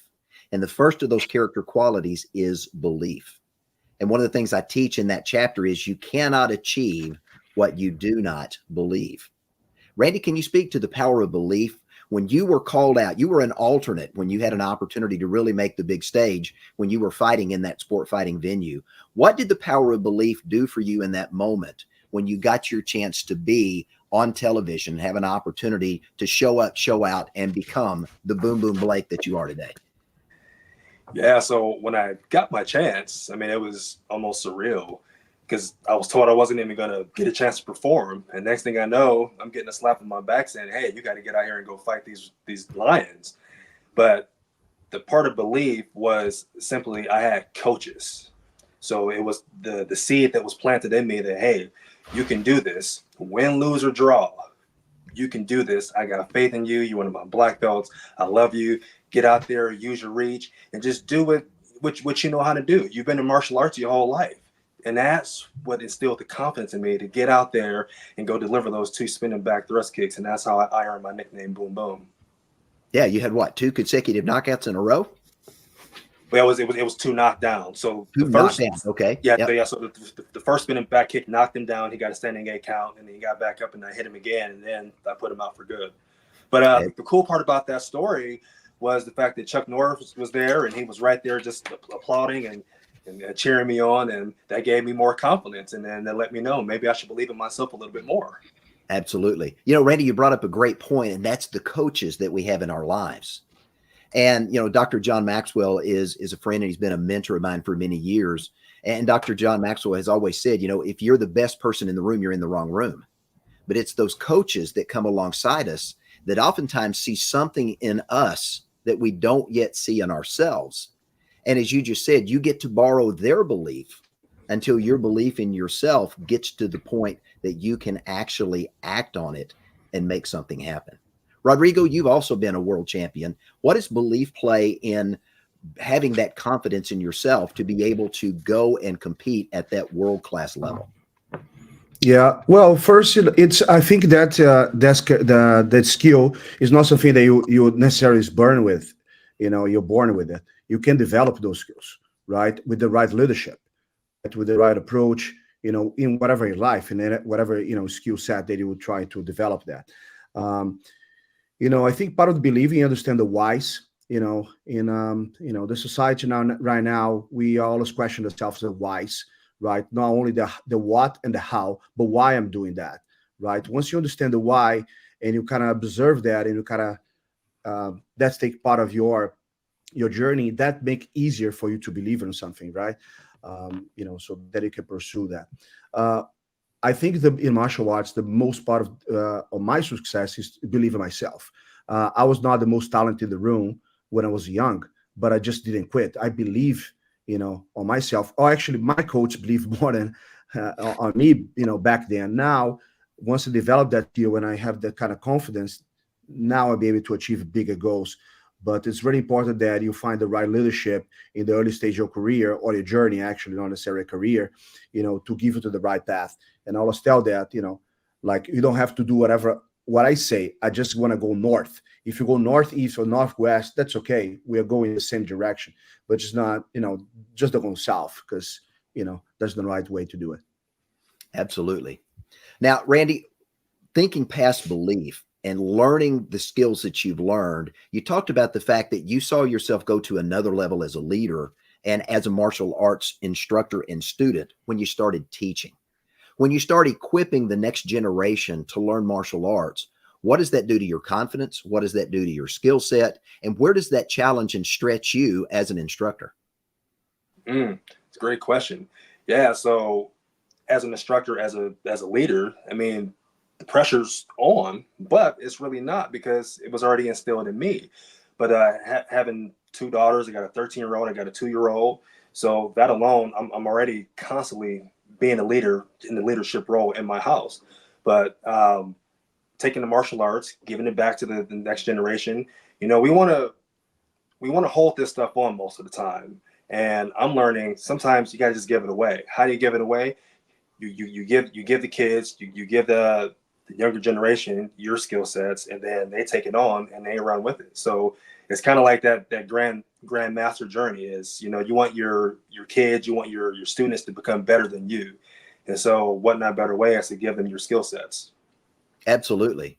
Dr. John talks about the 5 levels of leadership. And when you get to that 5th level of leadership, that pinnacle of leadership, it's when you've gone beyond just developing other people, but you're pouring into the people that are one day going to take your place and building that legacy by giving them what they need to add your skill set to their own. And from that, having an opportunity to stand on your shoulders and really step into the greatness of what that next generation looks like. Now, Rodrigo, in my new book, Black Belt Secrets of Success, that is coming out, we talk about the price that we have to pay, but we also talk about passion. And there is a passion for what you do that keeps you moving forward. What would you say the role of passion is in keeping you focused on not just getting to the top, but staying there? Yeah, so that's why, when I talk about the whys as well, going back to the why, you got to embrace that and not to be passionate. You got to be passionate about what you do. If you do something without love, without really believing, that that's something that it's part of your nature, second nature, you're not going to get there, So it's very important that, really have a good understanding and what the price you have to pay for that, right? And then it can have to be painful. It just when I say price you have to pay, we'll talk about hours. And then and this is what I told my daughters, like I have 2 daughters, a 9 and 11. You don't have to spend 5 hours doing homework. You need to spend half an hour, but with intensity, right, to be the focus there. So that's why we got the better results. So nowadays you see there's long journeys, study for work for 9 hours a day. You can reduce that, but if you put a lot of focus and energy on that. And again, martial arts are great too, because if you want to get punched in the face, you gotta really be focused there with your hands up, right? You can't go wrong. Like someone is have both hands on your neck and try to choke you. All your energy, your focus has to be there.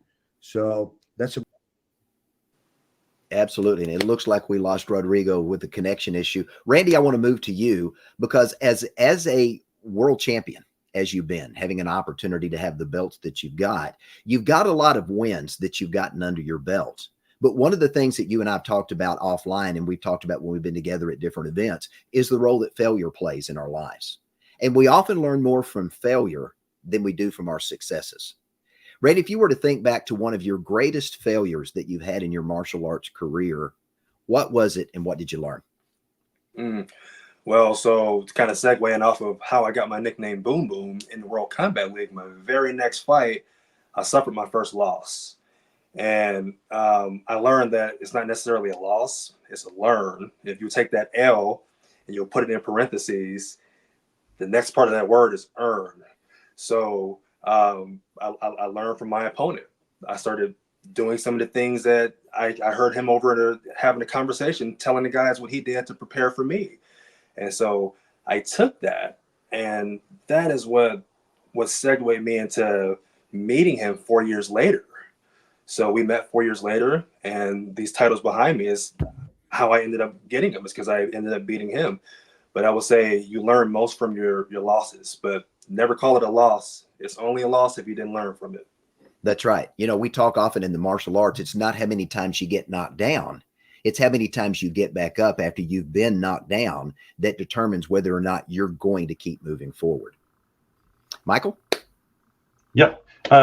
You got time for, did you want Rodrigo to do that before I did. he I goes? wanted to give Rodrigo an opportunity since he just back in. Rodrigo, I know we lost you there for a moment. We talked about the many wins that Randy's had and that you've had as a martial arts professional. But I want to go back and I want to ask you, what was your greatest loss and what was the lesson that you learned from that? Well, I mean, it's very easy. I think when I was fighting Metamoris, I trained so hard. I tried to immerse in this no-gi game, learning something different because, jiu-jitsu with the gi is one thing, and, and with the gi, without the gi, no gi is a different thing. Like, I like to make a comparison about, beach volleyball and indoor volleyball, right? They are different rules, but the stimulus are different. You're not necessarily like good in indoor and going to be great in outdoor beach volleyball. So it's something like similar like that. And I remember I have 5 matches there. I have 3 wins, one draw, and all I had to do was just to draw the last match for a big prize and everything. So I made a mistake. I just want to go too greedy. I want to, go for a submission, and I got caught. Like 20 seconds to go. Most of the people say this is not for me. With that loss, I said, man, I think I can be I feel comfortable doing that. So meaning I want to just try again. I just want to try again. I want to do better next time. And then like that was the door, to achieve great things at the no-gi. After that, I kept training hard. That's something that was not used to do until I was like, late 30s. And then I kept training hard, and then I became world champion in the no-gi after that. Right. So that loss, I cry. And then I allowed myself to cry many times for 5 minutes. You go to my corner, cry for 5 minutes, wipe it up, come back, and just do it again. And that's part of the life. We have to go from that. So that loss gave me a great opportunity, to immerse in a new universe and, end up succeeding that. So I'm really glad that I really remember every single loss. And that was great. That was an amazing part of the journey. Well, we learned a long time ago, one thing I heard over and over was it's not how many times you fail, it's failing many times, because every time you fail forward. That's right. And it takes you through that lesson. So I wanted to thank so much this amazing panel. First of all, give it up for John Terry in the Martial Arts Hall of Fame. You're just amazing. Randy and Rodrigo, thank you so much for being on. Rodrigo calling in, all the way from Paris. Now go out and play. Or let's see, what time is it your time? Yeah, it's late, but it's good. Yeah. It's all good. I wanted to thank you all for being on. Thank you, Randy. Thank you, Rodrigo. John, as always. And you guys are just amazing. And we'll talk to you 3 very, very soon. I'm going to just send you guys to the ether, as we say. And thank you again. You guys are awesome. That was such an incredible panel, Michael. And Michael, thank you so much for bringing. I just want to thank you, Michael, for bringing John to our platform. And what an appropriate back-to-back segment we had with Karate Kid 3-star Sean Kanan and all of these incredible legends of martial arts. And a lot of folks watching this, Michael and Rex, are entrepreneurs. But martial arts can help you with everything in life, because it's not just it's about the mindset that you can get by listening to champions like Boom Boom Blake and Rodrigo and John Terry. So I want to thank John for helping us bring some of the top martial artists to this platform, and hopefully we can instill some of that spirit, that martial arts spirit, into our lives. And Rex, Michael, I just want to, before we go into the next segment with Alex Stern, Rex and Michael, give me a takeaway from this last segment or two that you guys personally have gotten. Let's start with you, Rex, and then we'll go with you, Michael. Rex, please. Well, I think it harkens back to the concept that if you master the foundational skills, the basics, you will always be a master. So many people want to get ahead of themselves and do the advanced things and do all the flying stuff and, all the bangs and whistles. But all that comes from knowing the basics and knowing them so well inside and out that everything else just falls into place. And the same is true whether it's business success or any success in life. Stick with the basics and you can't go wrong.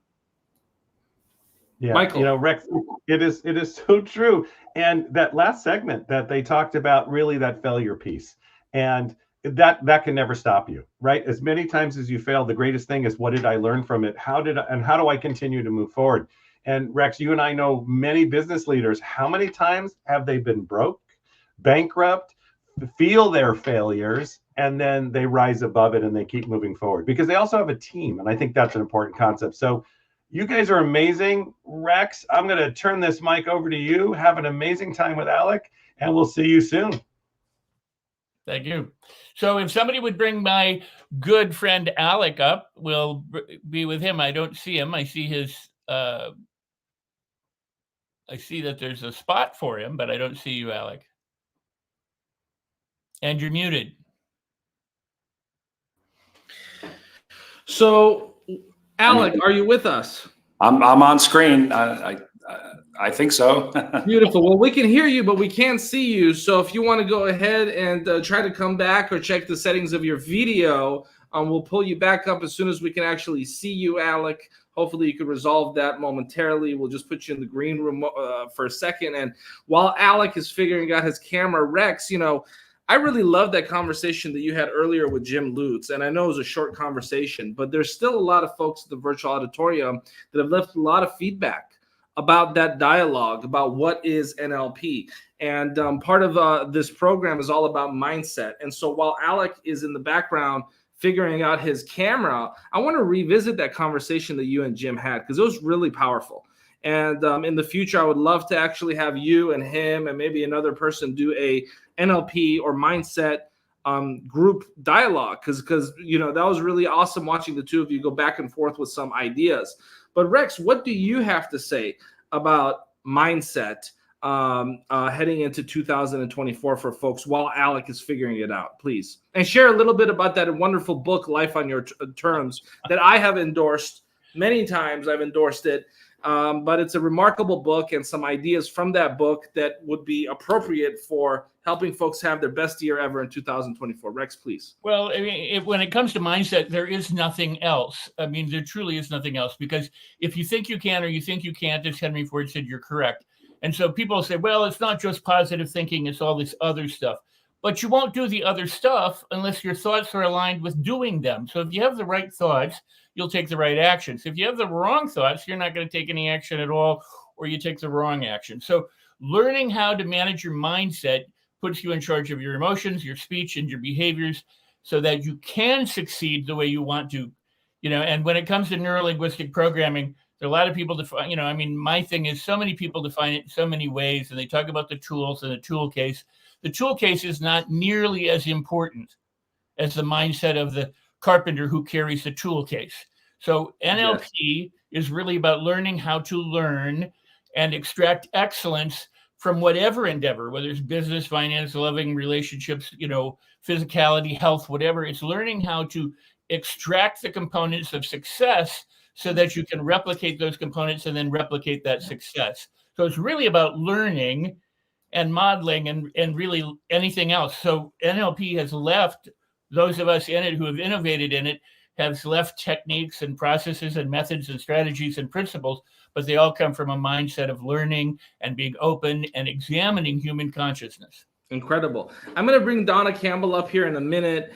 Donna, you yourself have a wonderful book that's coming out as well, and I want to have you and Rex talk about some ideas. Alec, if you're still in the green room, why don't you leave and come back, or reset your computer so your camera works? As soon as Alec's camera works, hopefully we can get him on. But in the meantime, Donna, share a little bit about this awesome book you have and some of the ideas of it.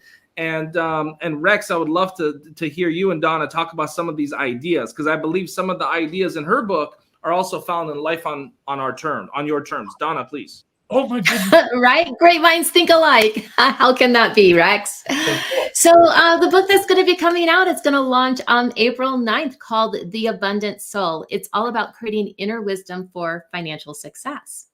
Beautiful. So it's a self-help novel that leads you through the first book that I wrote, Financially Fit, and takes those principles of how you find the answers on the inside, but apply them in your life outside to really create life on purpose, life on your terms, or instantaneous results. So marvelous. That's a little presence. So while we're talking about it, and since it's going to launch, what I want to be careful how I say this, because it's obviously a book that anyone should pick up and everyone should read. But what specific point or tip would you leave them so that they have to buy the book?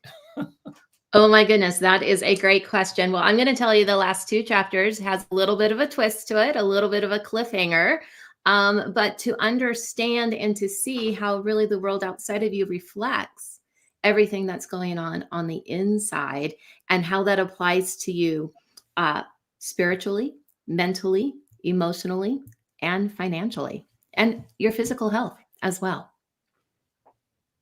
So it encompasses all of those different areas there. So Rex, I know I have not read Life on Your Terms, so share with me a little bit about that. Well, beautiful. Thank you for the invitation. It's literally about creating the life that you want by being able to do simple, easy, practical things, take little tiny steps to get exponential return on your investment. And a lot of people want to beat themselves up and boot camp themselves. And the thought leaders tell them, well, if you don't work really hard and sacrifice and do all these kinds of things, you'll never amount to anything. And I say BS. You can do it easily with joy. You don't see flowers struggling to grow. Yes, the winds may come along and try and blow them, but they're flexible enough to withstand those winds for the most part. And so it's an easy, enjoyable way to develop yourself and develop your life and live the life that you deserve and the life that you want on your terms. Yes, I absolutely love it. It sounds like you have the second half to the book that I just wrote, or maybe I have the first half to the book that you wrote. And I love your analogy there with the flowers and bending. I live here in Montana, and our trees are, all around me, 200 feet tall. And yet when the wind blows, although as solid as they are, they actually do bend and sway with the wind, so they don't snap, break. So there is some wisdom there about being flexible. Well, learning to be flexible is truly what it's all about. I mean, think how far back the ancient practice of yoga goes, and the idea of having inner flexibility and outer flexibility and mental flexibility, spiritual flexibility and emotional flexibility, financial flexibility. I mean, in other words, those things that withstand the deepest or biggest or largest storms are those things that are the most resilient, the most flexible, the most that can bend and sway and come back to center. And learning how to do that for oneself is what our all of our hardships and all of our joys is about. Absolutely. And I absolutely agree there. I also think with some of it, our emotions, our feelings underneath our thought forms really direct the direction that we move in. And if you go into some of the energies that we talked about earlier, we talked about doubt, we talked about fear, what's your why, your purpose. And if you don't feel good about those things in the outside world reflect exactly how you feel on the inside. And then on the positive side, the gas pedal is like the go side, the brake is like the stop. But on the positive side, the reverse is also true. And if you're a question I have for both of you, because I know both of you are experts in mindset and coaches, and two of you have transformed a lot of lives. And there's a lot of folks, Donna and Rex, that may be watching this, and they may be struggling. They may be having difficult times paying the bills, or they may be dealing with relationship issues, and they just don't want to hear about the inner work because they're so focused on the outside problem. And what is something you can share to those individuals that don't want to hear it because they're just like, listen, Donna, Rex, I'm struggling with my weight, or I'm struggling with my bills, or I'm just on the verge of a divorce. I don't want to hear about this inner game that the two of you are talking about. What is something that the two of you would say? Because I know this is a common thing that you two will experience in your careers. Let's start with you, Donna, please. Oh, wow. If you're not looking on the inside for the outside, what are some things to move yourself forward? Because we've all been there in our lives. We've all had financial struggles. We've all had health issues. We've all had relationship issues with it. And, the journey in my life always relates back to everything you have in common is with yourself. So wherever you go, there you are. And if these patterns are still showing up in your outside life, there is something inside there. So Rex, I'm going to hand it over to you, and I'm going to come up with something here, because for me, it's always about the inner work. So, and I don't have a great answer in this moment, but I'm going to ponder this just for a moment. Well, I mean, there's a couple of examples come to mind. A sea captain, male or female, or a race car driver, male or female. They need to have the presence of mind and the inner work having been done so that they can navigate the deepest or darkest or most troubled water. Or if they're careening out of control on the racetrack, they have to have the presence of mind to rely on their skill set to bring them back as best they can. In fact, they teach people in racing to look away from the wall. So if they're starting to head into the wall, they have to look in another direction. You don't get that from the outside. Yes. You get that by training the inside. And Rex, we're going to bring in Alec. Yes. Alex, we cannot hear you, but you are going to be, excuse me, we cannot see you, but you're going to be this powerful voice coming from the skies that's going to help guide our audience. So Alec, please unmute and let's at least confirm that we can hear you. Can we hear you, Alec? I think we also lost you via audio now too. A minute ago, we could hear him. Yeah. So Alec, we lost both your audio and your video. So hopefully you could help resolve one of the two. And if we could get your audio back, let's go ahead and see if this works now. And but I'm loving this conversation while Alec is figuring that out between the two of you. And Rex, you know, you've taught in front of so many folks for so many years. And what is something that you say to people that may be a little skeptical about what we're talking about? How the inner work can change the outer results. Rex, please. Well, we just had martial artists on. If you're afraid and you're worried and you're traveling through the streets and you don't know martial arts, you have a different experience than if you have the presence of mind and the skill set that a trained martial artist does. That comes from training your mind, to training your body, and training yourself to react or respond to whatever the outside brings you or delivers to you. So, but without that, you have a very different experience. So do you want to go through life as someone would say, the captain of your ship or the master of your fate, or do you just want to kind of haphazard through it and blow whichever way the wind blows, you know, go whichever way the wind goes and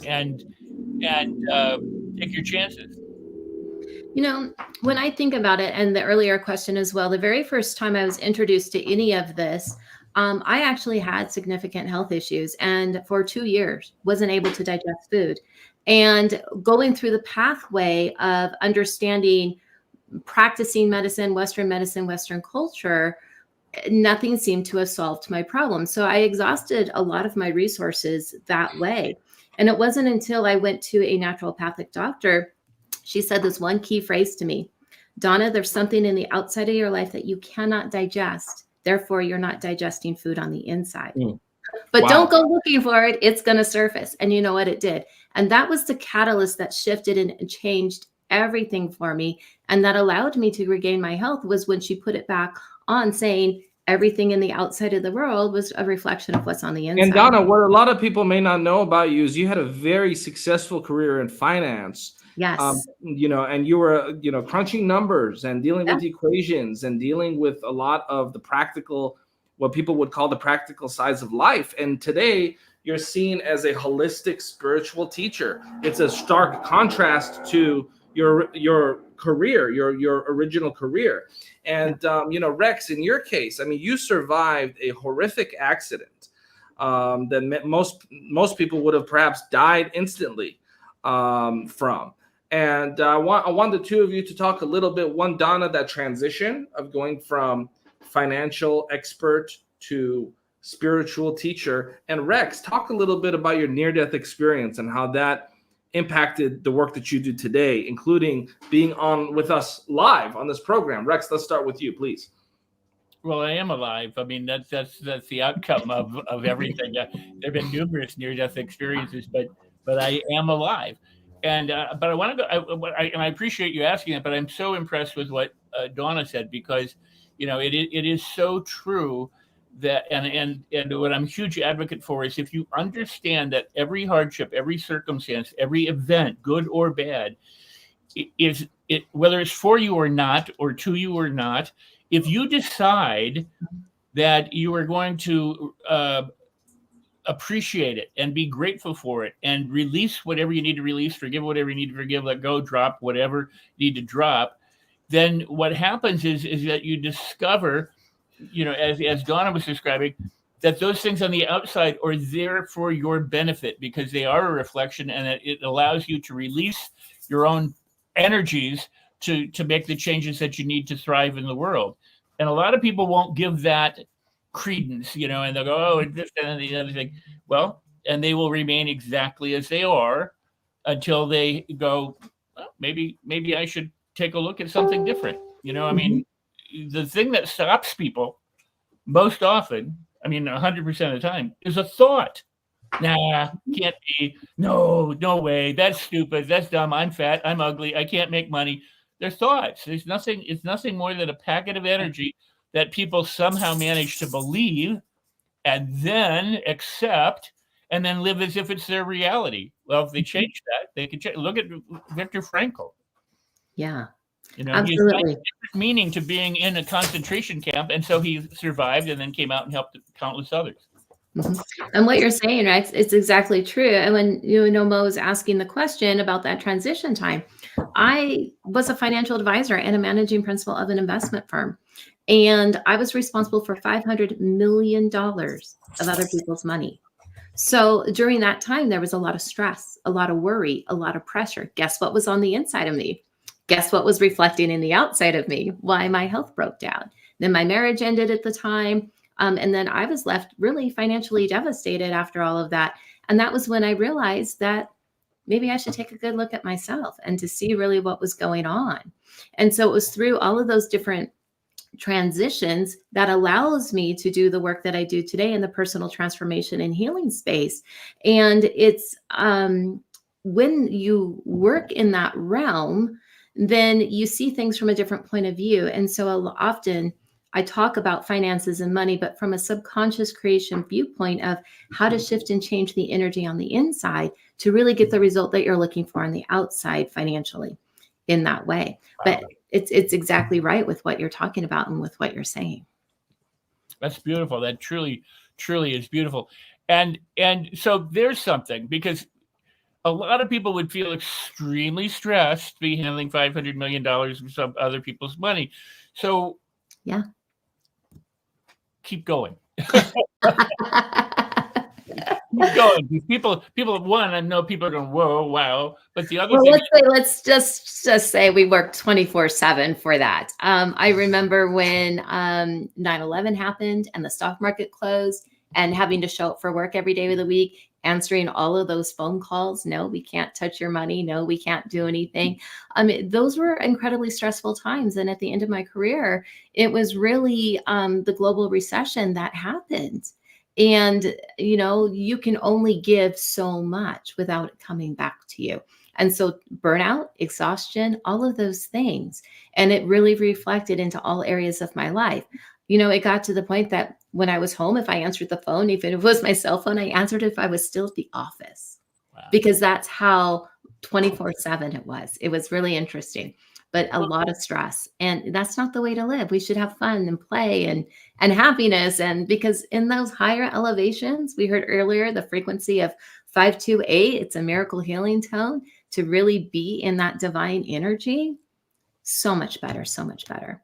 Well, I'm a huge proponent of attitude. Attitude is everything. You need to activate your attitude, because if you have an unstoppable attitude, you become unstoppable. If you have a weak, defeated attitude, then you're weak and defeated. And when I started my work in the 70s, people would say, well, that's the placebo effect. You're just believing that, and for some reason you got better, or you're just believing that, and for some reason you got sick. And I'm like, well, how powerful is that then? If I can believe something and make myself sick, I could believe something and make myself better. That's incredibly powerful. That's magic. And people used to make fun of me. I mean, people would write books and go, Rex Like says, because I did, we need to learn how to consciously apply the placebo effect to our lives. We need to understand how attitude and positive beliefs affect us so that we can live the lives that we want. And people go, oh, there's a placebo. Well, back then, there were a handful of studies on the placebo and the power of belief. Today, there's over 45,000 studies that demonstrate that this is powerful. And it's not the pill, it's not the amulet, it's not the item, it's the effect of your beliefs on Absolutely. So it's all inner. It's not outer at all. It's not the pill. Even if you take a prescribed medicine, your attitude toward that medicine is either helpful or harmful to the outcome that you want. And if there's a nocebo effect, which is if you don't believe it, ain't going to happen. And if there's a placebo effect, if you believe it, it might happen. So I mean, attitude is everything. If you don't have a winner attitude, then what do you have? Right. Absolutely. And the universe is inside of you after all, because it is. And everything on the inside it does reflect on the outside. And so one of the things that I find really interesting in those principles of the world outside of you being a reflection on the inside is it really goes by vibration, frequency, and energy, which is fueled by, again, those thoughts and feelings. And if you shift and change the thoughts and feelings, it shifts and changes the belief, which then creates your world differently. No, absolutely. And I will argue, and people can call me all wet if they want, but there's no such thing as the universe. You are the universe. There's no such thing as the quantum field. You are the quantum field. Everything is energy. It can't be created or destroyed. It can only be transformed. You are energy. And then there are those people who say, I don't have enough energy. Right. Well, you have plenty of energy. You just don't know how to use it yet. Or you're not eating properly to release the physical energy that you need. So there's something to it. But your energy, you're like a walking battery, and an infinite miracle. And people sell themselves so short. If you're not thinking positive, what's the alternative? If you're not living powerfully and as a champion, what's the alternative? If you're not doing it and making things happen the way you want, living life on your terms, then what is the alternative? You are the deciding factor. Always, always. And it's that power decision, that power of focus, and the energy that you have underneath it that drives it. It's like, I always use this car analogy. It's like driving your car. Each type of car has a different fuel that you put in it. If you put diesel in a gasoline car, guess what? It's not going to go. If you put negativity inside of you, guess what? You're not going to go as far as you want to go. Well, No, go ahead, please. And as people, as humans, how our consciousness works with our subconscious. I did the math one day. I woke up at like 3 a.m. with this burning question, and I calculated it. We had over 60,000 thoughts a day. 10% is positive. We have, 80% of the same thoughts we did from the day before to the next day. And when you do the math, we have 4 times the negative thought process on a subconscious level than we do consciously. So by default, we're in that lower vibration. We have to transform it to tip the scales to really live life on your terms. Beautiful. Yeah, absolutely beautiful. You were saying, if you put, the gas in and, the wrong kind of gas in your car, it doesn't run well. Well, that's so true. But we do know from science, for example, that if you're negative, if you're sad, if you're angry and you're depressed and you're fearful and all that, and, worry a lot, that you're squirting hormones and chemicals inside your body that have an effect on your immune system and your ability to heal and to recover. You're creating stress. You may be creating cardiac issues and different things, and disorder and disease. And when you're optimistic and positive and happy and and delighted, you're squirting chemicals and hormones that bring health and well-being and all the rest. So we have a powerful effect on ourselves by what we entertain here. And Napoleon Hill said it. He said, you may not be able to control anything in the world, but you can control what goes on in your head. And so if that's the only thing you control, there's all those people who aren't willing to control it. So it's up to each person to take charge of their own equipment. And that said, the argument also is that we're broadcasting stations on the planet. We're perpendicular to the planet. We give off, what we exude who we are. In other words, we exude our energy, our optimism, our positivity, our negativity. People know us from our habits, and they go, "Oh, that person over there is like that all the time." And so we're walking and talking. We're broadcasting everything. Yeah. And so if life isn't working out for you, maybe you want to broadcast differently. It's like that radio signal and you're fine tuning to a different station, because it's a 24/7 broadcast and all of the other antennas are a reflection and sending back to you exactly what you are broadcasting each and every time. Now we've been talking, and Alex Stern has been trying to come back, and I don't think he's going to make it back. And what I'm hoping is that we can reschedule him, where he can do it, and that we can put him on somewhere during today or tomorrow or the next day. Because I don't know what's going on. I know he's still trying. He's still trying to get on. Well, we're definitely going to bring back Alec at a different segment of this program, but in a way, I'm kind of grateful because we will still hear from Alec. Yeah. But this was a great opportunity for the two of you to share your profound insights, because I want the folks to know that our co-hosts are thought leaders in their own right. Rex Sykes has spoken in front of so many people in his career that it's actually hard to imagine how long you have been speaking and teaching and training. And Donna Campbell, you are also, I mean, I actually had the privilege and pleasure of watching you work your magic up close in person. Live, yes. At an event. And I physically could see the changes and transformations that you're able to help guide people through. And I say guide people through because I believe that is, only a person can only help themselves, right? You cannot force somebody to be healed of trauma or to have a breakthrough. And before we bring in my personal favorite psychologist in America, who's going to join the two of you in a conversation, what do you have to say about this idea that you can't really help anyone that can't help themselves? Because I think that point is often missed. I think a lot of people, they might hire a coach and they may hire a consultant and say, okay, all of my problems are now your problems. And it doesn't really work that way. So what do the two of you have to say to that point before we bring in Dr. Yasmin? Please, Donna. I think in guiding the person is asking the questions to lead them to their transformation. But along the way, you're creating an awareness or an aha or a perspective change for them to see it differently. So then they have the ability to make the decision and the choice to remain the same or do it differently to get the result that they're asking for. Right? And I would add that not everybody who says they want to change is ready to change. You have to be willing, and you have to be devoted to being teachable and willing to change. Because if you're not teachable, nobody can teach you anything anyway. But if you're not willing to learn, it doesn't matter what they present. And if you're not willing to change, it doesn't matter what technique or approach or process or whatever somebody introduces you to.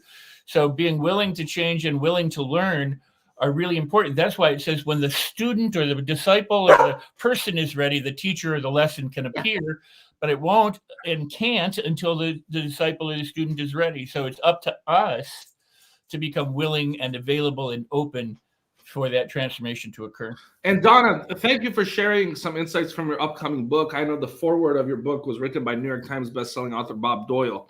Yes. And so I'm very excited about that book. And with that, I'm going to bring Dr. Yasmin, who's going to spend about 10 minutes with us sharing her insights before we go to a powerful leadership panel with Fred Moskowitz and Dr. Angela. And Rex, Donna, I know that all three of you are familiar with each other's work.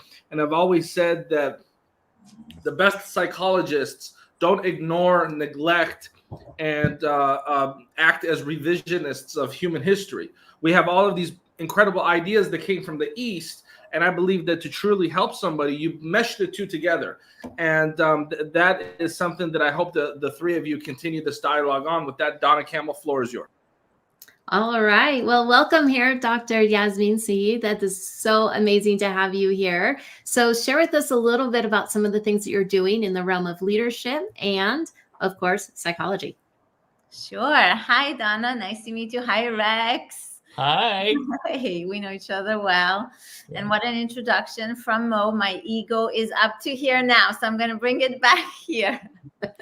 So what do I do in the realm of leadership and psychology? I actually, in this realm, created an inner message approach. I believe that every thought, every emotion that a person has is actually an inner guide. It's like a coded message, like a dream. Our thoughts and our emotions are not random, and they're a product of what is happening within us, our own blueprint, and what's happening outside. And if we decode them, our most negative thoughts can be the most beneficial ones. So in the realm of leadership and psychology, I am training psychologists. I'm helping influencers understand the thoughts and the emotion they're having and how those thoughts are really guiding them and how they can decode them to achieve their most influential life, best life, basically to get to the next step in their life. Beautiful. Beautiful. That's awesome. You know what I like about you is that you have such a permissive and wonderful approach to people as well as to the material that you share with people. You're accepting of all of it, as opposed to some people, will say, well, you have to be different in order to do this or that, but you just kind of are all inclusive in your approach.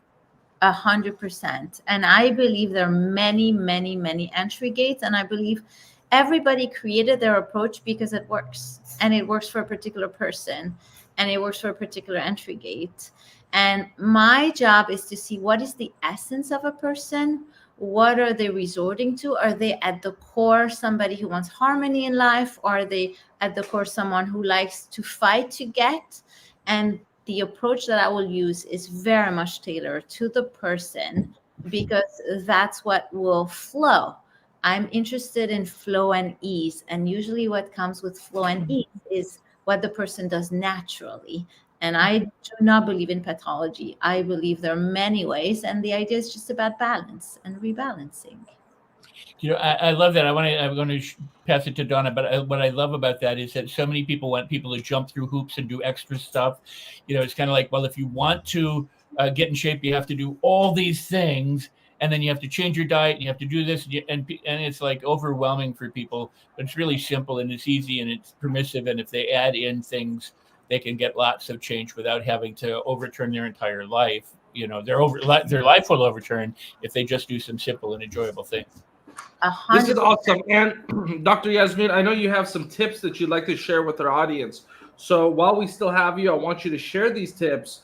And we're actually going to have Alex Stern join us here in a few minutes. He's going to be contributing on a panel with Fred and Dr. Angela, and we can re-invite him to also come solo at some other point. But we definitely, the audience wants to see him make an appearance today. So we'll have Alec on in a few minutes as well. I see his camera's working. But with that, Dr. Yasmin, please spend the next 5 minutes or so and share some tips that I know you have prepared for our audience, please. Sounds good. So a little bit before the tips, quickly, for what Rex really said about is that, the concept of one, that everything is embedded in one. And with one entry gate, you can actually target everything. So what is your entry gate? And how do you find your entry gate to most influential you? Well, the key is to decode your thoughts and emotion. How do you do that? 3 simple steps. The first step is every thought, every emotion is calling your attention. So I call it engage your inner compass. What is that thought and that emotion calling your attention to, right? If you are thinking, oh, damn, I didn't hit my business goals today.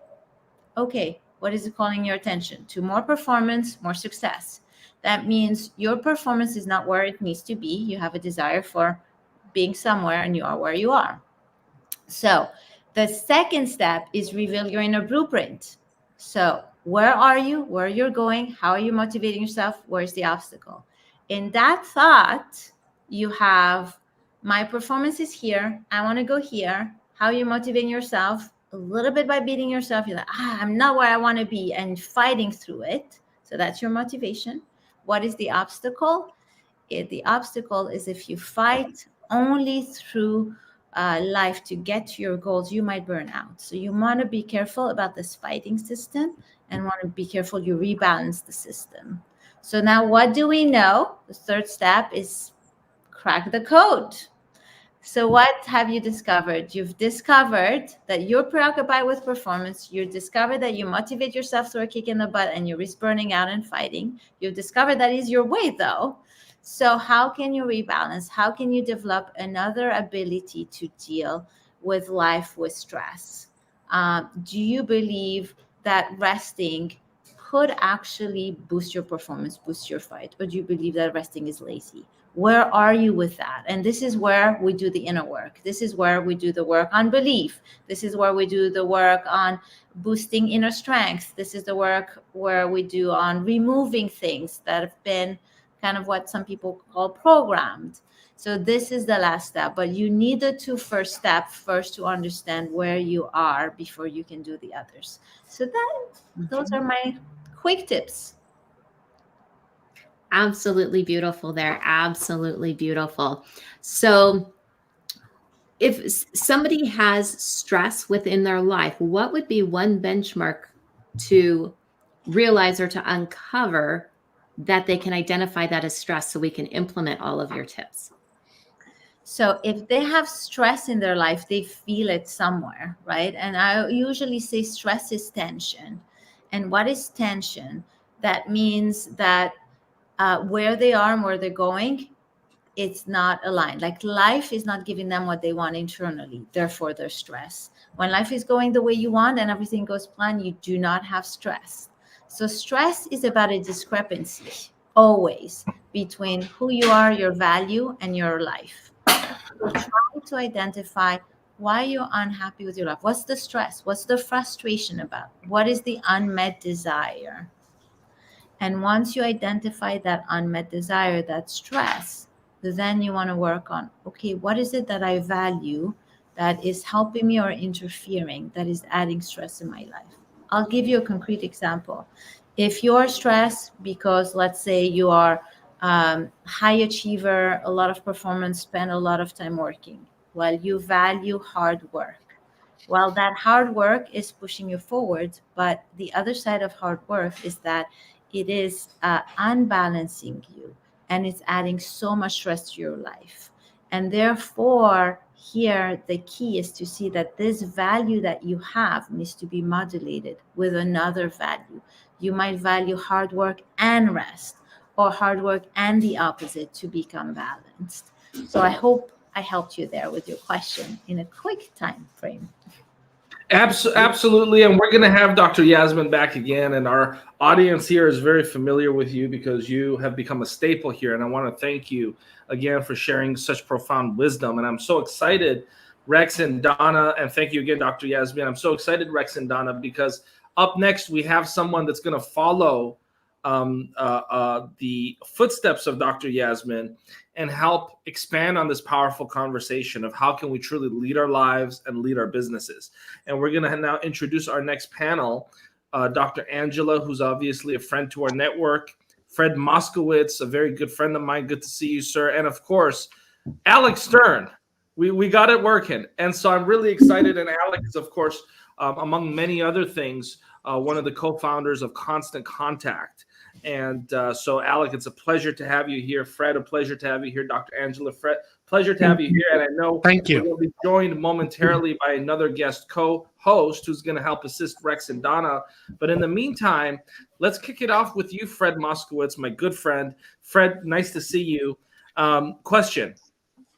What are you doing, Fred, to make 2024 the best year for your life and the best year for your business? And I'm going to ask the same question to Dr. Angela and Alec, but let's start with you, Fred. Floor is yours. And actually, before you answer, I also want to introduce the third co-host of this segment, Parisa Rose, who's making another appearance today. So Rex, Parisa, and Donna will be leading the way with this incredible panel. Fred, floor is yours. Thank you so much, Mo. Thank you for that wonderful introduction. For this year, for me, it's all about building community, because as far as leadership goes, and as someone who works in the financial sector, so I love talking about financial leadership and building a community around that. But financial leadership, it all starts with having a vision. And with that, you come up with a strategy to guide and steer the financial success of your own personal economy. It all starts there. And building upon that, a huge portion is focusing on relationships, building relationships, strengthening them. Because as we know, it's all about surrounding ourselves with the right kind of people, surrounding ourselves with successful, growth-minded individuals so that we are able to all support each other and uplift and up-level each other. And so for me, that's a very major focus for this year in 2024. All right. And Dr. Angela, same question. Yes, hello, everyone. So excited to be here. And Donna, I was excited when you mentioned what we know as the law of correspondence. The outer world reflects the inner world, and that is my favorite universal law.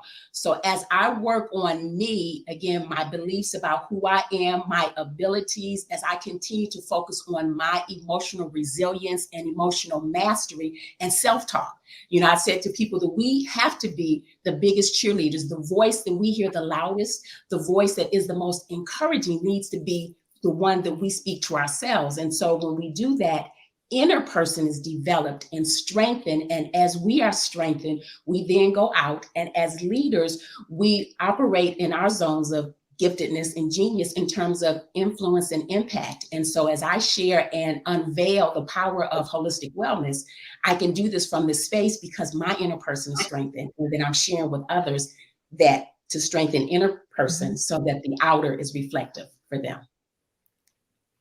I love it. I love it. And Alex Stern, welcome to the Los Angeles Tribune Quantum Leap. And we're happy to have you here with us. So again, same question about leadership for you in 2024.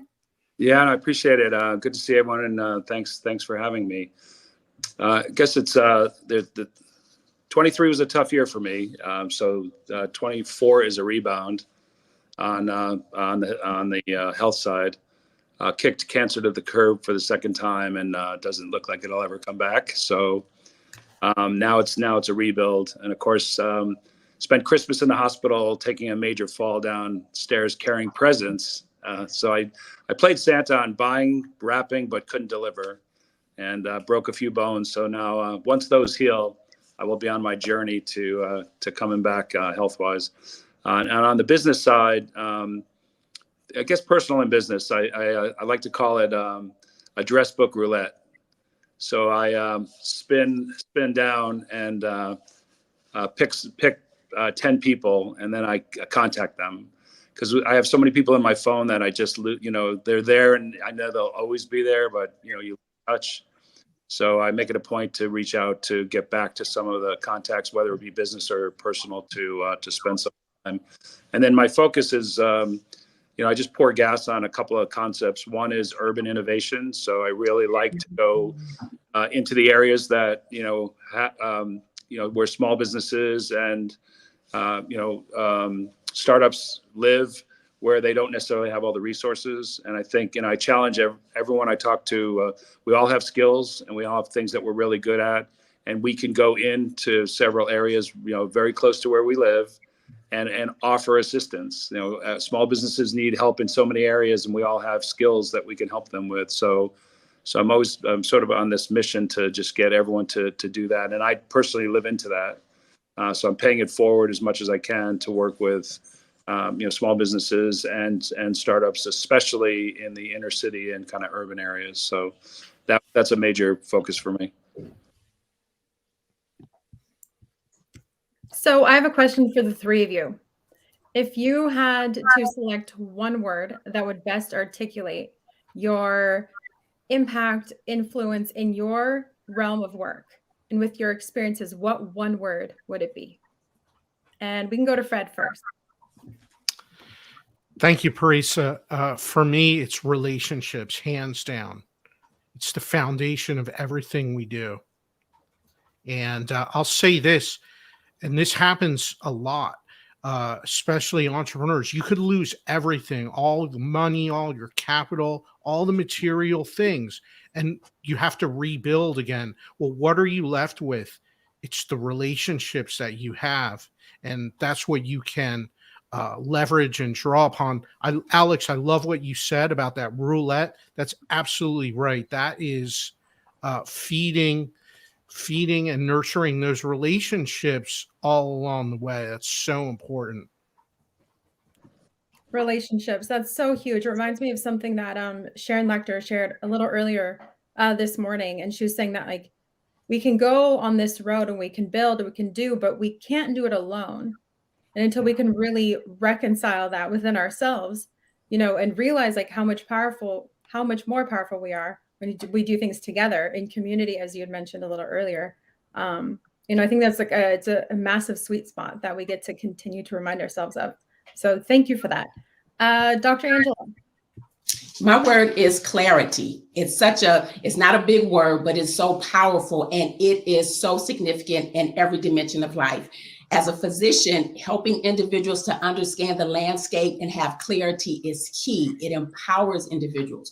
When we talk about making changes for personal development, in order to set the goals, in order to have the clarity, or I should say the focus, and write that vision and make it plain, it has to be clarity. And then when we move with clarity in business, it helps us to define where we want to go with the business, how we want to grow, and also as it relates to connections and collaborations. When we have clarity, it's easy to attract the resources and opportunities and people who have the like-minded vision in order for us to move forward with that. So it's clarity.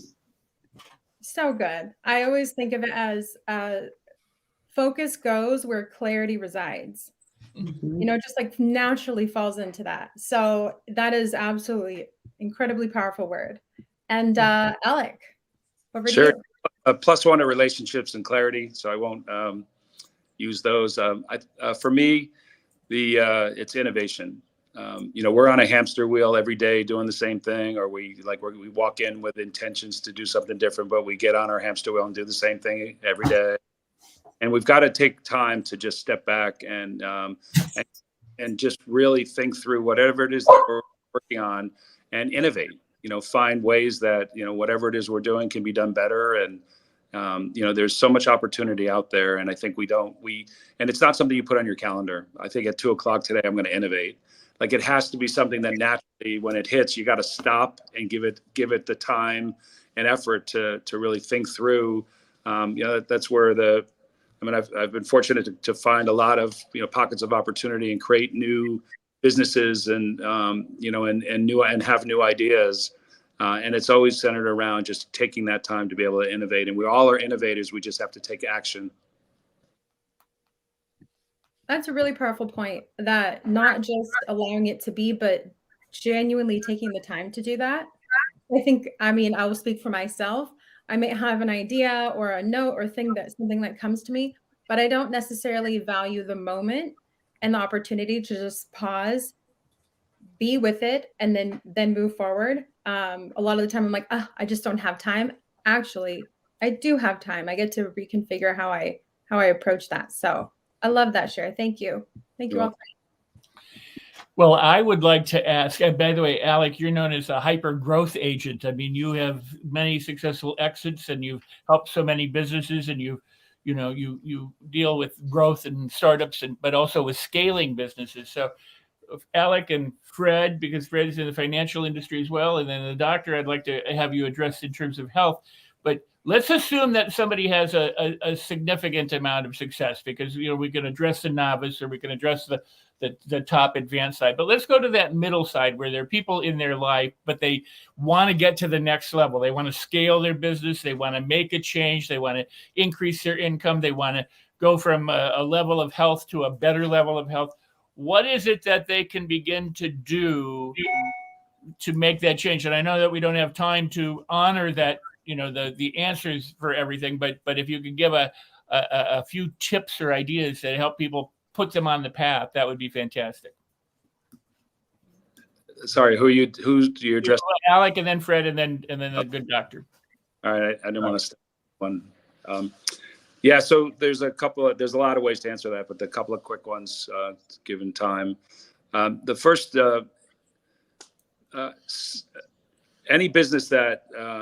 every business that I talk to, I ask them, you know, how are you going to scale? What's the answer to scale for your business? Where's the channel in your business, and the opportunity? And most of them can't answer it. So the first thing is, you know, we got to step back and we have to look at our business and say, okay, where's our target market hanging out? And who can we work with and work through to get access to our target market?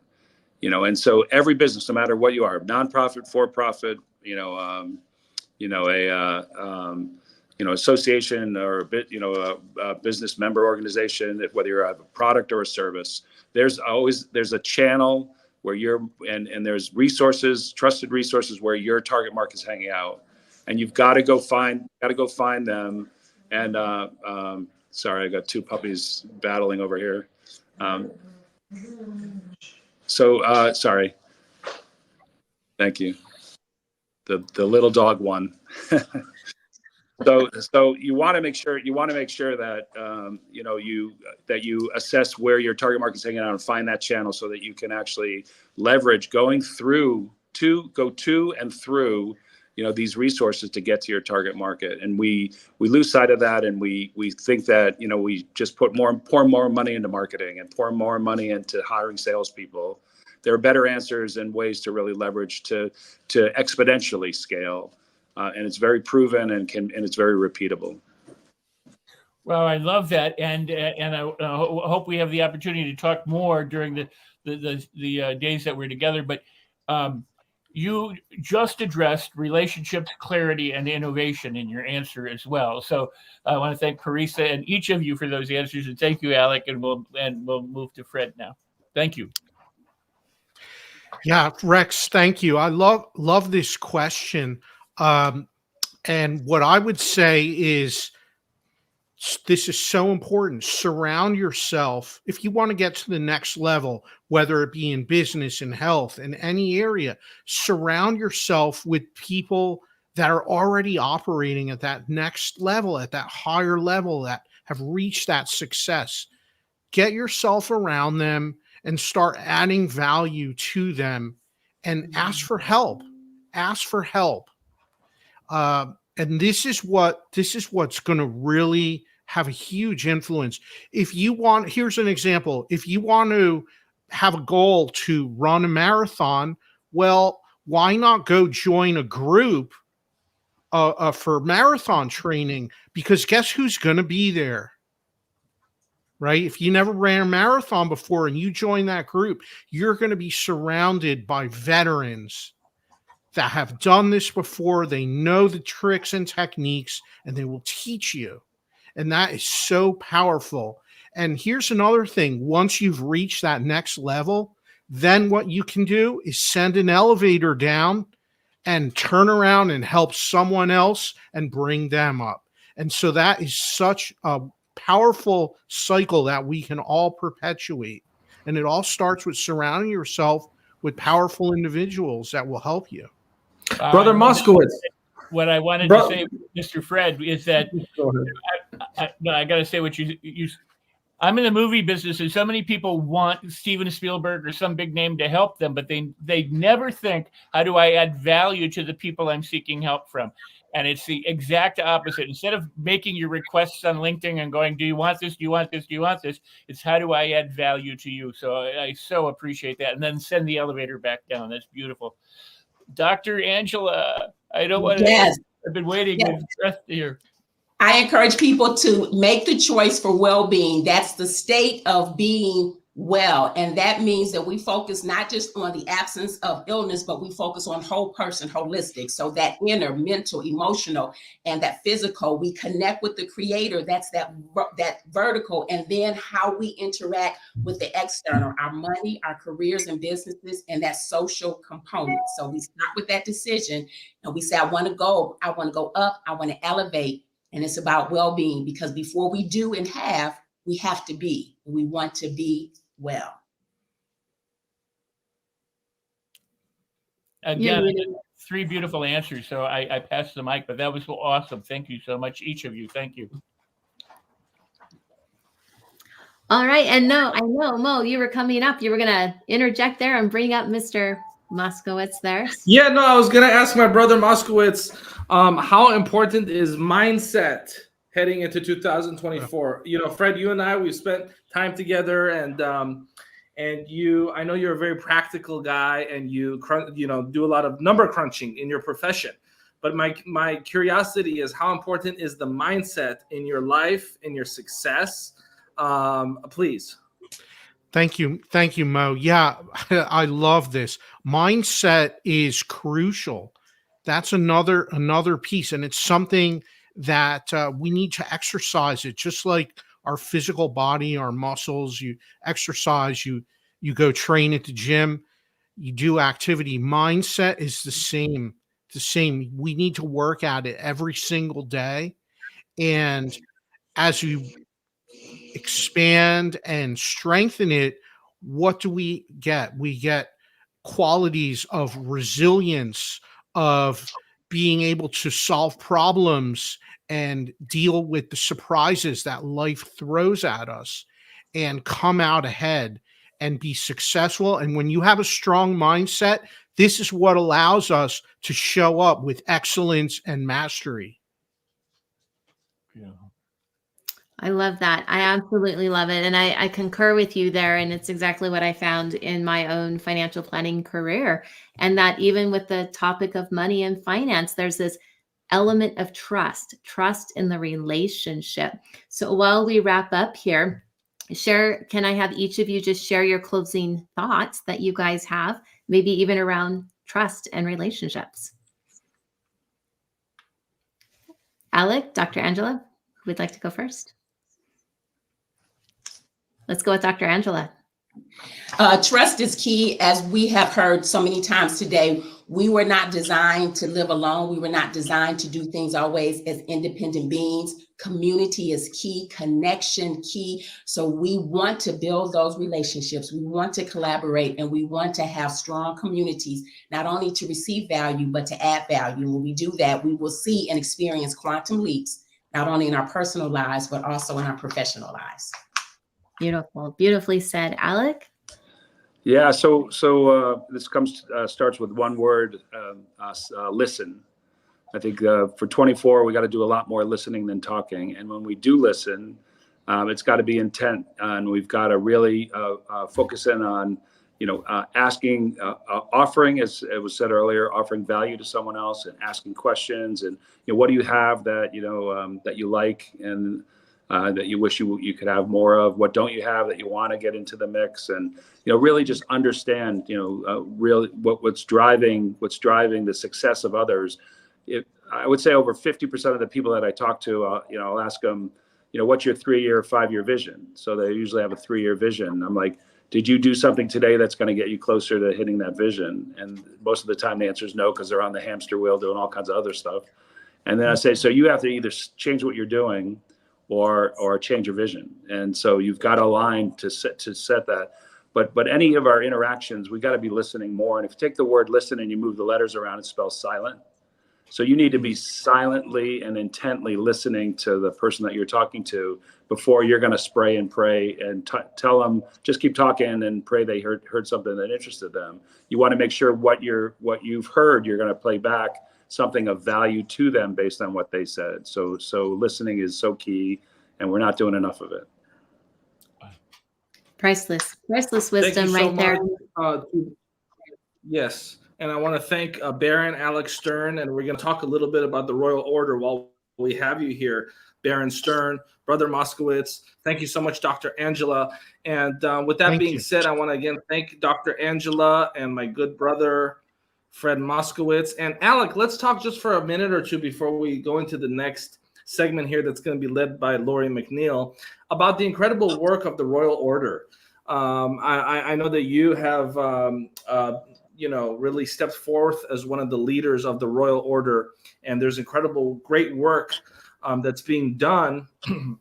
For those that may not be as familiar as you and I are, would you care to please share a little bit about that while we have you here, please? Alex Stern. Yeah, sure. Appreciate that. So there's 26 monarchs in the world, and a lot of folks know England and, Germany, France, Italy, and so on. The first monarch in 312 AD was the Royal Order of Constantine the Great in St. Helen. And it was based in Cappadocia, which is today Turkey. So that was the first monarch, and the rest spun out of that. And of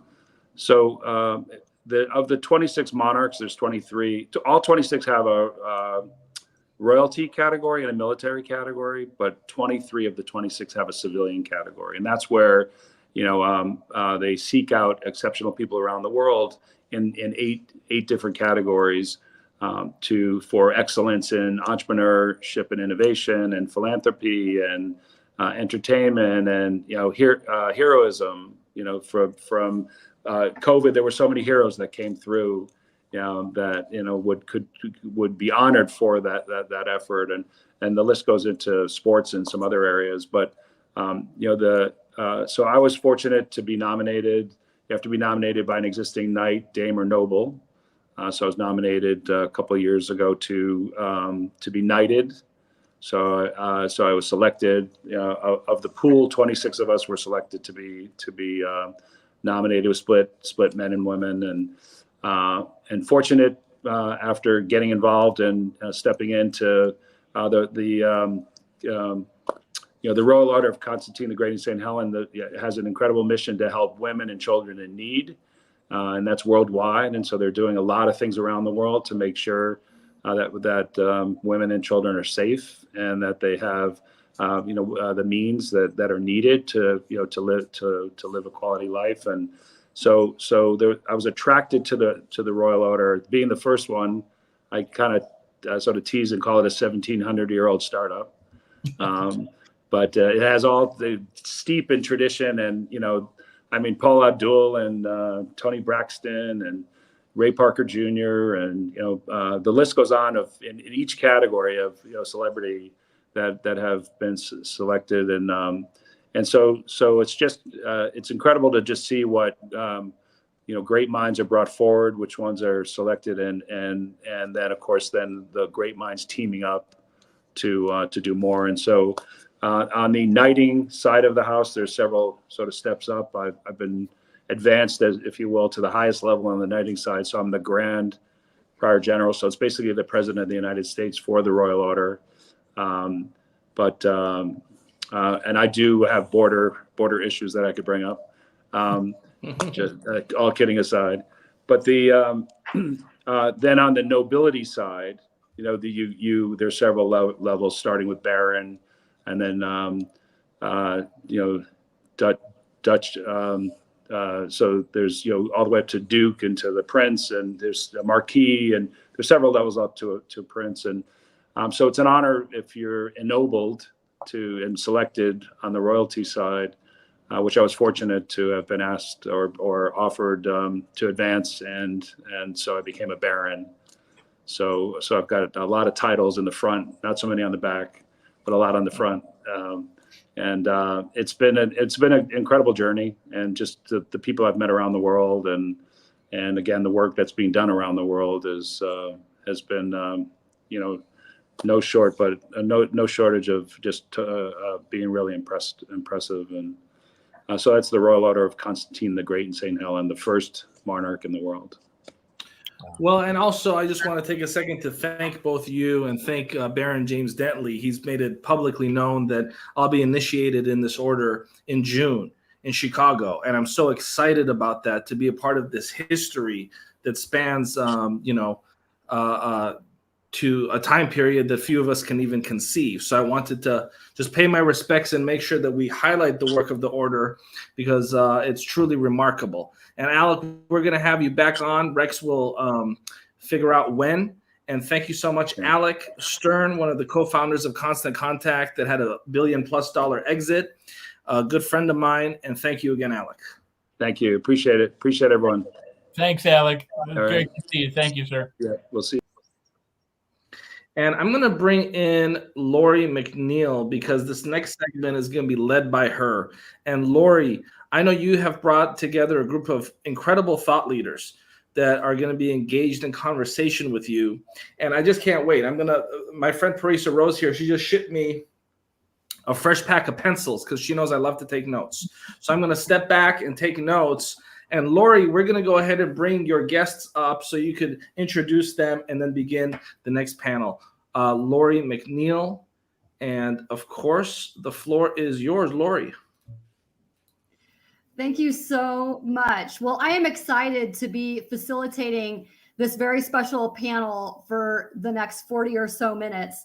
It is an honor to have these very special, beautiful global thought leaders with us today. Stephen Leapley, Martha Razzo, and Zach Talili.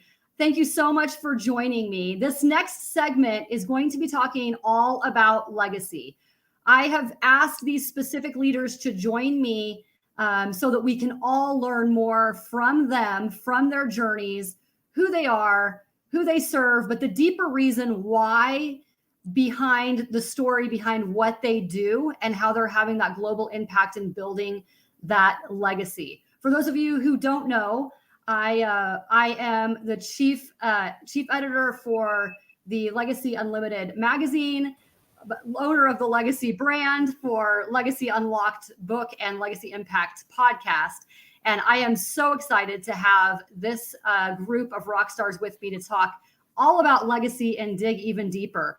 So Stephen, Zach, and Martha, thank you so much for joining me. Each of you are at a different point in your lives, a different point in your businesses, and in your global legacy building. So I purposely asked a diverse group to the stage to really bring out different aspects of building legacy to the global stage today for under this special event. So in 1 minute, because I want to dig deeper into some deeper questions, in 1 minute, Steve, let's start with you. Just tell us briefly who you are and why you do what you do. Why is it so important? Oh, thank you. First of all, thank you for having me on, Laura. I appreciate that. Who am I? I'm an executive ghostwriter. So I serve entrepreneurs, executives, elite military members like the special ops community, and emergency medical professionals. Those kind of encapsulate my whole career. I do what I do because I have 8 kids and I have a huge legacy to leave for them. And so I have chosen a career path that allows me to invest in them daily, more so than somebody who works a 9 to 5, I would say. And I think that's all we all do that in the entrepreneurial world. But I feel called to leave my legacy towards my kids. And so that's what I do, why I do. Beautiful. I love it. And it's been such an honor watching your journey over the last 6 or 7 years or so, since you and I first connected, and just watch that impact and that global impact just increase exponentially every year. So Stephen, we're going to come back to you and dig a little bit deeper into that. But Martha, let's go to you next. Tell us a little bit about who you are and why you do what you do and why it's so important. Hi, everyone. So my name is Martha. I'm a serial entrepreneur. I'm a mathematician, author. I mean, there's so many titles and hats that I wear. And that is why I do what I do. God has given me a lot of gifts. I mean, amongst one of them is behind me is mathematics, my love for business, and talking. I'm very social. So I'm able to connect with so many people at different levels in different stages in their life paths. They just don't have to be business owners. So it's been brought to my legacy. I want to connect as many people as possible and give them as much knowledge as possible, because there's 2 things that people can't take away from you.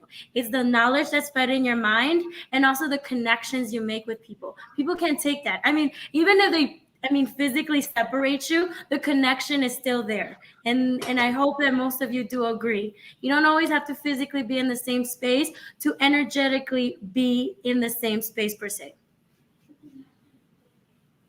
Awesome. I love it.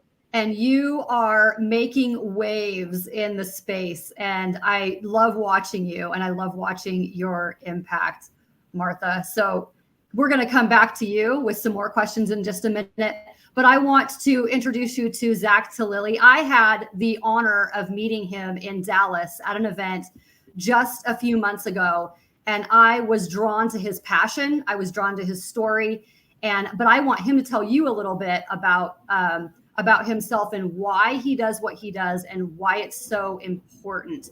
Zach, the floor is yours.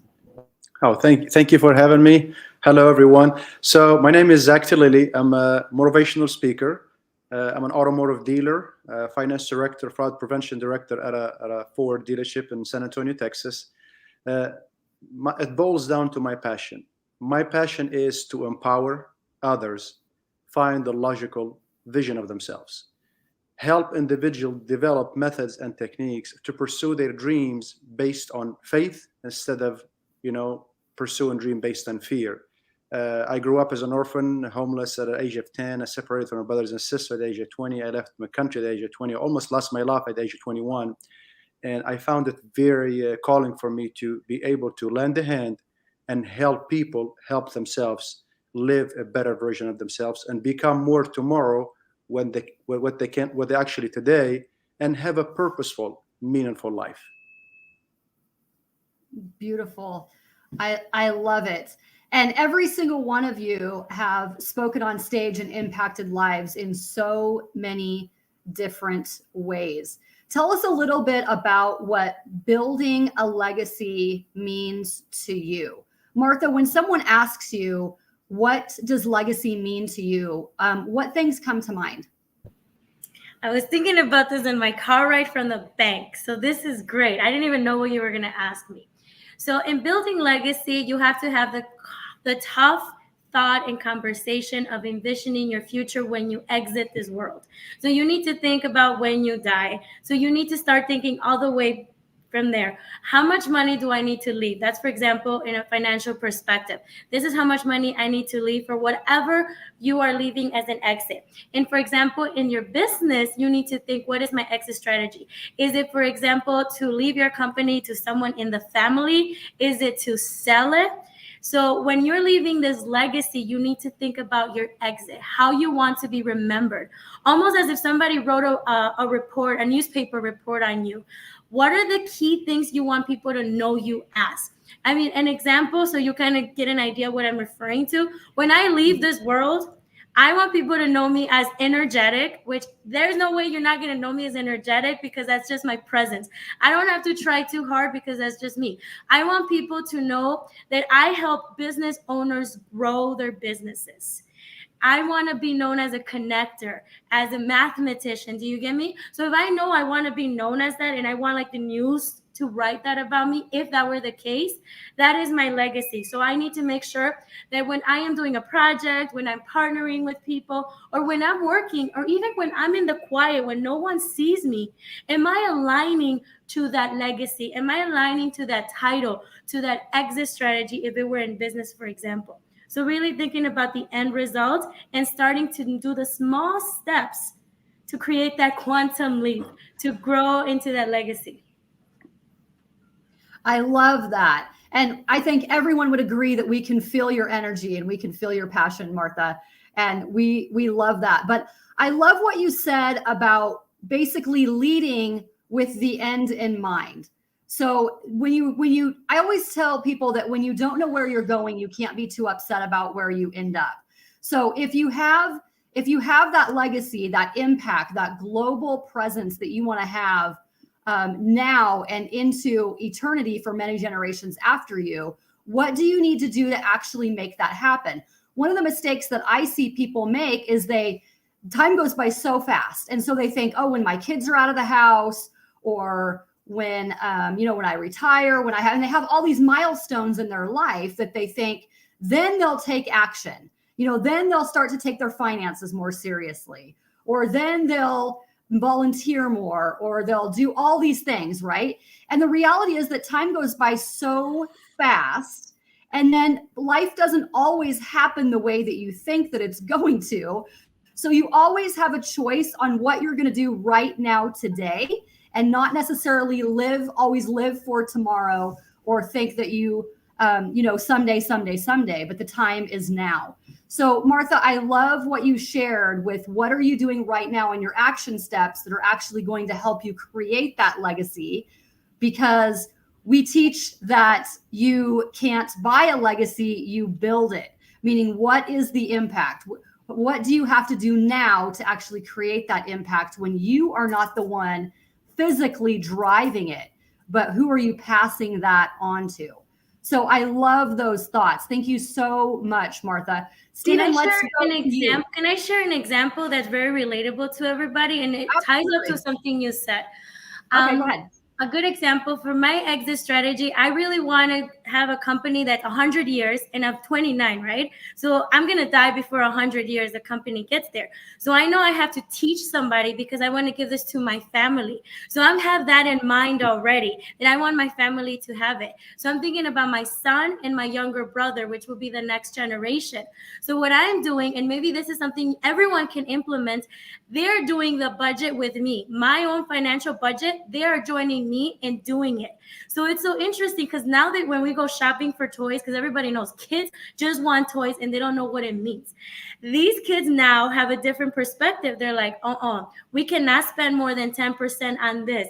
This is a 6-year-old and a 13-year-old going to the store and talking about budgets and talking about percentages. So if I want to see them lead my company, I need to start having them think financially, maybe not in business, but in our own personal habits and spending. And something very valuable for them is toys. So this is an example. I want that exit strategy. I start involving those individuals, my son and my brother.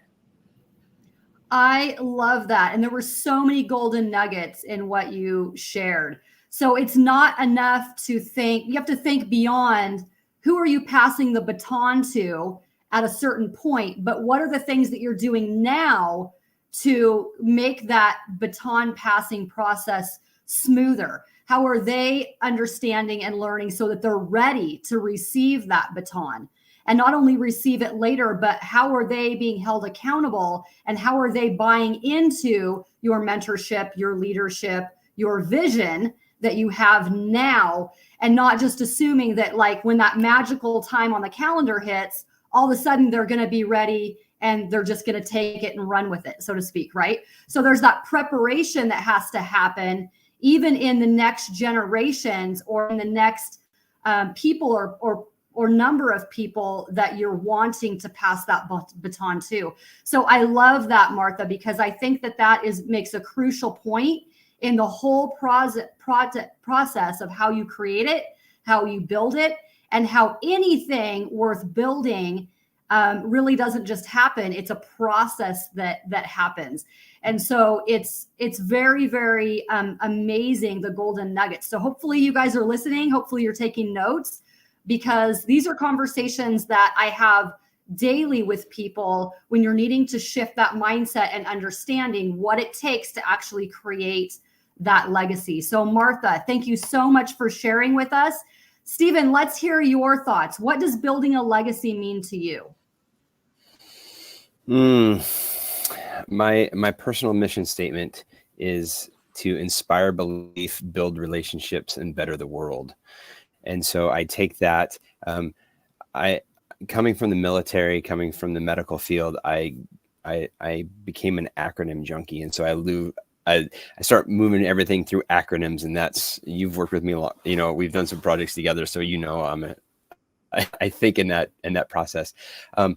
In trying to sit down one year, a few years ago, actually it may have been you, but challenged me to really look at my legacy, at what I was leaving for my family. And I came up with a 7 points of legacy based on my last name being Leapley.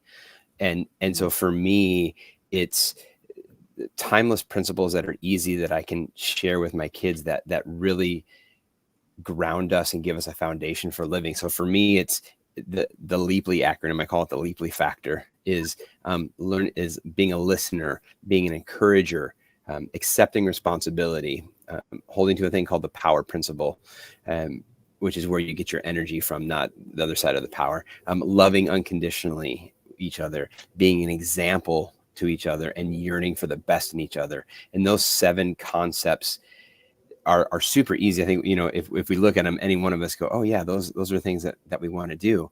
And but really being focused on implementing those 7 characters in our family, between each other, and building each other up, because there's a feeling that you get when you know, like, you're destined for something. You go through challenges and tests and trials, and you emerge on the other side. You're like, that should have destroyed us, and yet here we are still standing. And you go through 1 or 2 of those and you're like, okay, that's probably what everybody else does. But you get through 5 or 6 or 7 of these things and you're like, wow, like, there's something here. And you have outside outside voices coming in. You're like, you've done a great job raising your kid. And you're like, I barely survived raising my oldest kid. and yet somebody's like, no, you've raised an amazing son. And it's those comments that you get from the outside that really kind of remind me that I'm here for a bigger purpose than just myself. I'm here for a bigger purpose, even than just my family, but it starts with my family, and it starts with how I show up on a daily basis. And so for me, it's trying to live out those 7 principles every day within my family as an example, and then inside of my business. I love that. I love that deeper dive work that you did. And yes, I did know that about you. You definitely are an acronym junkie, but I love the fact that you use that to really dig deeper into the concepts of legacy and into other aspects of your life and of your business, because that helps you frame it, keep it organized, almost keep yourself accountable with those quick words that you can kind of remind yourself of as you go. Which is cool, because those just speak to the skills that you have, those internal tools in your toolbox that allow you to build out legacy in a unique way. Maybe that's something that somebody else wouldn't have thought of, but you just sharing that gives somebody else an idea of how they can kind of structure how their thought process goes along, with their daily life and holding themselves accountable. But there's also something else that you said that I want to point out, which is kind of that external perspective and external validation, if you will, at times when we feel like maybe we're not having that impact, or we're not doing a very, decent job at something. And the reality is that we all have those skills that we have within us, and that we're harder on ourselves sometimes, than other people are. And we really are having that greater impact on people sometimes when we think, oh gosh, did anything I say resonate, with my kids or my family or my community, or, that kind of thing. And the reality is that everybody's coming from a different lens, a different set of experiences, a different skill set. So what we may think of as not doing a great job at times, sometimes was exactly what somebody else needed to hear, or somebody else needed to experience or observe, in some way. And maybe they thought it was phenomenal.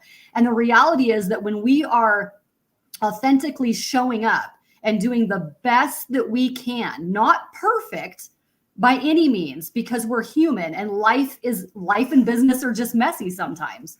But when we are doing the best that we can, then we have no idea sometimes the impact that we're actually having on people, and those seeds that we're planting in the hearts, souls, and minds of everyone else around us, even if we don't know it, and even if we never hear, the effects of that.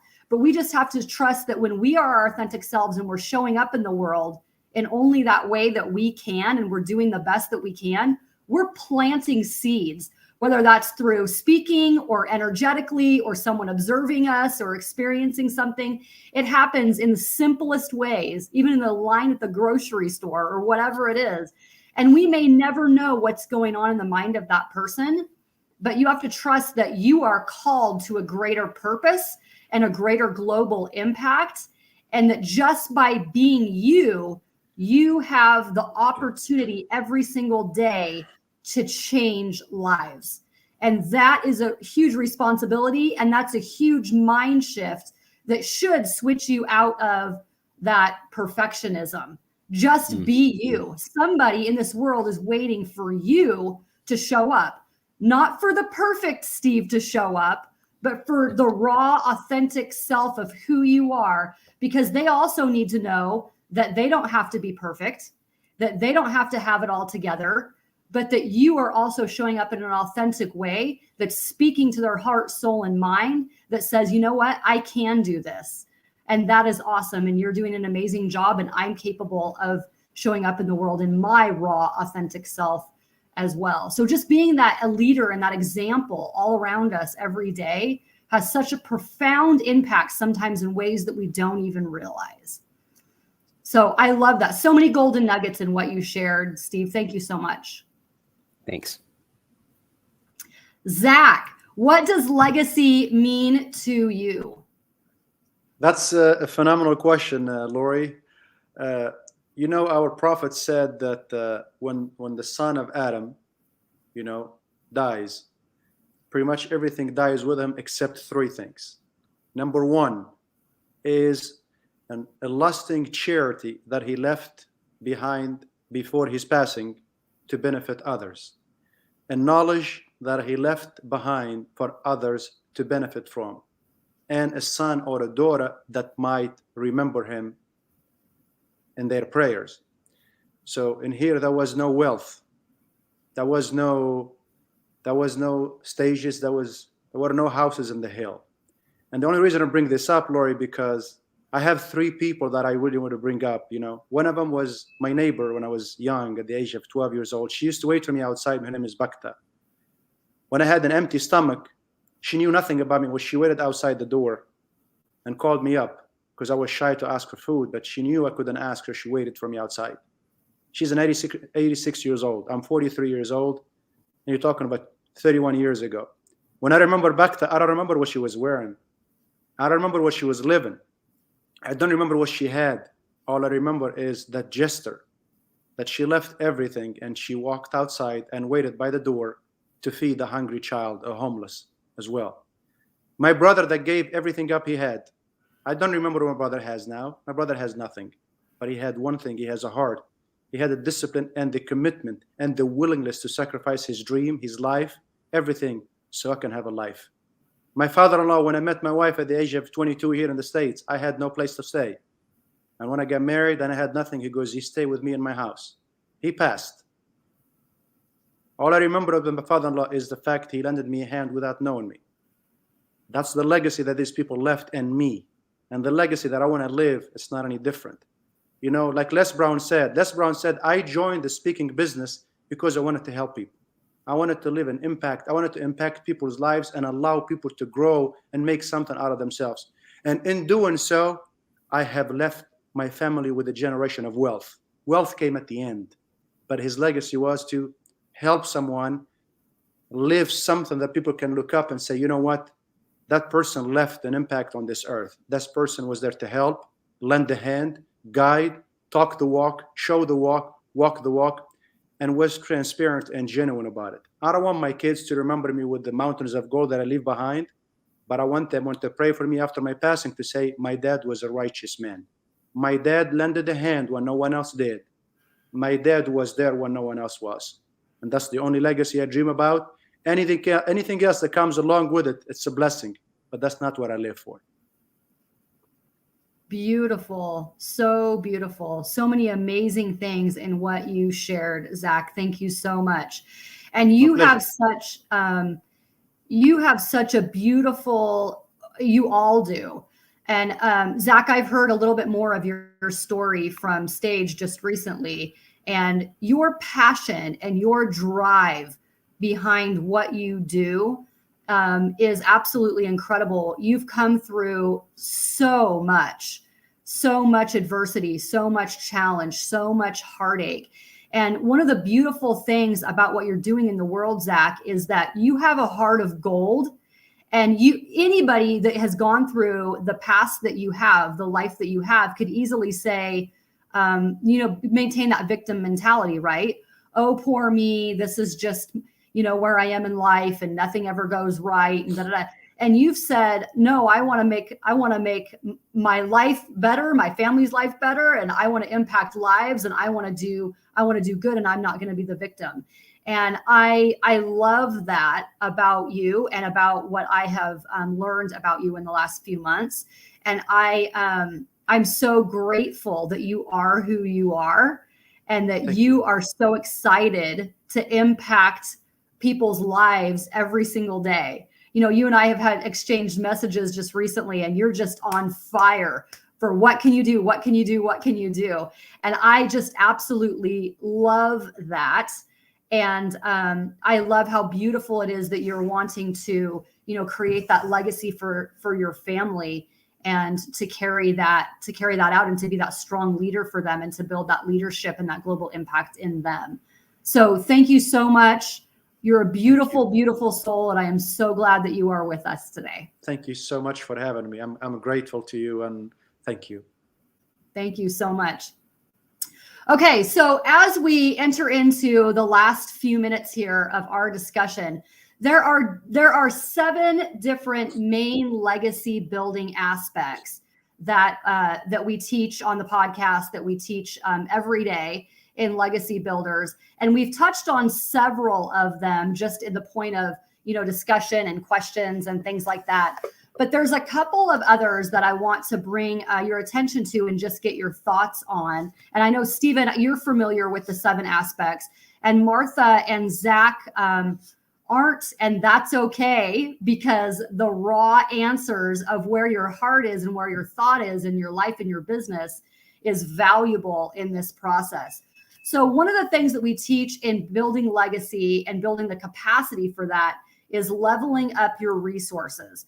And this is something that that many of you have had experience with in different ways. As you're learning how to be stronger leaders, as you're learning what tools you need to add to your toolbox in order to have that greater impact, talk to us a little bit about what is the toughest way that you have had to level up your resources in order to shift the trajectory of where it is that you're going. So I want you to think about that for just a second. What's the biggest, most challenging way that you have had to level up your internal and external resources in order to really push yourself to that greater impact? Stephen, since you're the most familiar with the process, why don't you go ahead and start us off on this one? Of course you would turn to me on this one. I love it. Mo, I hope you're on your 3rd or 4th pencil. I have an extra one here for you too. Man, I think the most challenging thing for me has been maintaining my priorities. I grew up in a learning that priorities were like your God, your spouse, your family, yourself, then your job, and which I think are great priorities. But I had to learn that hierarchical priorities are only a foundation, but that linear priorities change from day to day. And the best way I can describe it is being like a pastor, in the sense of on a Sunday morning at 9 a.m. when the church service is in session is probably not the time that you should take your wife out on a date. So there's so your wife is priority.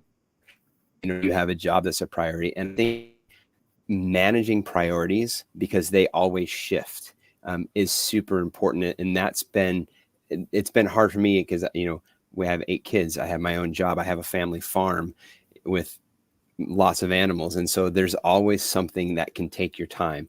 And I think it's a great story of business, because there's always something that's going to take your time, and there's always things that need to be done. And so learning how to prioritize what needs to be done at what time has been great. And so, when you talk about leveling up your resources, whatever you use to manage that, whether it's a calendar, whether it's writing it down, whether it's a phone, whatever it is learning how to utilize resources that help you. When I started putting everything on my phone, it was great because I'm I can take it everywhere with me, and I don't have this big, huge, conglomerate of book to take with me with my calendar. So I think that's been the most challenging, is just maintaining priorities and learning how to use different resources to manage those priorities. I love that. Because of course, everyone has different strengths and weaknesses that they have. And so really being honest with yourself and identifying what needs to change, and what do you need to implement, what resources do you need in your life in order to make those needed changes. And we talked a little bit about goal setting and priorities on the broadcast earlier in the broadcast this morning. And it is so important to understand what are your goals, your time management, prioritizing those, what's working, what's not working, and then being able to pivot and change gears when you need to, so that you're not just spinning your wheels, wasting time. Because you may think, oh, I want to try that. I wonder if that's going to work for me. And then you give it an ample amount of time, to be fair, because changing those patterns and those habits take time. But then if it's not working, it's not working. Like, what do you need to change? What do you need to implement in order to actually reach that goal and find out what's going to work for you? Because Stephen, what works for you is not necessarily going to work for somebody else. There's so many differences in your lifestyle and the way that you process and the way, the whole thing. And so I think that that's really important that people identify, not only make that identification of what resources that they need to level up on, but to understand that your process is different from anyone else's. And the resources that you need to bring into your life are different from anyone else's. And that's okay, because you are uniquely qualified to do what only you can do. So that's beautiful. Thank you so much, Steve, for sharing with us. Zach, let's go to you. What has been the most challenging in changing your resources in order to continue building out your true mission and your true legacy? Success. We all want to be successful. We all chase success, and sometimes I misunderstand success, and I gotta admit it.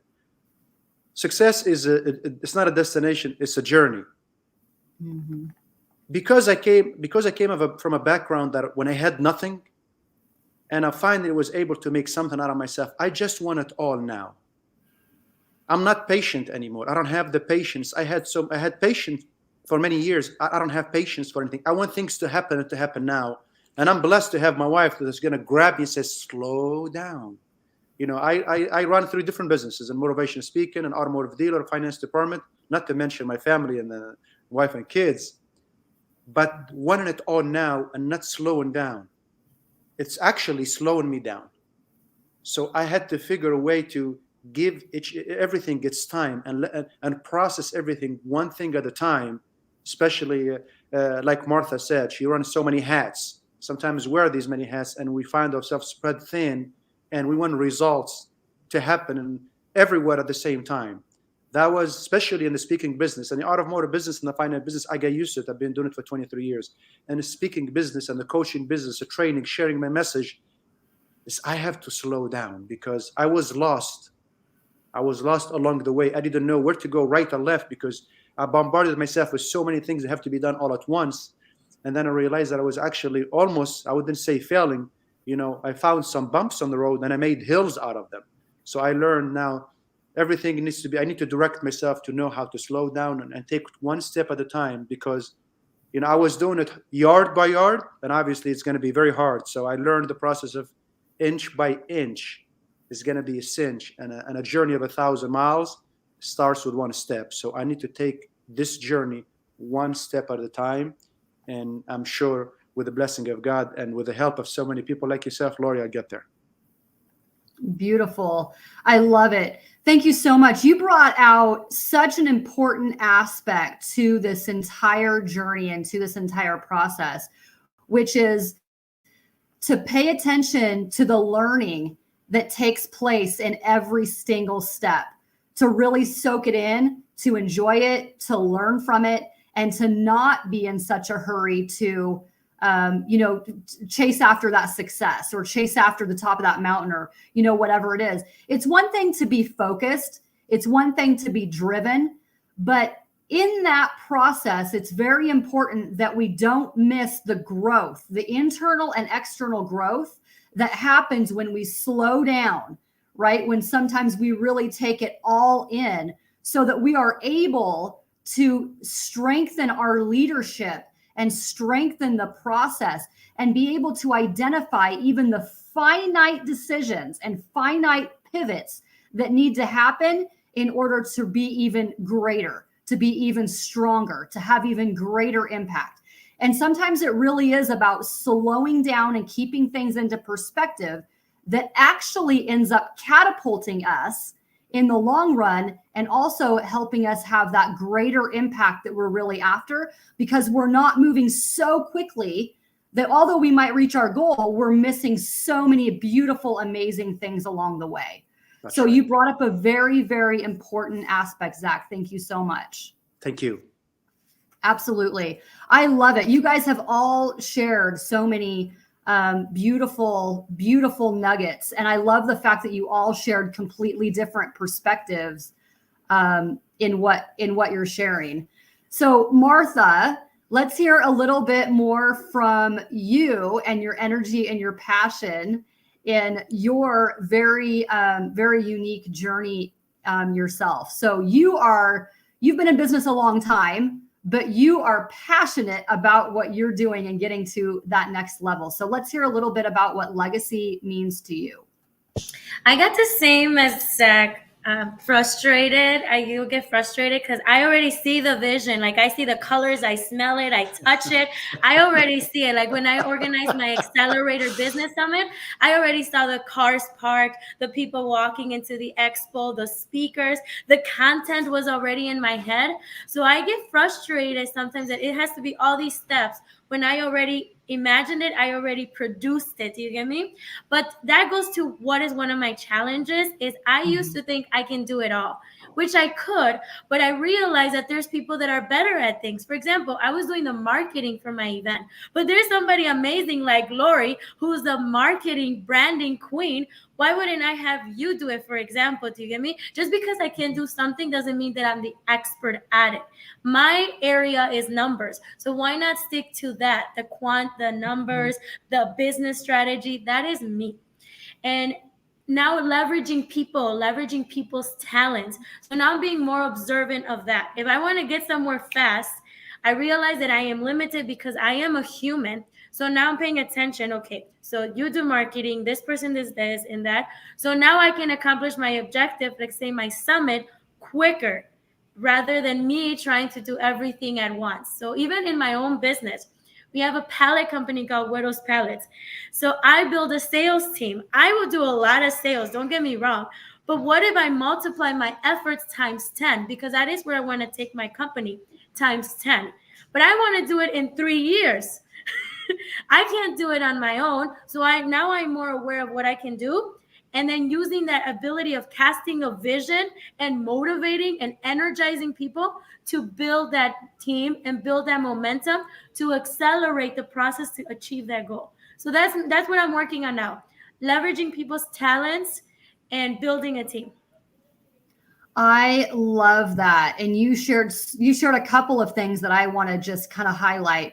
One is a very, very important thing for business leaders to understand, which is staying in your zone of genius. And although we all have multiple skills that we are able to do, when we stay focused in what our passion is, when we stay focused in the things that only we can do, then we can work with building that team and understanding that, yes, I can build websites, and yes, I can design this, and yes, I can all these things, right?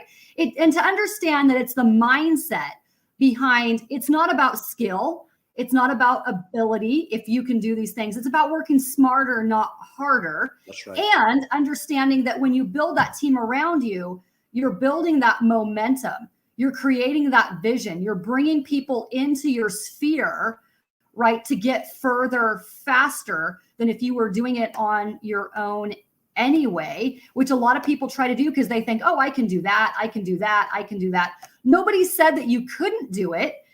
It's just a matter of you're not going to actually achieve your goal very quickly unless you actually expand your mind and get out of your own way, get out of your own thinking that no one's questioning your ability. No one's questioning the fact that you can't learn a new skill and figure it out. They're not questioning your skill or ability in any way. And I think that sometimes a lot of entrepreneurs get a little bit of a pride and ego around this, thinking that people are going to judge them if they can't do all the things. And the reality is that you shouldn't be doing all of the things. You should be doing only the things that you can do, that you are the best at. And like you said, Martha, building that team of that greater impact of people around you that are then going to serve as that ripple effect that impact your arms and your legs and your eyes and your ears to impact more people, because you can't be all things to all people and you can't reach everybody. So very, very important thing that a lot of leaders struggle with and a lot of entrepreneurs struggle with, especially in the early stages. So I love that. Very important point, Martha. Thank you so much for sharing that with us.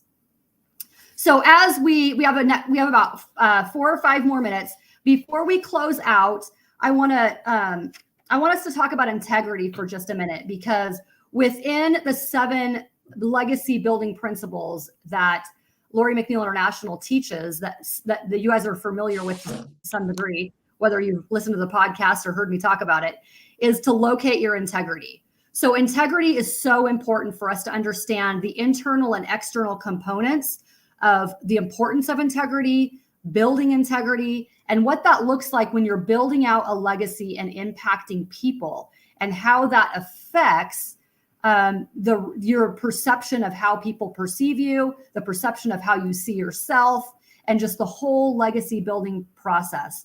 So Martha, let's go ahead and start with you again, if you wouldn't mind. Talk to us a little bit about how the importance of integrity is for you in everything that you're building and what you're doing.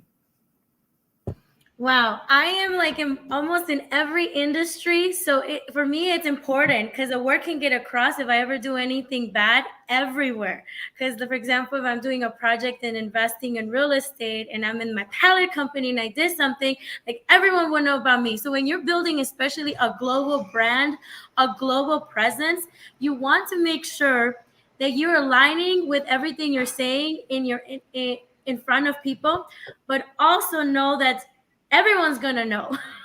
It's not just you. And in integrity, I always think about it like this. There's 2 ways I think about it in integrity. Would I do this when I'm on my own? Would I do this when everybody is watching me? And what are the effects? So that's the first step. Would I be doing this when everybody's watching? And second of all, what are the effects of me doing this in 10 days, 10 weeks, 10 years? Like, what is the consequence of what I'm doing? So I think about it 2 ways: consequences and what would people say if they were watching me. So I make sure that even when I'm on my own, I am keeping that in mind. And integrity is important because at the end of the day, I'm doing businesses, as I said, in many platforms. So for me, I need to make sure that I'm always on point. Yeah.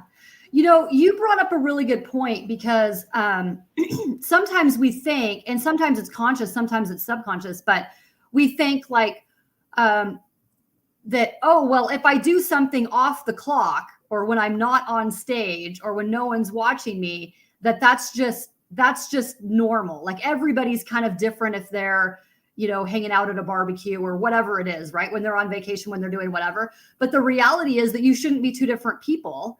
And if you're out of integrity in one area and someone sees you in a different area, they're going to be really confused about who you are, who you serve, right? And that's going to lead to lack of trust and a whole bunch of other issues. You're going to be damaging your brand, just a ripple effect of different things. So you should never be different people. If you're out of integrity with yourself, then you are actually internally going to spill over into being out of integrity in all kinds of other areas in your life.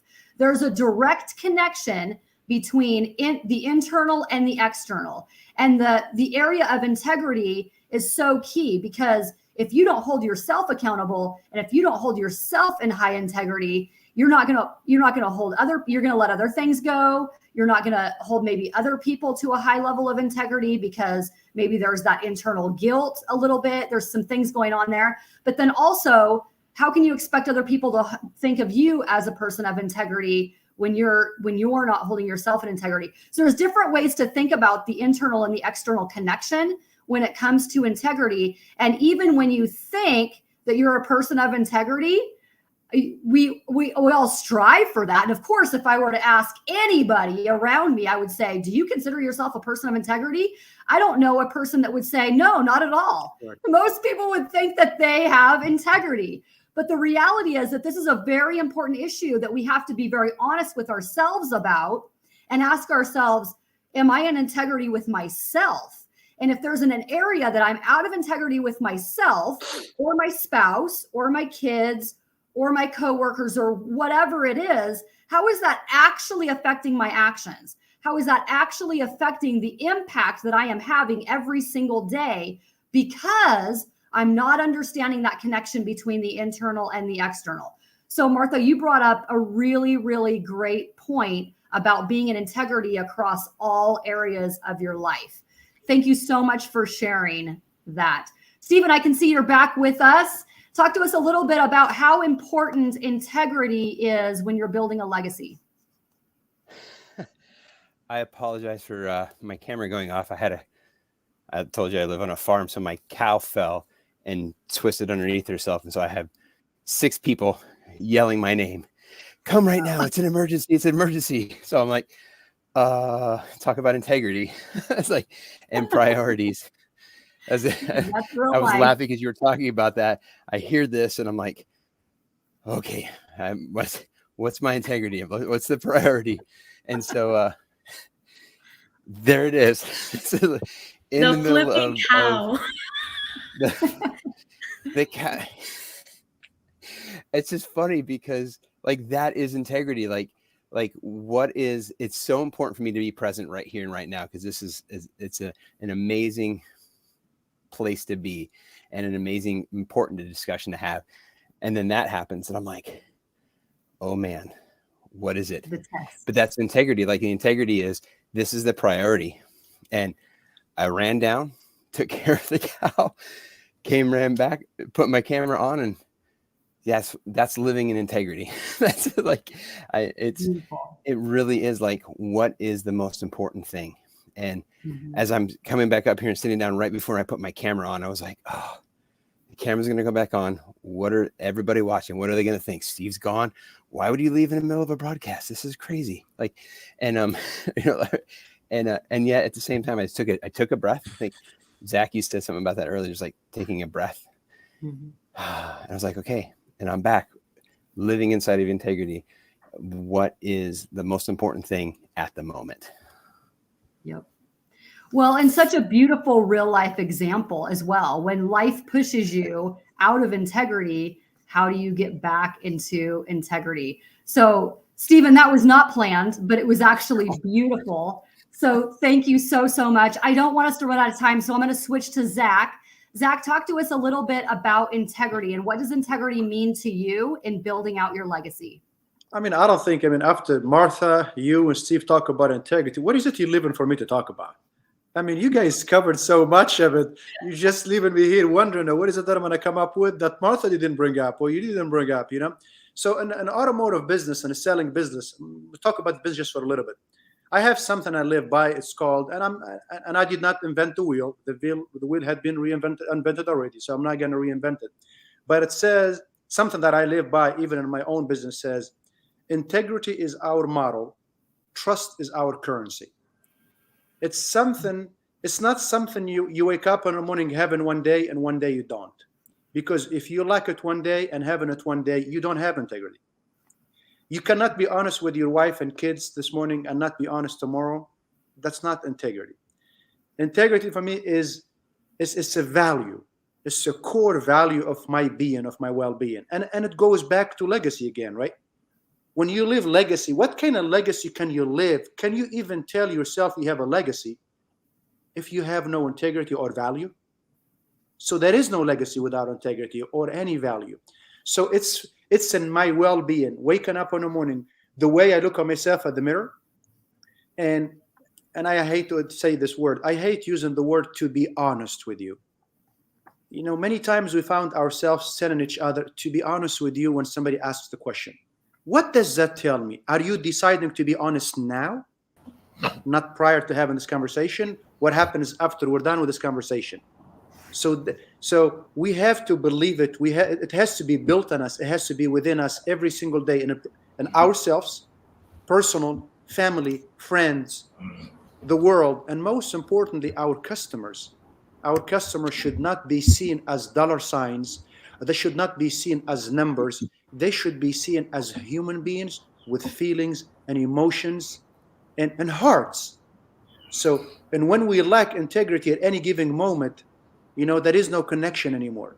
We have to be serious, and we have to be willing to always have that in us. And we can't buy it. You can't wake up in the morning and say, I decided to have it today. Either you have it and either you don't. And I'm going to give you a quick example. As a matter of fact, there is somebody at the worship center where we pray, which I talk to him very, very, very seldom, once, maybe a couple of times a year. I was told that my name came up in a conversation and they were asking about a business transaction. And one of the gentlemen that was there said, yes, I did 1, 2, 3. And he goes, who told you this? He said, Zach. And the guy that I talk to twice a year, he said, well, if Zach said it, then I believe it. It's not something that you see in yourself. It's what does the world see? Because I can tell you, I have all of it, but you won't see it because I haven't acted upon it. And that for me gave me that wake up call again. Hey, you know how important that is. You know, it's not what you think, it's how you impact people by being straightforward and have integrity and have respect for others. So beautiful. Thank you so much. Each one of you exemplify leadership in so many different ways and have shared so many golden nuggets that really truly live by, you can't buy a legacy, you build it. Whether we're discussing something internal or external, there's so many different golden nuggets that were shared on this panel today that really support the whole idea of the whole process of building a legacy and what that truly means and what that truly looks like. I am so grateful to each one of you for who you are in the world and what you're building and the impact that you are having in this world in so many different ways. And I am grateful for every single one of you. Thank you so much for helping to get this important message out on legacy and why it's important, and literally steps that people can take right now today to shift their mind, change their actions in order to really create that greater global impact in a way that each one of the people on this planet were created to do in only a unique way that they can. So Mo, thank you so much for having us on this panel. We are all very, very grateful to be here. Well, to be honest with you, this was definitely one of the best moments of this program so far. And I'm so excited, of course, to go into the next segment. We have a integrity-driven leader, Mario, who's going to be joining us as soon as his webcam is on in the green room. And Lori, thank you for bringing such distinguished leaders to our platform. I mean, when it comes to, thank you, Stephen. If you have any extra pencils, please send them my way. I'm out of pencils over here. And so thank you very much, sir. I'll be expecting those in the mail. And Lori, again, thank you for being such a great leader in your own right and for continuing to spread the message of integrity. As you know, Lori, my book, The Moral Compass, which I'm honored to have so many incredible co-authors that are also part of this program, is centered around that philosophy. And we at the Los Angeles Tribune, that's the centerpiece of everything that we do. And so anytime we see a leader that is creating other leaders that have that same principle, we know that we're creating a ripple effect that makes a positive impact on the planet. So thank you, Lori McNeil, for practicing what you preach. Thank you so much. And with that, I'm going to ask Donna Campbell and Sandy to join us. Let's start with Sandy here, and Donna Campbell will be joining us here in a minute as well. And Sandy, it's good to see you back, and we're going to be joined by Mario here in a couple minutes, but I wanted to check in with you. I know you've been taking notes in the background. What are some thoughts you have as far as some breakthroughs that you've experienced on day one of the Quantum Leap Forum? Oh my goodness, there's been so many golden nuggets, and thank you, Mo, and Lori. It was so great to see you and hear your panel talk. It's just, you know, so many of the things that we're talking about, we may have heard them before, you may have read about them before, but we always need those constant reminders because we forget, right? We're in this information overload. So just hearing about all of this, you know, talk about the integrity and making connections and just expanding our knowledge and creating that ripple effect. And it's just really great to be in this group of so many amazing thought leaders. And I'm just so humbled and grateful beyond belief to be a part of it. So thank you. Thank you so much, Sandy. And let's tease this incredible book that is in the works, Sandy. I know that the Los Angeles Tribune Publishing House Division is working with you to bring together a powerful book that will also be an opportunity for many co-authors from around the world. Tease it a little bit. Don't share too much, but let our audience know a little bit about it. Okay, so my brand is Happiness Solved. It's the name of my first book, and it's the name of my podcast, which is ranked in the top 0.5% globally. And I've been getting over 100,000 downloads every month. So this is the perfect time to get this book out. I'm looking for co-authors. I have over 25 different titles where each different subcategory will have an opportunity to share their life lessons and the wisdom that they have gained, because happiness is a choice and the choice is yours. And we need to get that message out into all of the various industries out there. So I'm so grateful for you, Mo, to be supporting me with this amazing project. And if anybody wants more information, absolutely reach out to me. Karen has already messaged how exciting that is, and I'm very excited about it myself. And I'm going to bring up Parisa Rose and Parisa and Donna. We're going to go to each one of you. A lot of folks in the virtual auditorium have been with us this whole time. And I'm curious what kind of breakthroughs each of you have experienced thus far before we go to our incredible speaker in a couple minutes. Parisa, let's kick it off with you, please. Well, it's always good to be back. And, you know, one of the things that was mentioned earlier that I then mentioned, again, was something that Sharon Lechter said, that is not to go this road alone. And I think that message resonates for me so deeply, because as a woman being hyper independent and so goal oriented and an overachiever, all of these awesome things, you can get just so tunnel focused on getting it done yourself. And you know, people are there, but you don't necessarily actually rely on them or receive from them. So that will always be a lifelong piece for me, is just to learn how to not do it alone and genuinely build that team around you. We're going to bring back up Rex Sykes as well, and check in with him momentarily. Donna Campbell, floor is yours. What is one breakthrough you've experienced today you can share with our audience? You know, I'm still going back to what, in addition to what Parisa has said, to what Barbie Layton said as well. And it's all about the sacred yes. And that just totally changed my mindset when she put the word sacred in front of yes, because it has a whole different meaning and a whole different connotation, because you're not just saying yes to say yes to people please. It's like, this is in alignment with my soul and my purpose and my why, themes we've heard about all day today. Absolutely. And Rex Sykes, share one breakthrough before we go to our next incredible segment. Please, Rex.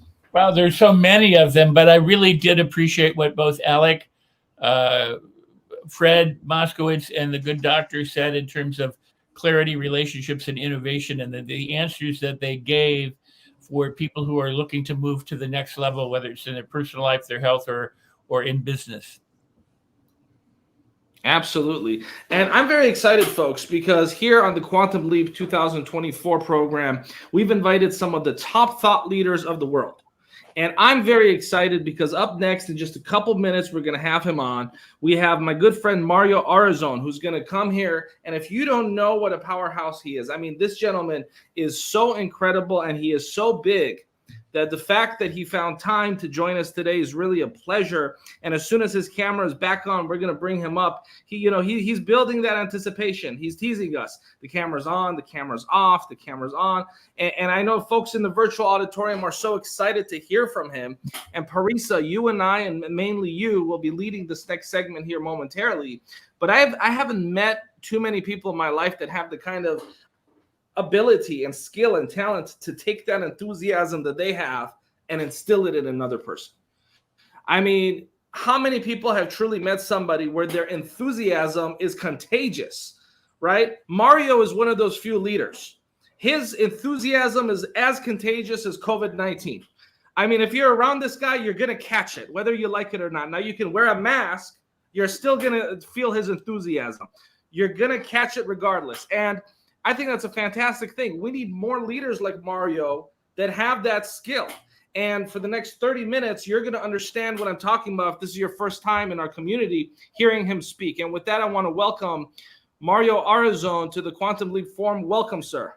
Thank you so much. I really appreciate it. I had to switch things around. I'm used to having my settings. I'm actually at my guest house right now, and I'm so excited to share with you, Mo. The moment I met you, I'm like, dude, I knew we were going to be friends. And when you told me about this, I'm like, you know what? That's all I'm about. I'm about impact. Any way I can impact somebody and change their life. That's why I'm here, because my whole life, Mo, I grew up in so much poverty that I had a fixed mindset. My mentality was like, this is just the way it is. And a teacher changed my life.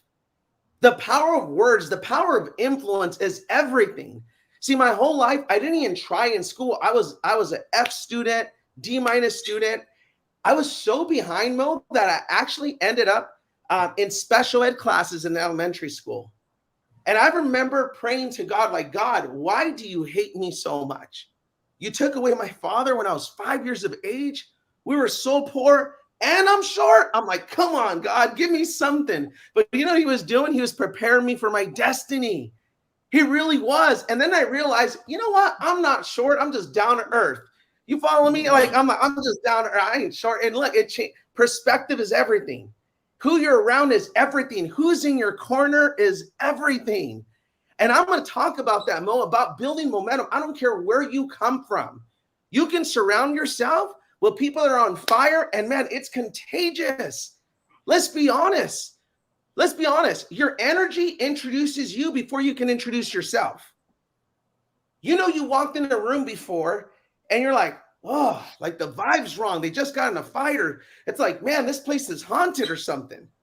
But you also walked in a room and you just feel good. Like the energy's there.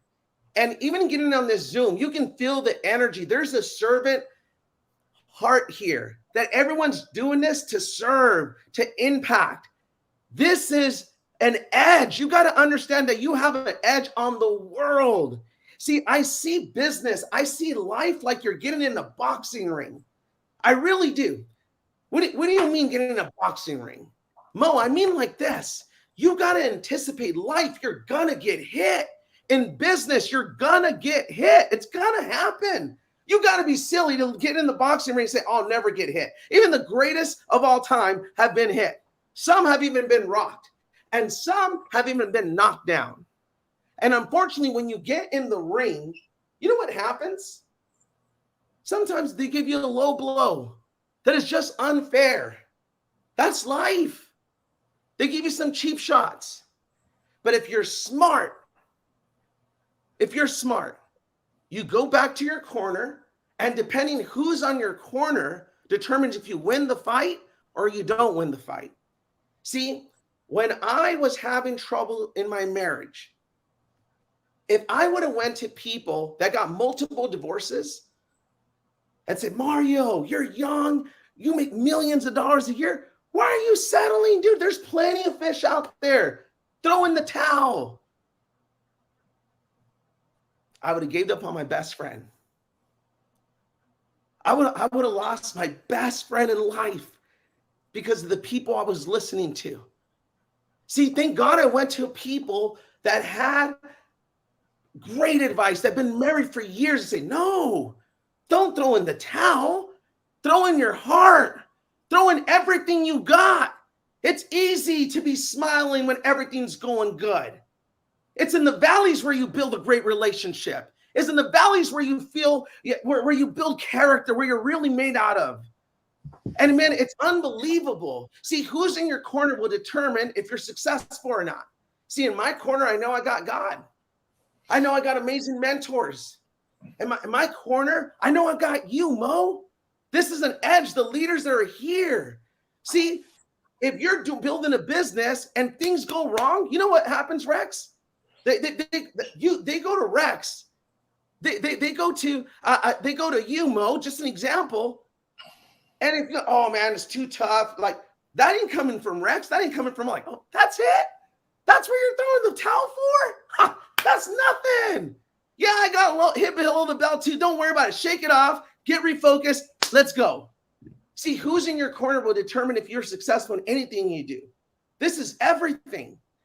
So you got to see, man, when adversity hits in anything you want to be successful in, who are you listening to? You know what's so funny? I can ask everybody in this Zoom, everybody on this web, everybody, Hey, do you believe you are who you hang around with? Everyone's yes, yes, for sure. I believe that. I believe that. Then why are you hanging around people you don't want to be like? The relationships you don't want, the income you don't want? Oh, that's a good question. It's crazy. It's time to be real. If you want 2024 to be the greatest year of your life, you're going to have to make some tough decisions. But that will pay you long-term forever. Not just financially, but happiness is everything. Guys, some of you guys are making money, but you're not happy. What good is that? And some of you guys, look, I'm telling you, you can have it all. And I don't buy like, oh, balanced life. Guys, if you want to be great, your life's going to be unbalanced at one time. I remember they used to tell me, Mario, what kind of son are you? You're working on Mother's Day? Mario, it's your mom's birthday. You're working on your mom's birthday? Oh, I don't know. And judge me until one time I got fed up. And you know what I said? I said, you know what? That's why I work so hard. What do you mean? My aunt said, what do you mean? I'm like, who says once a year can be my mom's Mother's Day? Who said once a year can be my mom's birthday? I'm building a business, so every day can be my mom's Mother's Day. Every day can be my mom's birthday because her son's going to be somebody.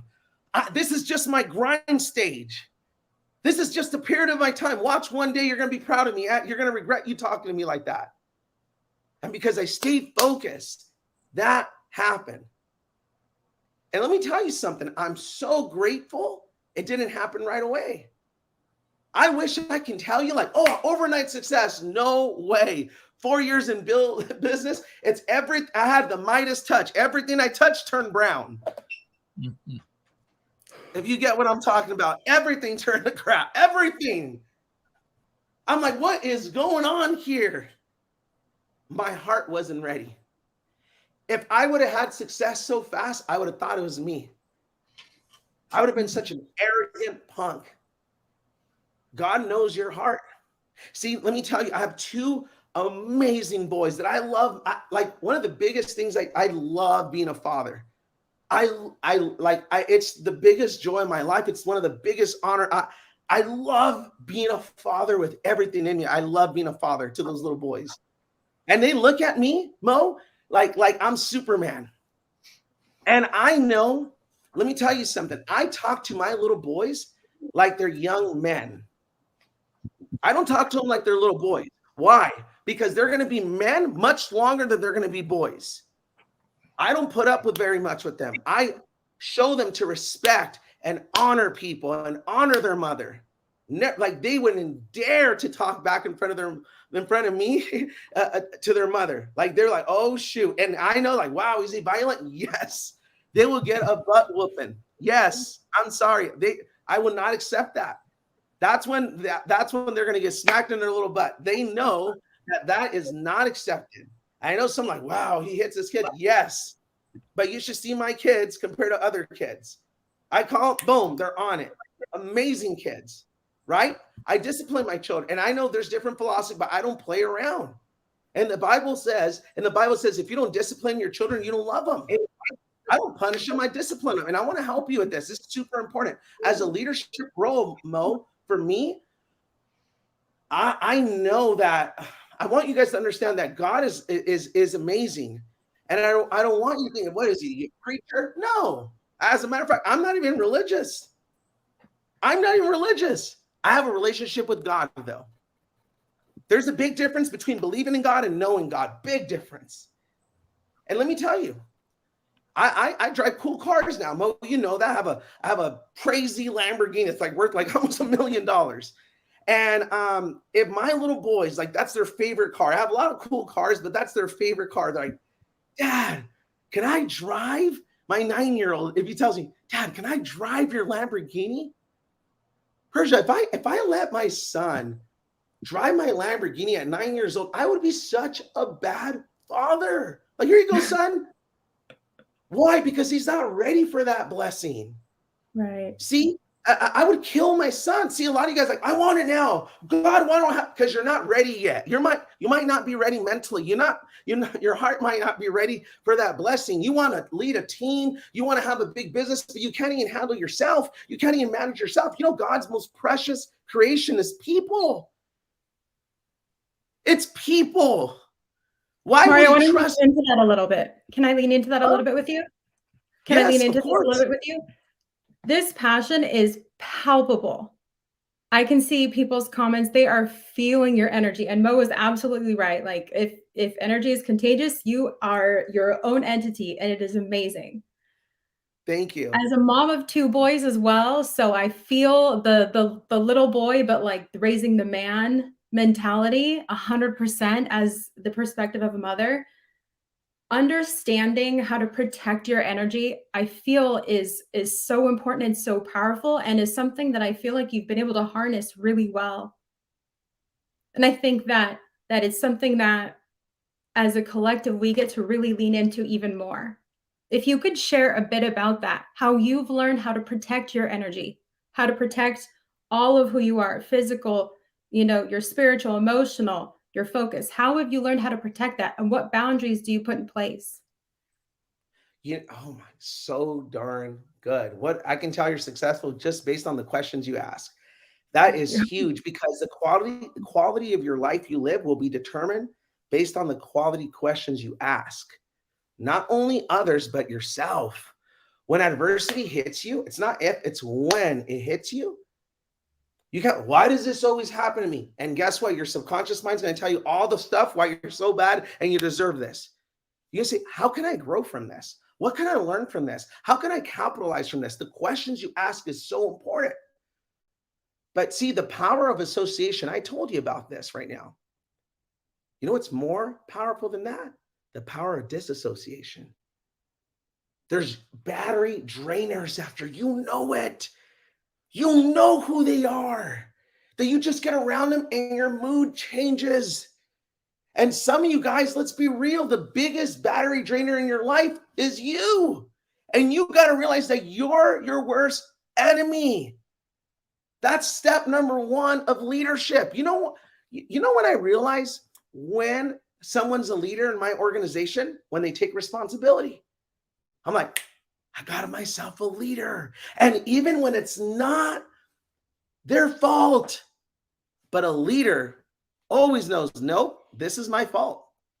I don't care if the chairs were messed up and someone tripped on it, and it was the maintenance person's job. It was their job to do that. Not my fault, not my fault, not my fault. One of my, hey, coach, I should have got here earlier. My fault. That won't happen next week. I got myself a leader. Leadership is step number 1. Guys, really, taking responsibility is step number 1. You need to identify what people in your life are battery chargers and which ones are battery drainers. What a great question. That's separated. That's what made me, quote unquote, successful. But I'm not done yet. This is it. What a powerful question. Did that answer it by any chance? Yeah, that definitely answered it. And I think if you could share, possibly, it doesn't have to be a specific experience, but something that is like a sign, a signal, a moment where you're knowing like, hey, I need to place a boundary upon this. I need to create some distance between myself and this situation. What are those like flags for you? Because I think really identifying those can be very helpful as visuals for people to connect with. You can't really tell. You can't really tell who's going to win, to be honest with you, but I can tell who's going to lose. And those are the people that I'm like, because I'm a leader of 7,000 agents in the financial industry. I have 150 offices nationwide. So I don't just, and I go into companies and I show them how to change everything. And I have a presentation on momentum that I would love to get back on with you guys and share for free. I'm really good friends with John Maxwell and actually one of his advisors. So honored to be but he gives me his stuff for free. And he's like, hey, he charges companies millions of dollars. I have access to it and I train on it. So I would love to impact people's lives on how they can create momentum in their business and their life But this is super important to me. If people just can't keep their word, their confidence, that just shows me like, whoa, like little things like that, them being late, like things like that, like they got to change. Those are bad habits. Like, oh, this is who I am. Like, no, you can change that. That's an excuse. Not being respectful, not having character. That to me, I'm like, oh, red flag, red flag. I forgive them, but I don't trust them. Like, I don't want them in my inner circle. You know, that's something to me that's extremely important. Sounds a whole lot like integrity. Being willing to be a commitment to integrity. Integrity is everything. You know, it's what you do when no one's watching you. Like I love seeing when adversity hits people. See, people are like bags of tea. You can never know their true flavor until they're under hot water. I'm like, that's who you are. Yeah. You know what I love about what you've been saying so far, Mario? I mean, it's been absolutely marvelous. It's the 100% responsibility, because so many people, the example that you gave, let's say the janitor didn't straighten out the chairs. It's not the janitor's fault, although he could take responsibility to do it. It's who's ever in charge that's at fault. It's when you said, I have to do that, it will never happen again.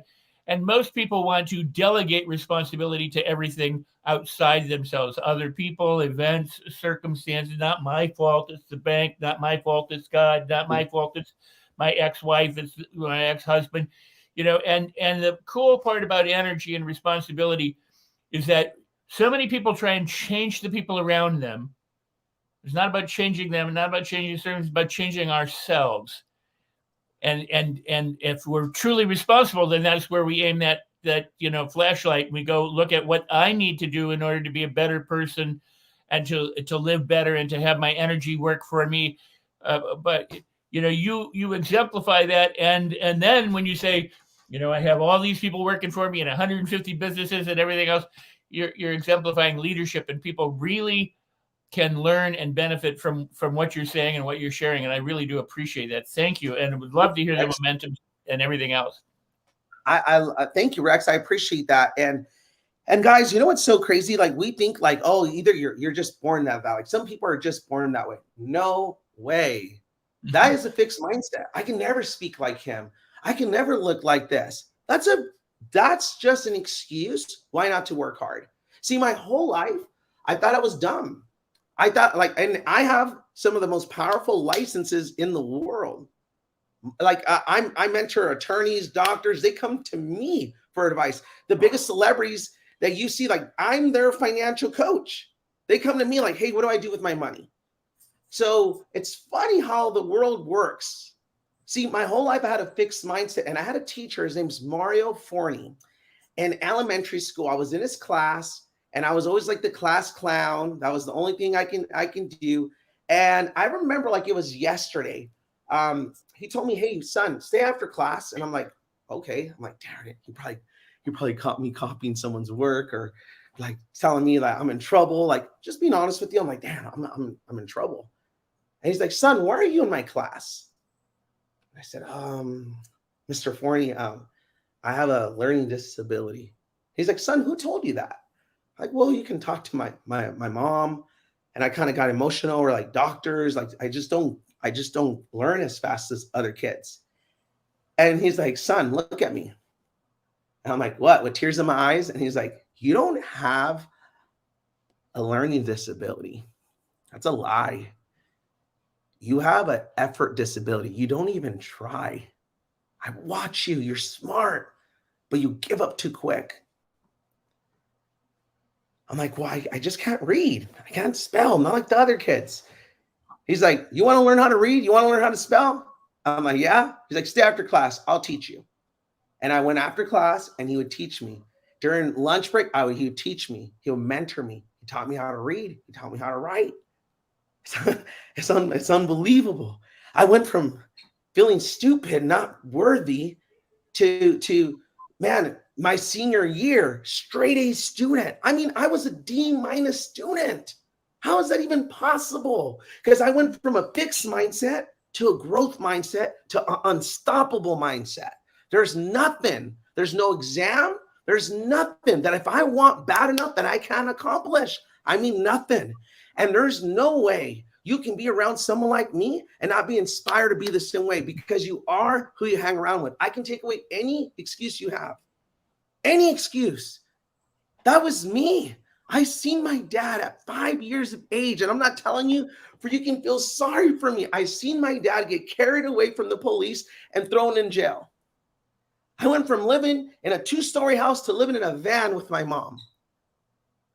Kids used to make fun of me, of my hair, how I dress, of my height, of where I lived. I mean, I hated my life as a kid. I contemplated suicide as a kid because I would get bullied so much.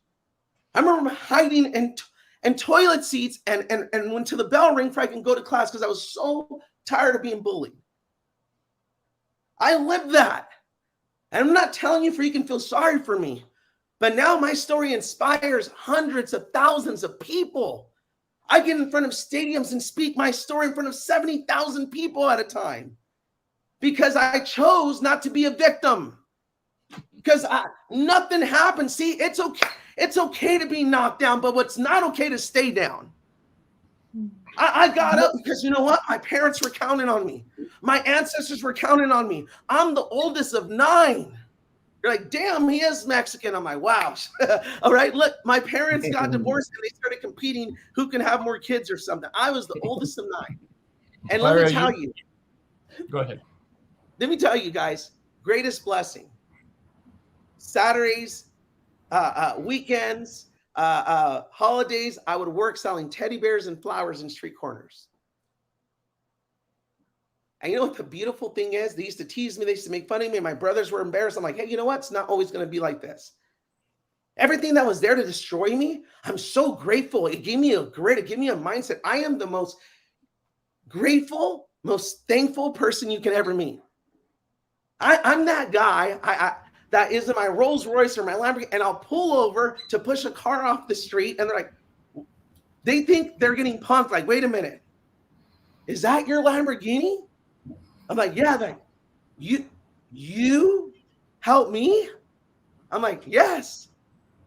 And they're like, why? And I'm like, because my mama used to run out of gas, and there was amazing people. They used to go out of their way and push us out of harm's way. And I said, one day I'm going to be very rich, and I'll never forget that there's good people in this world. And man, I'm telling you, the greatest feeling in the world, everywhere I roll, I have at least, a couple $100, a couple thousand with me, and when I see my grandmother, when I see my mom, and I give them a stack of hundreds and thousands, they're like, no. This is a lot of money. No. And they put it in their pocket. Oh my God, it's the greatest feeling. You know what I say? Thank God I never quit. It's the greatest feeling in the world. All the no's, all the rejections, all the times that I didn't think I was good enough, that I felt like the world was in my shoulders. It was so heavy. And moments like this, that I'm the one for my family. I'm the light. You can't talk to my mama and she doesn't start bragging about who her son is. You can't talk to my dad that came back into my life. And he's like, you're not going to believe who my son is. That is the greatest feeling in the world. And you can do that also. You know what I love about you, what I really love, and I don't want it to be lost on the audience in case they missed it, is somehow you had learned that you were stupid. And then you learned that you weren't stupid. In other words, you're a learning machine. You were able to go from one thing to the other thing. It was not that you could never learn, but that you learned some things that didn't serve you, and then you learned things that did serve you. But the really cool thing about what you said is that you were mentored by Mario. Yeah. While it appears to be someone from the outside named Mario with a different last name, Mario mentoring Mario. What a beautiful, beautiful transformation. So anyways, Rex, let me chime in here real quick. And I want to thank Mario Arizon and thank you for making me look good, because I let the folks here know that Mario's enthusiasm is going to go through the telephones that they're watching this on, go through the screen and capture you. And thank you for showing folks that I did not just blow wind. And Mario, not everyone is invited to speak on this forum. And when I met you, I knew you were a person of integrity. And I know a lot of people, but I didn't invite everyone I know, right? And so I want to thank you very much, sir, for taking time to be with us. In the last few minutes that we have with you, I'm actually going to bring up another gentleman who reminds me a little bit of you, because not only does he have the same kind of heritage, but he also has almost as much enthusiasm, and that's Carlos Sequeira. And if you two don't know each other, you two should know each other. But Mario, just in closing, in conclusion, please share some final words of wisdom with the audience. And again, my friend, I want to thank you for being here, and thank you for making time to be with me. My pleasure, and it's my honor. And I want you to know this, guys, that right now there's never been a better time for you to step up and be a leader. You might have been like me, like, well, that's not for me. You know what? That's what the enemy wants you to believe. And you have what it takes. But I want you to understand this. You can be around all these amazing leaders that are trying to break through. They're trying to help you that you can do more. But a lot of us are like an egg. And I want you to understand this. See, if an egg breaks from the outside, you know what happens? Death. But if an egg breaks from within, what happens? Life.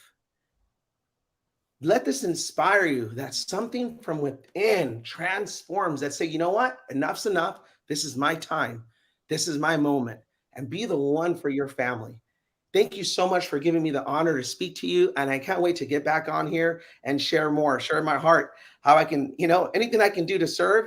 That's what I live for. I feel that I'm living my purpose, what God put me in this world to do. Yes. So thank you so much. And I want to share a story about you, Mario, while I still have you. And by the way, my friend Carlos here, when he was a little boy, he used to sell bread on the streets of Mexico for a nickel a piece. And today here he is a successful entrepreneur. And Mario was actually inducted a few months ago in the Los Angeles Tribune Speaker Hall of Fame. And many of the folks here actually attended the sold-out event. We had over 500 people. We did not have an empty seat in the room. And Mario was one of 4 people inducted into the Speaker Hall of Fame. Now, Mario missed it. Why? Because he chose, rightfully so, to be at his son's basketball game. And I have to share that with our audience, Mario, because I think it's important for me to bring that up. Because there are some folks that would have missed their son's basketball game because they would have considered that to be a once-in-a-lifetime opportunity to be inducted into the Hall of Fame in front of a sold-out audience. And I just had to bring that up, Mario, because no one knows that but me, but now the world knows it. And we will still be inducting you at a future event. But I just wanted to bring that up because it's a testament to your character. Mario, please, final words. Thank you so much. And yes, like I said, being a father, to me is the most important thing in this world. And I'm not just a father to those boys.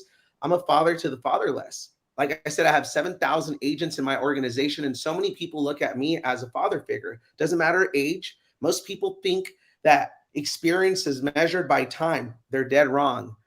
Experience is measured by experiences. I've had more experiences dealing with people than most people have had in lifetimes. So I'm a student of the game. I'm here to learn also. I can't wait to hear from my buddy. My new, if he's your buddy, he's my buddy too now. So Carlos, man, what an amazing story. I didn't do that in Mexico, but I did that here. I used to sell toys, flowers, every holiday, whatever it was.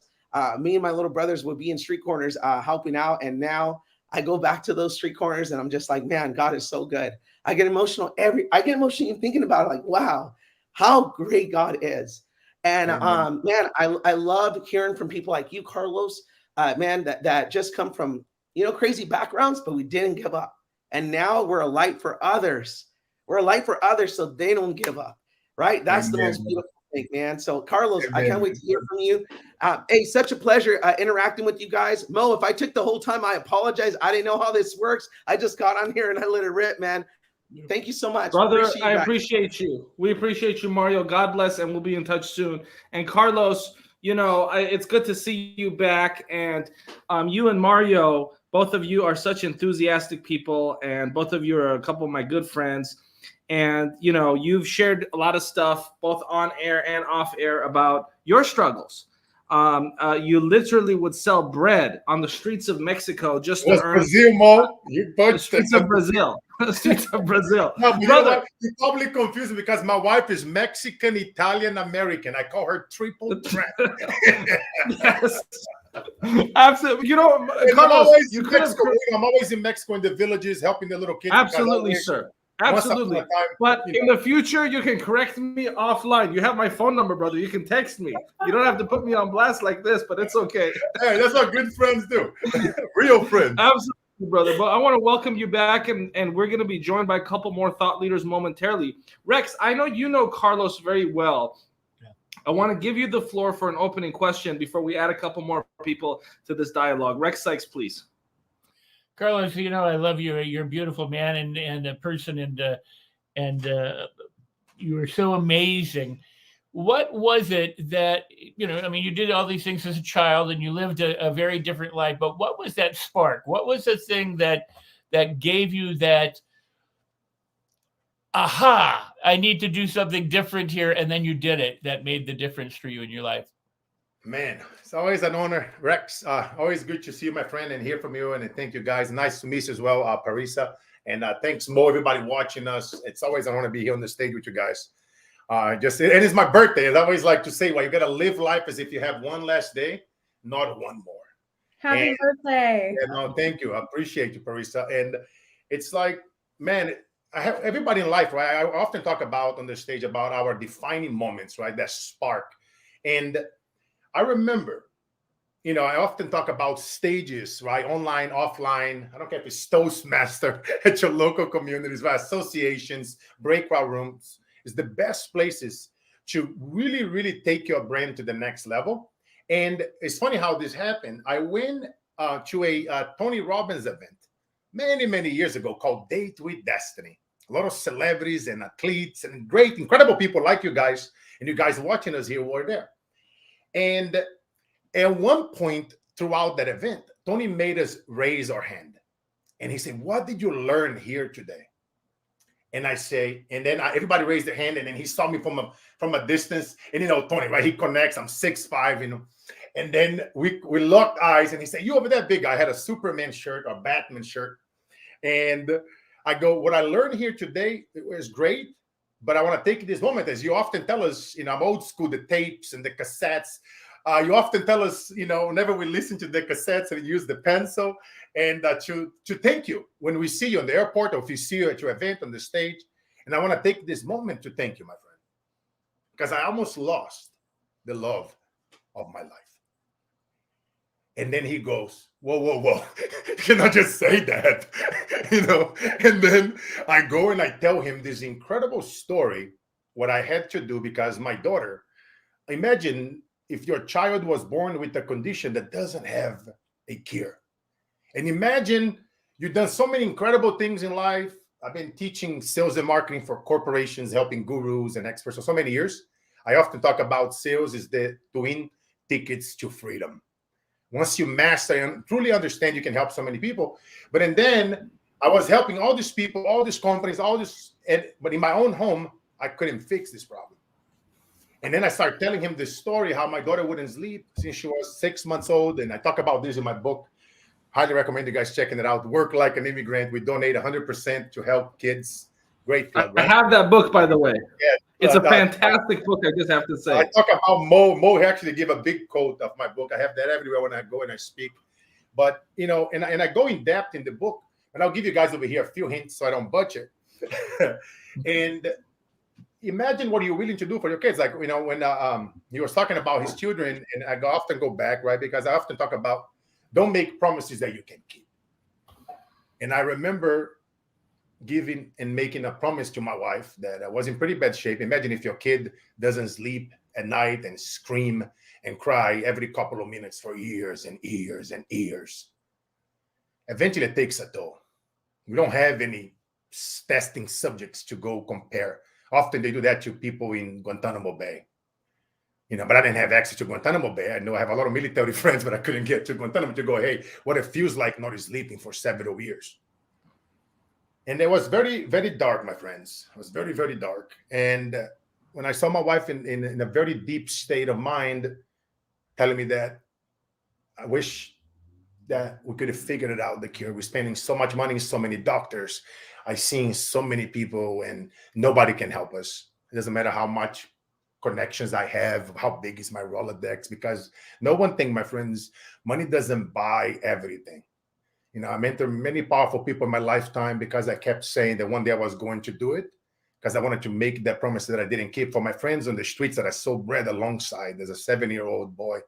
And I also made a promise to my wife, because she was in such a deep state to the point where she wished that God would just take her from here. And when I heard that, I said, I'm going to figure this out. I'm going to figure it out. You know me, I'm crazy. I figure shit out. And I said, I told her, and I told Tony Robbins, and I told all these people on the stage, and many stages around the world, they speak at stadiums and many good places. I have the rest of my life to make money, but I don't have the rest of my life to save the love of my life. And I went on telling him that. He was like on the stage crying, and it was crazy. Everybody on the stadium, and it was nuts. And I started talking about unconscious, right? I just wanted to thank the guy, because what I ended up doing is I bought all his programs, all his books, all his seminars. I learned and figured it out who were the people behind Tony. So I started learning from them. So I mastered psychology and strategic intervention, and you name it. I learned like how to become a book reading and read faster, emotional intelligence, how to compress, the cycle from decades into years and from years into months. And I became this superhuman. So I started learning medicine. I became a certified master in Qigong, messing with energy, so I could lay hands on my family. I learned so many incredible things, because we often are told, oh, I couldn't do what you do, Carlos. You see, we had the human potential, we're never going to get to human potential. And that's the stuff. I think that was the spark right there, Rex. It's a crazy story. I talk about in the book. Also, I invite you guys to listen to my podcast show. Can I further ask you, because this is absolutely wonderful and it's brilliant. Yeah, and there's a tendency for us to thank our friend Tony as if Tony had something to do about it. Fine, but the point is that there was a shift in you that made all of it possible, because a lot of people could go to a program and not hear anything. It could fall on deaf ears, but you had something internal go on that made the difference, so that you were available for everything else to come your way. And Rex, before Carlos answers that, I also want to welcome Vito Glazers, who many people know as a media icon. He's a good friend of mine. When it comes to the ability to strategically implement modern day media, there's very few people on planet Earth that have mastered that the way that Vito, my good friend, has. And Vito, I want to welcome you. You're a leader in multiple different avenues of life. And you've been listening to this conversation in the green room. And I'm curious, Vito, if you have any comments about what Carlos has shared before Carlos answers Rex's question. Vito, welcome. Floor is yours, sir. Thank you so much. And first of all, guys, I want to say that I'm so grateful to be here sharing this wonderful room with you guys. And thank you to Mo and the Los Angeles Tribune for putting together this amazing event, this wonderful platform. Thank you, Rex, for moderating. And Carlos, thank you for sharing your wonderful story. Really touching.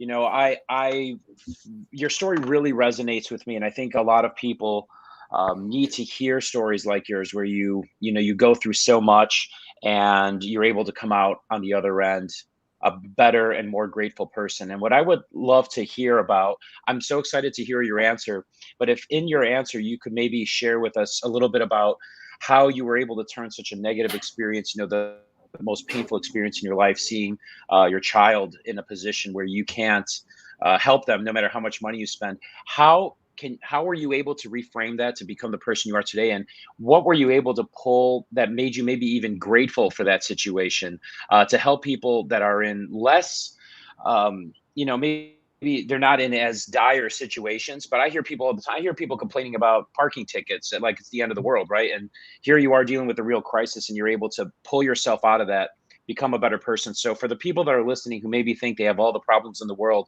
I know this doesn't have to do with media, but I try to lay the foundation for the mindset that you have to be grateful for everything, even what you think is a negative thing in your life.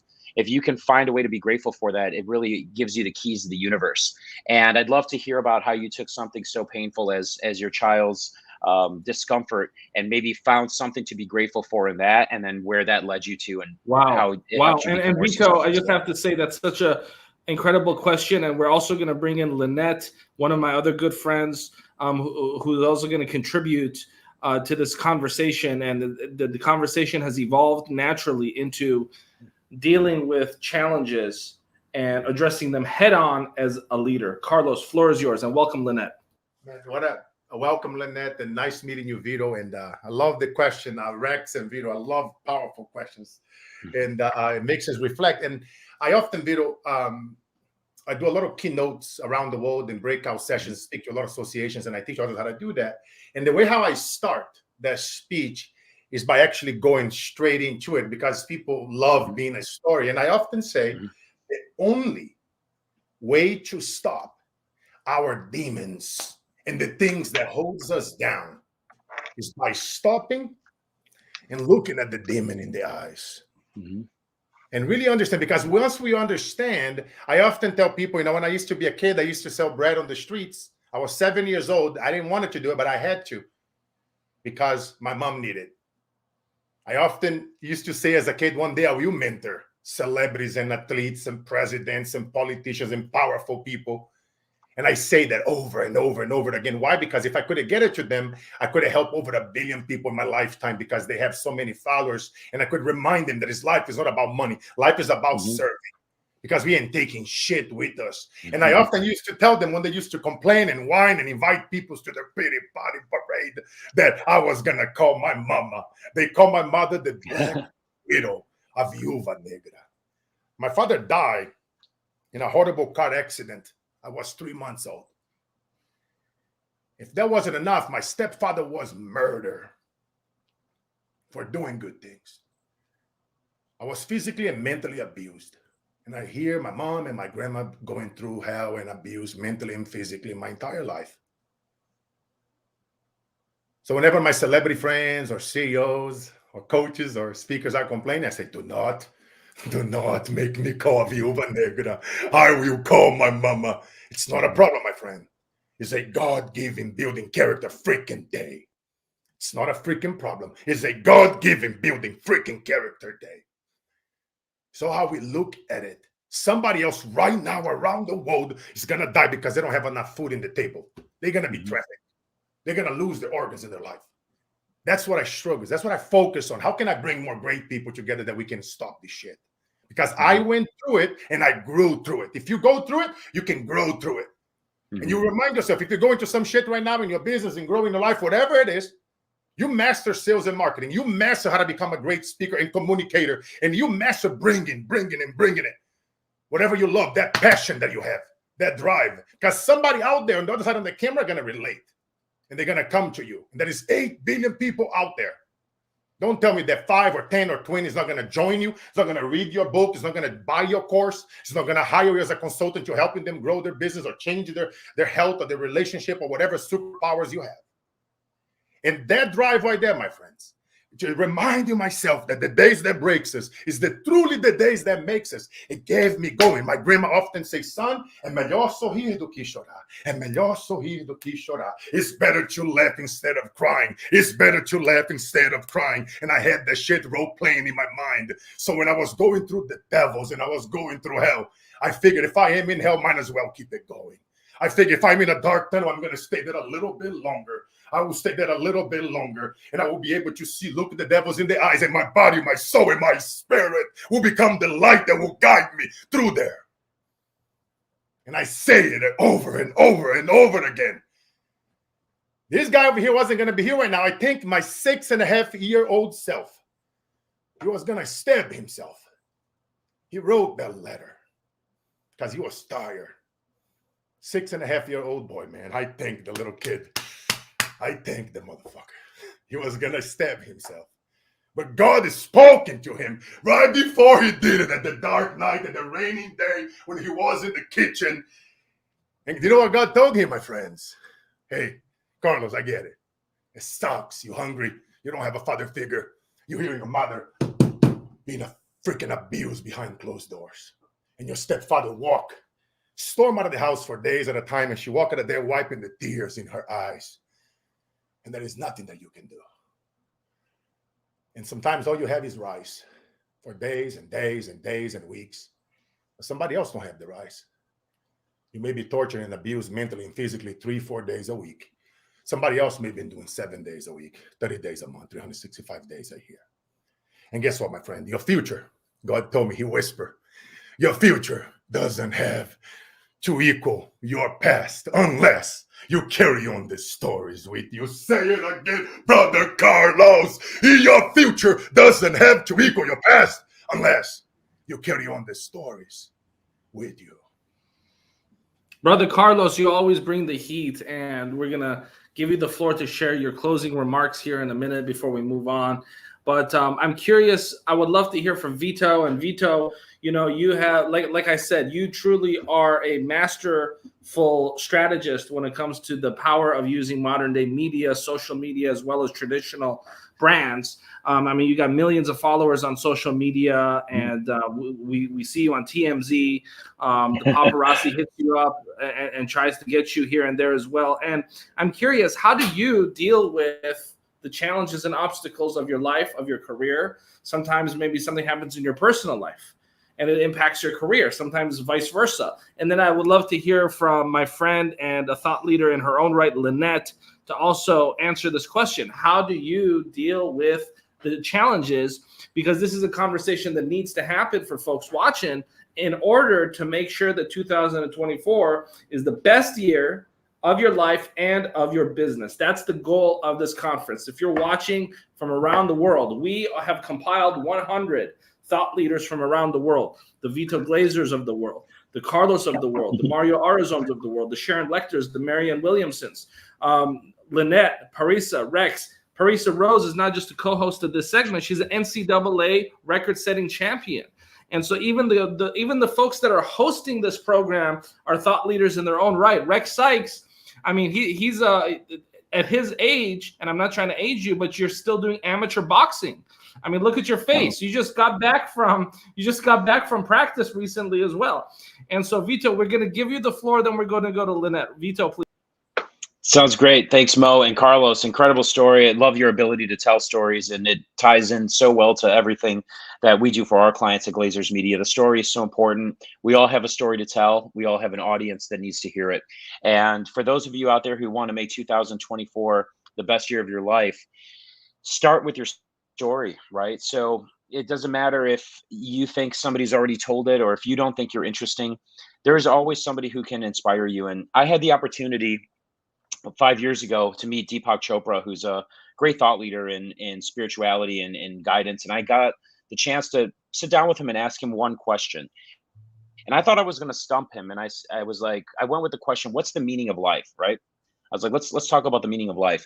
And not even knowing that I was in the public relations industry and in the storytelling industry, he said, the meaning of life is to share your story, right? Because if you think about how we communicate as humans, right? Who do we amplify, right? We love storytellers, we love speakers, we love actors, we love musicians. They communicate with us. But even think about a one-celled amoeba, the smallest organisms, right? Like their whole purpose of life is just to pass on their DNA, which is just the simplest form of a story, right? They just want to duplicate that one cell over and over again. And what do animals do in the animal kingdom? They procreate. That's just DNA, that's storytelling, that's generations of information being passed down through the subconscious right into the next thing. And that's why we hold such high regard for the storytellers in our lives. And as humans, we operate at this much higher level. We connect with stories. What we tell brands is no matter how great your product is, people are going to buy the story, right? There's a million different shirts out there, e-commerce products. There's a million different beauty products. But what makes you buy them, right? It's the story, the way that product connects with you, the way it makes you feel. And the most important thing that you have to offer, the best way to impact people, bring people into your world and share your information is by sharing your story and connecting with people. And like Carlos said, if you share your story and you do it authentically, doesn't matter if you have 1 million people, but 15 or 20 people are going to buy your book, right? You're going to start building your tribe. And if one person can save 2 lives, I mean, that's a life well lived. And I really think it all starts with the fundamentals of just not being selfish with your story, not being shy, and putting yourself out there and taking that initiative to put your story to use to help other people. Beautiful. Thanks, Rex.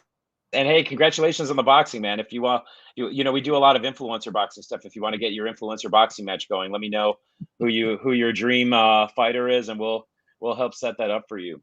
Awesome. Yeah, we'd love to see you out there. Thank you. And Lynette, we want to make sure that we give room to Lynette, but thank you so much, Vito and Carlos. Well, thank you. So for me, 2023 was a challenging year, maybe for a lot of people. But one of the things that I have learned in terms of facing challenges is that when you move away from the focus of why me?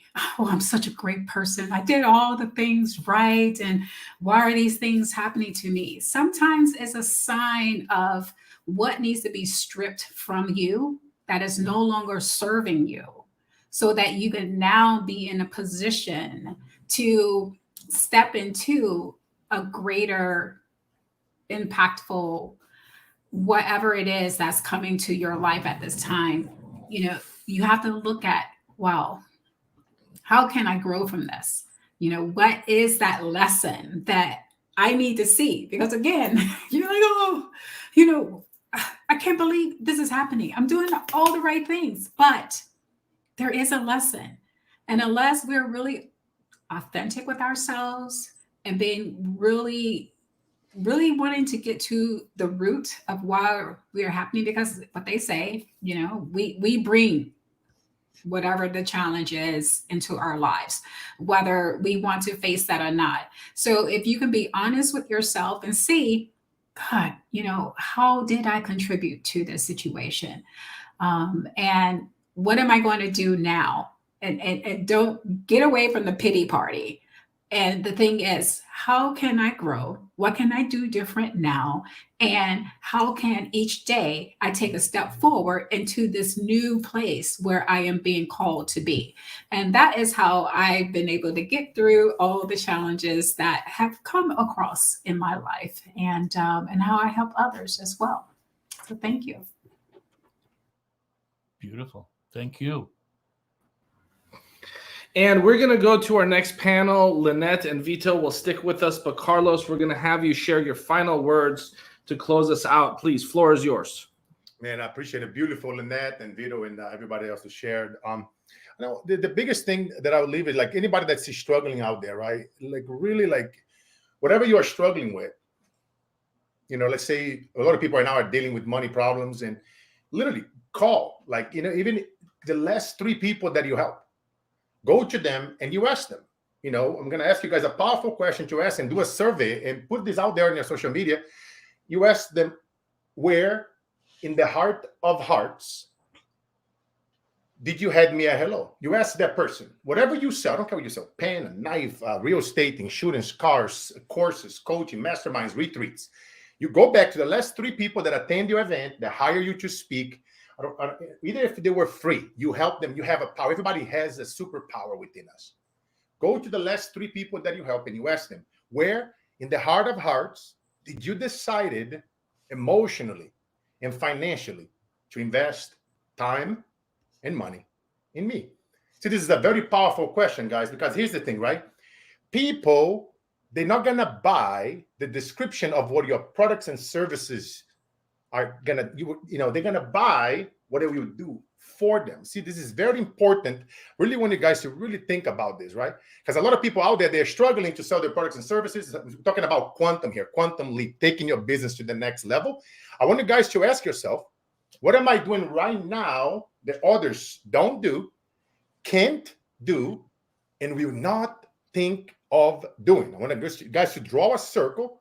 Ask yourself, what can I do that others don't do, can't do, and will not think of doing? I want you guys to really go deep and start thinking about those things, because as you ask your clients those questions, you listen, you shut up, you don't say anything, because they're going to tell you exactly the copy that you need so that you can now go out there and help the people that you can solve. And where will they be once they start working with you? Don't be describing, oh, I do this, and that. They don't care about that. They're going to forget about it. Master, understand how to tell your story. Master storytelling. Master sales and marketing is your twin tickets to freedom. Understand what are the pains, what is keeping them up at night. Because the more that you understand where they're coming from, now you can put yourself in their shoes, and now you can tell the stories, and now you can help them. And now you can bring more clients. Like I was saying earlier, like Victor was talking about, right? 8 billion people out there. Understand. People are tired of information. People are tired of going through courses and masterminds and not getting anywhere. What they need help with is accountability. What they need help with is implementation. And you're going to call them on it. You're going to flip the funnel. Stop with the freebies and the books and the one-on-one and the free strategy session and all that crap. Start with the end in mind. Start with your one-on-one. Start with whatever you charge, 5, 10, 20 grand, and you charge it, and you put yourself out there, and you master storytelling. You master the art of speaking. You master the art of commanding the stages, of truly embracing who you are and who you are becoming and why. Why are you doing that? And I promise you, my friends, the more that you do it the same way how I told myself when I was on the street selling the bread, I'm going to make it. I made promises that I plan on keeping. Never make a promise that you don't plan on keeping yourself. And you keep putting yourself out there. And if you focus on those little tips that I just told you here right now, going back to your clients, doing data mining, data analytics, finding out where are they struggling with? What is it keeping them awake in the night? What is it torturing them? And you gather that data, and now you start telling your stories, implementing that data, and you make more offers. A lot of people, they're afraid to make offers. You get on social media and you make a freaking offer. Don't worry about what are they going to say about me. Who cares what they're going to say? I often tell people all the time, just stop trying to please everyone. Straight up. Like if you can take one thing from this is write it down, the tips that I gave you. And, and lastly, you got to stop doing shit that you hate.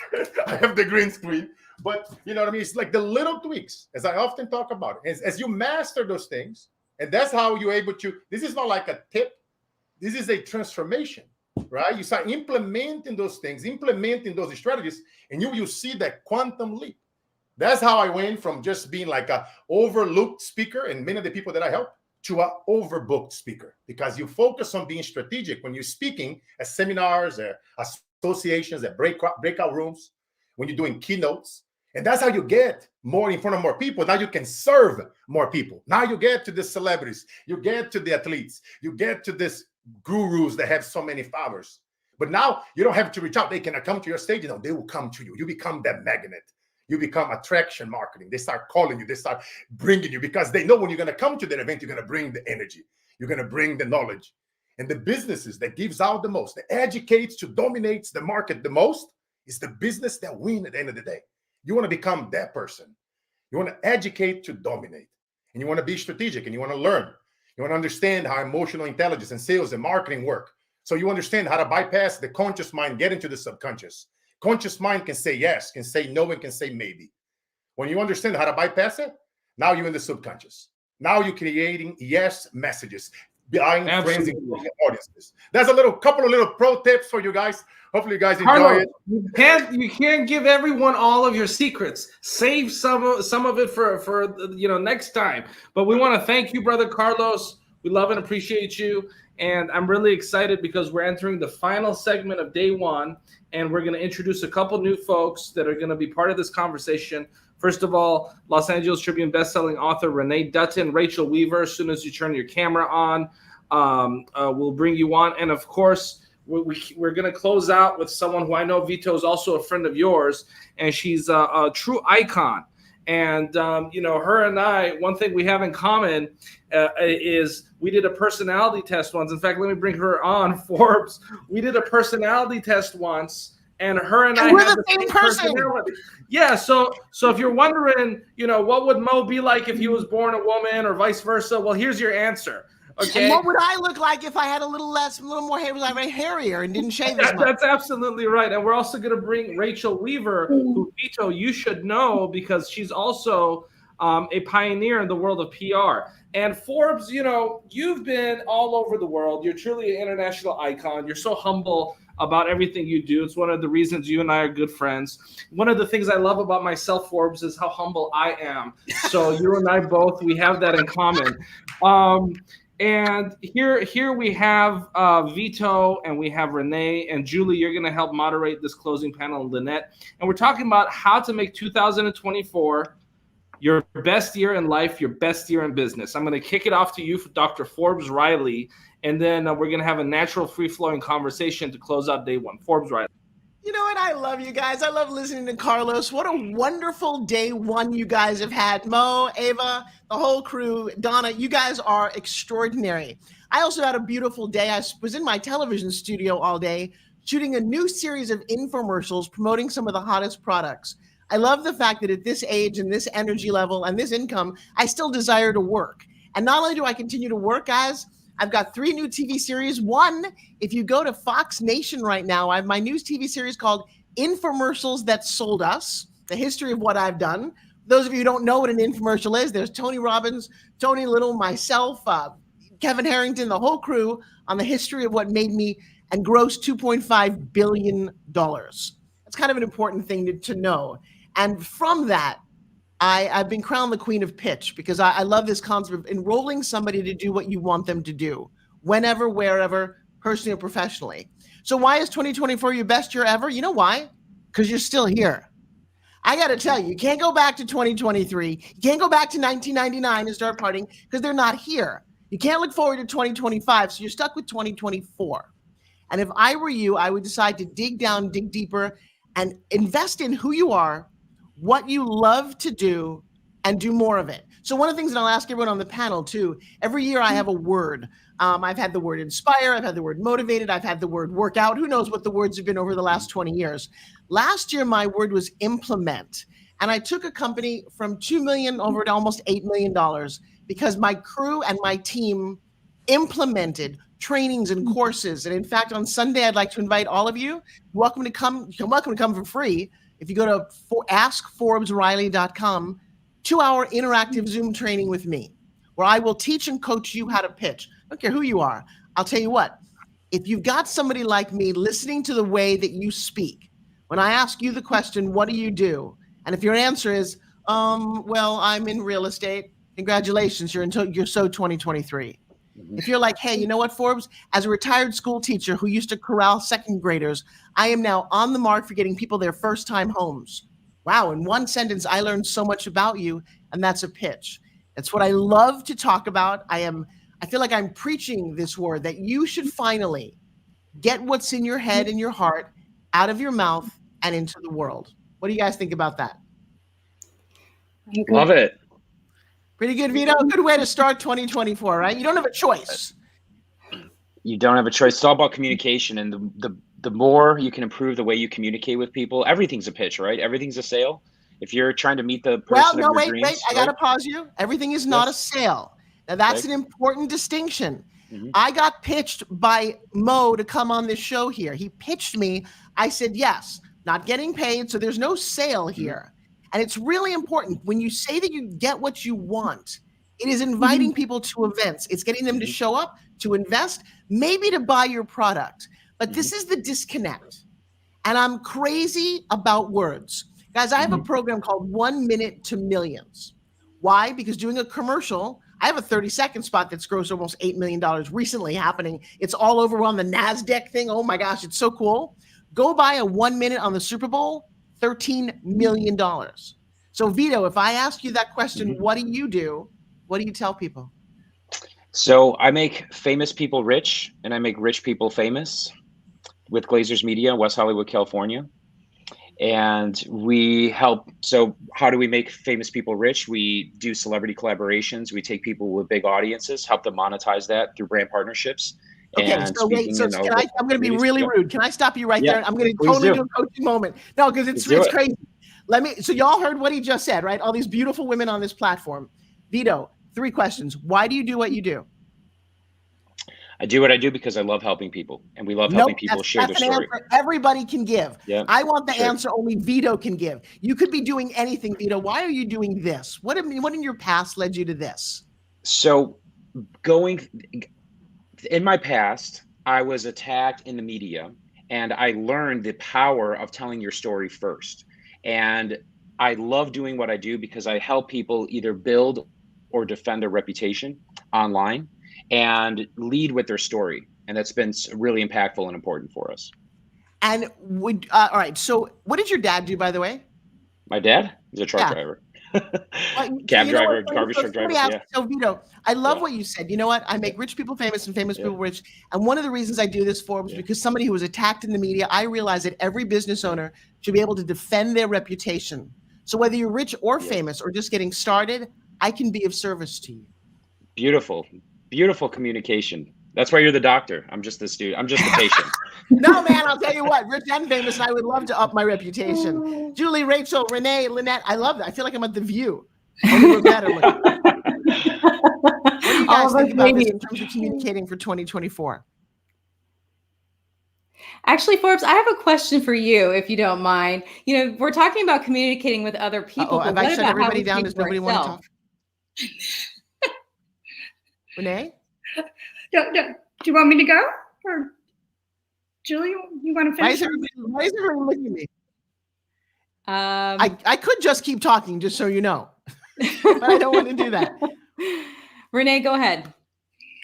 Okay, so I am a storyteller, and I have 22 stories that I just told. Julie, you are wildly insightful. I think I'm just going to riff on what maybe I'm paused and they don't have good. Okay, well, we're gonna have Forbes go in the back. Forbes, leave and come back. Okay, and Renee, we're gonna give you the floor while Forbes resets and joins us back momentarily. Renee, please. Okay. All right, I'll finish what I was saying. So I am a storyteller and a writer and author. I have learned the power of connecting with people by being vulnerable, by telling your stories, by letting them know that we pretty much all go through the same things. You know, they're not the exact same events, but we have a lot of the same dilemmas, a lot of the same emotions. And about 4 years ago, I was feeling a little sorry for myself with my 22 stories, and I probably have 22 more stories. But then I realized, wow, I'm an expert in this. I've learned all the tools to reframe negativity to positivity. I know everything about it. And that next day I sat down to write my book, which went international bestseller in 3 countries, and it's now going to be a television show. So I'm excited about that. But I just had this epiphany a few years ago, and it took my whole life to accumulate the stories and to learn that mindset and positivity is absolutely everything. It really is. It doesn't matter what your circumstances are. You have the ability to perceive everything as a gift, an opportunity, a blessing to grow stronger, to grow more resilient, and most of all, to help people. And if I had not had all those things happen to me, I would not be able to help all the people that I'm now able to help. I love that, Renee. I love being able to turn your pain into purpose and the things that maybe we don't particularly care for in our lives in order to help other people.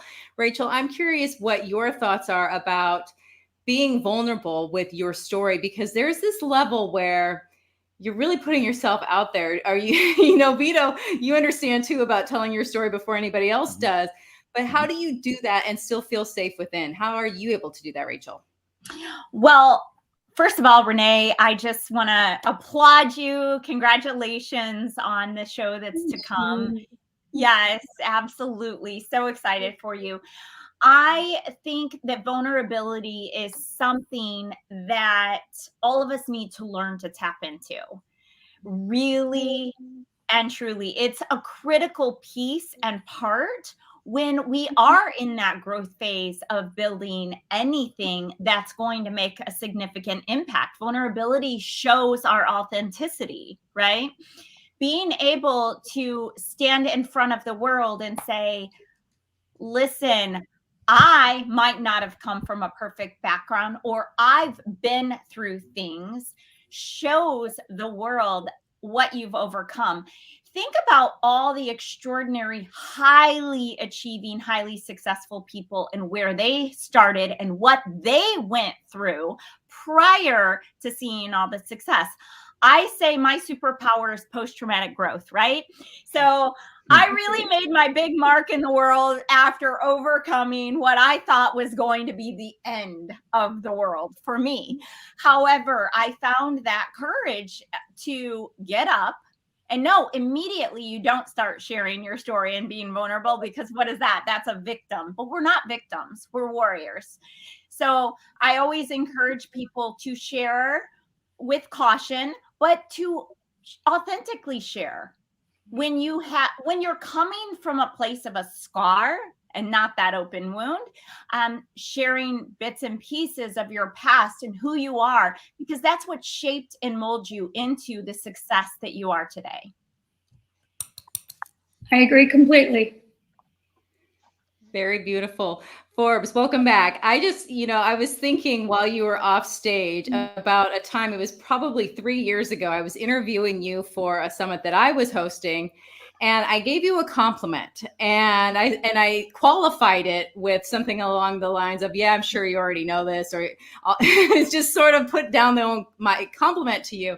And you said to me something to the effect of, yeah, but I sit here in my skin. I sit here and this is me. So thank you for saying that. And that always stuck with me, because no matter where we are or however successful we are in life, we're still in our own head. We're in our own body. We're in our own way sometimes thinking, who am I? And I'm curious, Forbes, has anything changed for you in the last 3 years where maybe it's easier for you to just say like, yeah, that's me?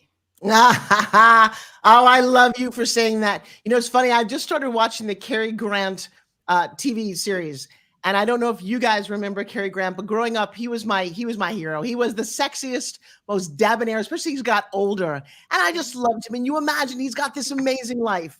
Well, the TV series starts out with him pretty much saying how much of an imposter he is and how he created the Cary Grant persona to survive. And I will tell you, that hit me so profound today. I am been so blessed. I am a little kid who grew up without friends. I look at all the beautiful women on this stage and I wanted to be them. Julie with blonde hair and a beautiful smile that you and I would have killed to be the three of you. That was not growing up. I had big frizzy hair. I looked like a triangle from walking in the back. I was overweight. I had a broken nose. I had braces and I had a tongue for 2 years. I couldn't talk when I was a kid. No one wanted to be my friend. Now, don't feel sorry for me. It all worked out in the end.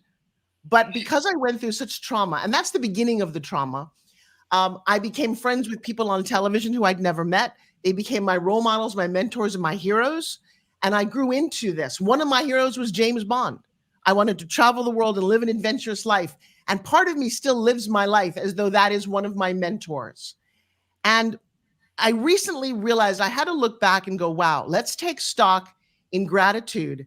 And I will tell you, of all the things that I've gone through, including raising a little boy for 12 years who was murdered, losing both my parents within a year, going through whatever I've gone through, that is part of life.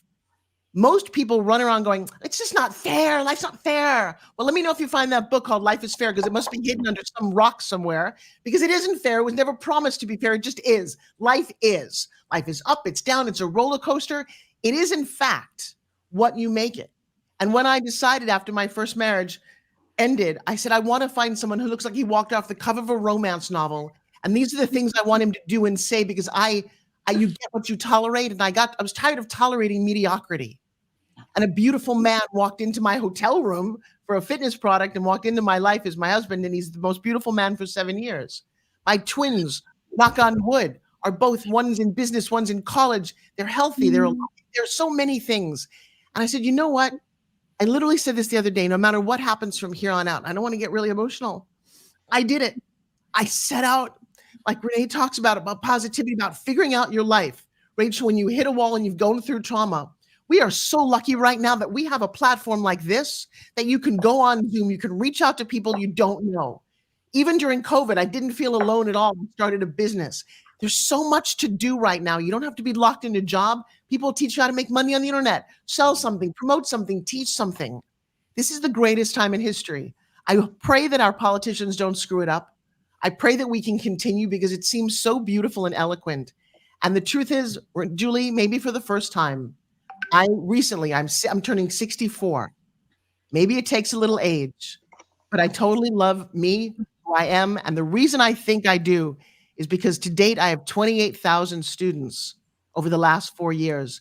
And I think my reflection of their success has allowed me to stand here and go, girlfriend, you did it.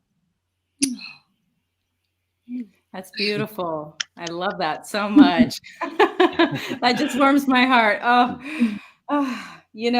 I think part of it too is when we start asking ourselves better questions. Instead of why me, how can I work with this? Is it a healthier way to look at things? And I know, Lynette, you were talking a bit in the last segment about how 2023 was a bit rough. And I'm curious, what are some of the questions that you decided to ask yourself to make a quantum leap for 2024?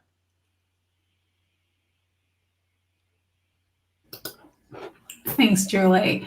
Well, for me, as I mentioned before, is the question that I asked myself, and where I had to be completely transparent and go beyond that shame and that guilt, and how did I contribute to this?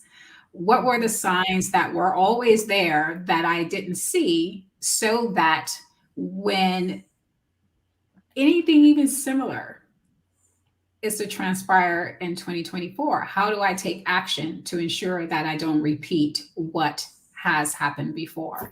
And that's the one thing, is that because if you're not learning from any other challenges or any of perceived defeats that you've had, then you're just going to keep in this cycle of repeating the same. And then you cannot then consider yourself a victim or anything. So one, you got to get out of the victim mindset, get out of the self-pitying mindset. And this sort of brings over that conversation we were having about vulnerability, and in terms of how much we can share of our story, etc. Because until you strip off that other part, that victim, and that part where you're still emotionally fired by whatever happened to you, you can't truly be vulnerable and really share that. It doesn't mean that when you're sharing your story, you don't have some tears or whatever, but it's about, are you still feeling all of those emotions that come from a negative space in vulnerability? So moving into 2024 is about making better choices and improving on your relationships and stripping out that inner circle that is not contributing to a more profound 2024. So that is where I've come to the point of, okay, reset. And I'm not even seeing it as anything completely bad anymore. Once I got to the point that I saw it as a lesson, because the signs were there, but I kept trying to control the outcome. So learning to surrender and learning to accept and understand what was being presented to me, and then moved into 2024. I just have a whole lot more confidence and courage. I love that. Something that I was thinking about when you were sharing, that I would love to just sort of, and please forgive me if I am speaking for you, because that's not my intention, but I'm assuming that when you're talking about taking responsibility for the things that are happening in your life, you don't mean it from a place of beating yourself up and being that bully. It's a place of grace and like up here looking down, as these are things that are happening. Now, what can I do? What's my next move to move forward without the guilt, the shame, and all of that? Am I correct in saying that? Right, because a lot of times when things are happening, we don't want to face it. And so then we internalize the shame. We feel like we're a failure. And then you have to take all of that stuff out. You got to strip it off. And that's why I said, like, 2023, I stripped myself bare. And then you have to move into, okay, this happened. What were their signs?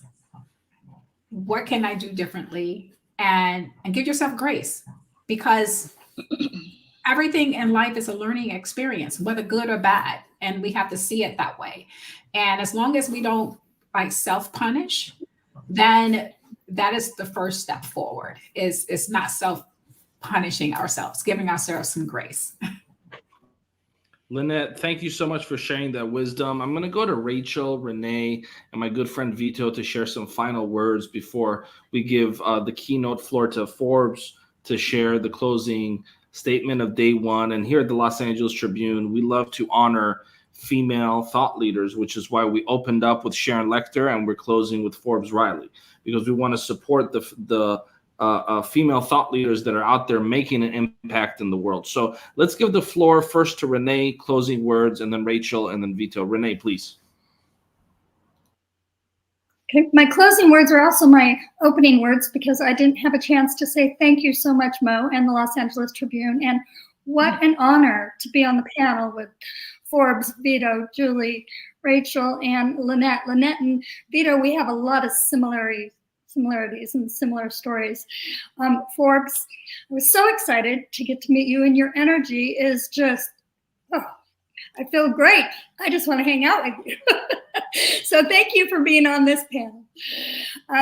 So my closing message would be that we all have the power to have a better, happier, more joyful life. It is within reach with all of us. It just takes a commitment to reframing our opinions about what is happening to us or to the world, and thinking of it as a learning lesson, and or just staying kind of open until we see where it's going.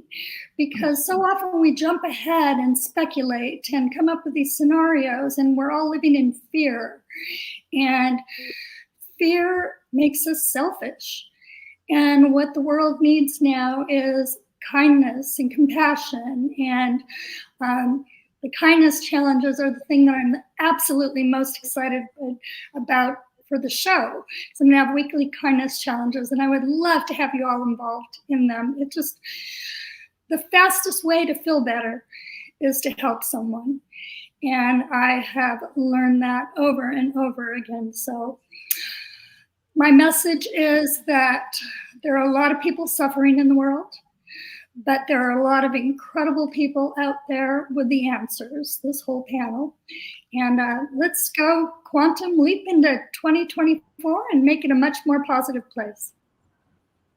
Renee, thank you for that. And Rachel, I know you're going to come back for another segment on the Quantum Leap Forum. So the folks that are in the virtual auditorium that are disappointed about Rachel not having enough time, don't worry. She's going to return in a day or two. Rachel, closing words for this segment, please. Thank you so much, Mo. First and foremost, I want to thank you, Mo, for this incredible opportunity, and the Los Angeles Tribune. All that you guys are doing for us as thought leaders, entrepreneurs, and people who are trying to make a positive impact. The impact that you have made on us allows us to do and reach more people. So thank you for all of that. My closing words are, we talked a little bit about going through things and overcoming, but Forbes hit the nail on the head when she said, really, life is what you make of it. And it's all about our perspective. The quantum leap that I am leading with this year is that I can and I will. And I want to truly instill that in every single person that crosses my path, because yes, through kindness and love, we can make a positive difference. And we can start to believe in ourselves more. The more we give, the more kindness we give, the better we feel internally. Yes, it's selfish, but at the same time, it's what all of us need, right? So I truly believe that just like Forbes said, Dr. Forbes said, and so many others, you know I love you, Forbes, so many others, is that this is going to be the best year ever. And we're not going to allow outside forces or political agendas to get into the way of our success. And I believe this quantum leap is going to be something that kicks off our 2024 as the best year ever. So thank you for putting this together, Los Angeles Tribune, and thank you, Mo. Thank you so much, Rachel. And we're going to now give the floor to my brother, Vito Glazers, who's just been listening patiently. And I know you've been probably taking notes and you have a lot on your mind. He's in a room Vito, full of women. What do you final- expect? Come on, Mo. How was he going to get a chance to speak? That was not fair. Well, it's great, actually. And Mo, I want to thank you again so much, and LA Tribune and everybody. Actually, I've been doing public speaking for over 10 years. One of the things that I've been telling speakers and promoters of events is we need to be getting more women on stage telling their stories. I'm tired of seeing these flyers where it's 9 guys and 1 woman. It feels great to be sharing a panel here with all you lovely ladies. And if we're going to close this year out, or close last year out, get this new year on a quantum leap, my final closing thoughts here today are, I just really want to warn people that you don't have time. One of the biggest mistakes that people make is that they think they have time. They put things till tomorrow. They put their dreams aside. They wait to have children. They wait to start their career. They say, oh, when I have this much money, I'm going to do what I really want. You really don't have time. The minutes go by slow, but the years go by fast.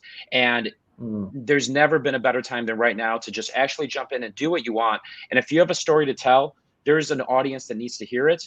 You can have impact. You can give value. You can have more purpose. Just don't wait. Just jump off. I call entrepreneurship jumping off the mountain, building the airplane on the way down.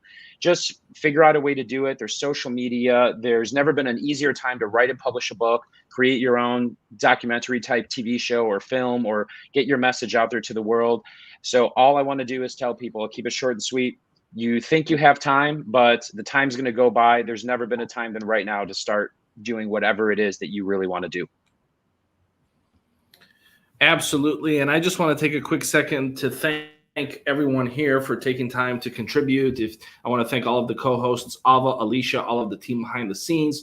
We're about to give the floor to Forbes Riley. Forbes, when you're done speaking, we're going to end the live stream. So you're closing us out and sharing the final message of day one. We opened with Sharon Lechter. We closed with Forbes Riley. And 2 weeks ago, in partnership with James Dentley and JD3 TV, we launched the Women's Empowerment Network, and Renee Dutton here has a television show. She's going to have her flagship show on that network. So stay tuned for all of that. And we're going to continue to do that here at the Los Angeles Tribune. To your point, Vito, we're going to continue to do everything we can to make a difference. And with that, we're going to give the floor to Forbes Riley, who's going to close us out. Forbes. Which is just such an honor. Mo, I love you. I really do. From my heart. I see Donna. I see Sherry. I see a lot of dear friends. This has been a beautiful journey.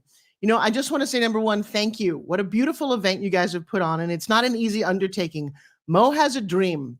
And what he's done is pitched you guys and enrolled all of you.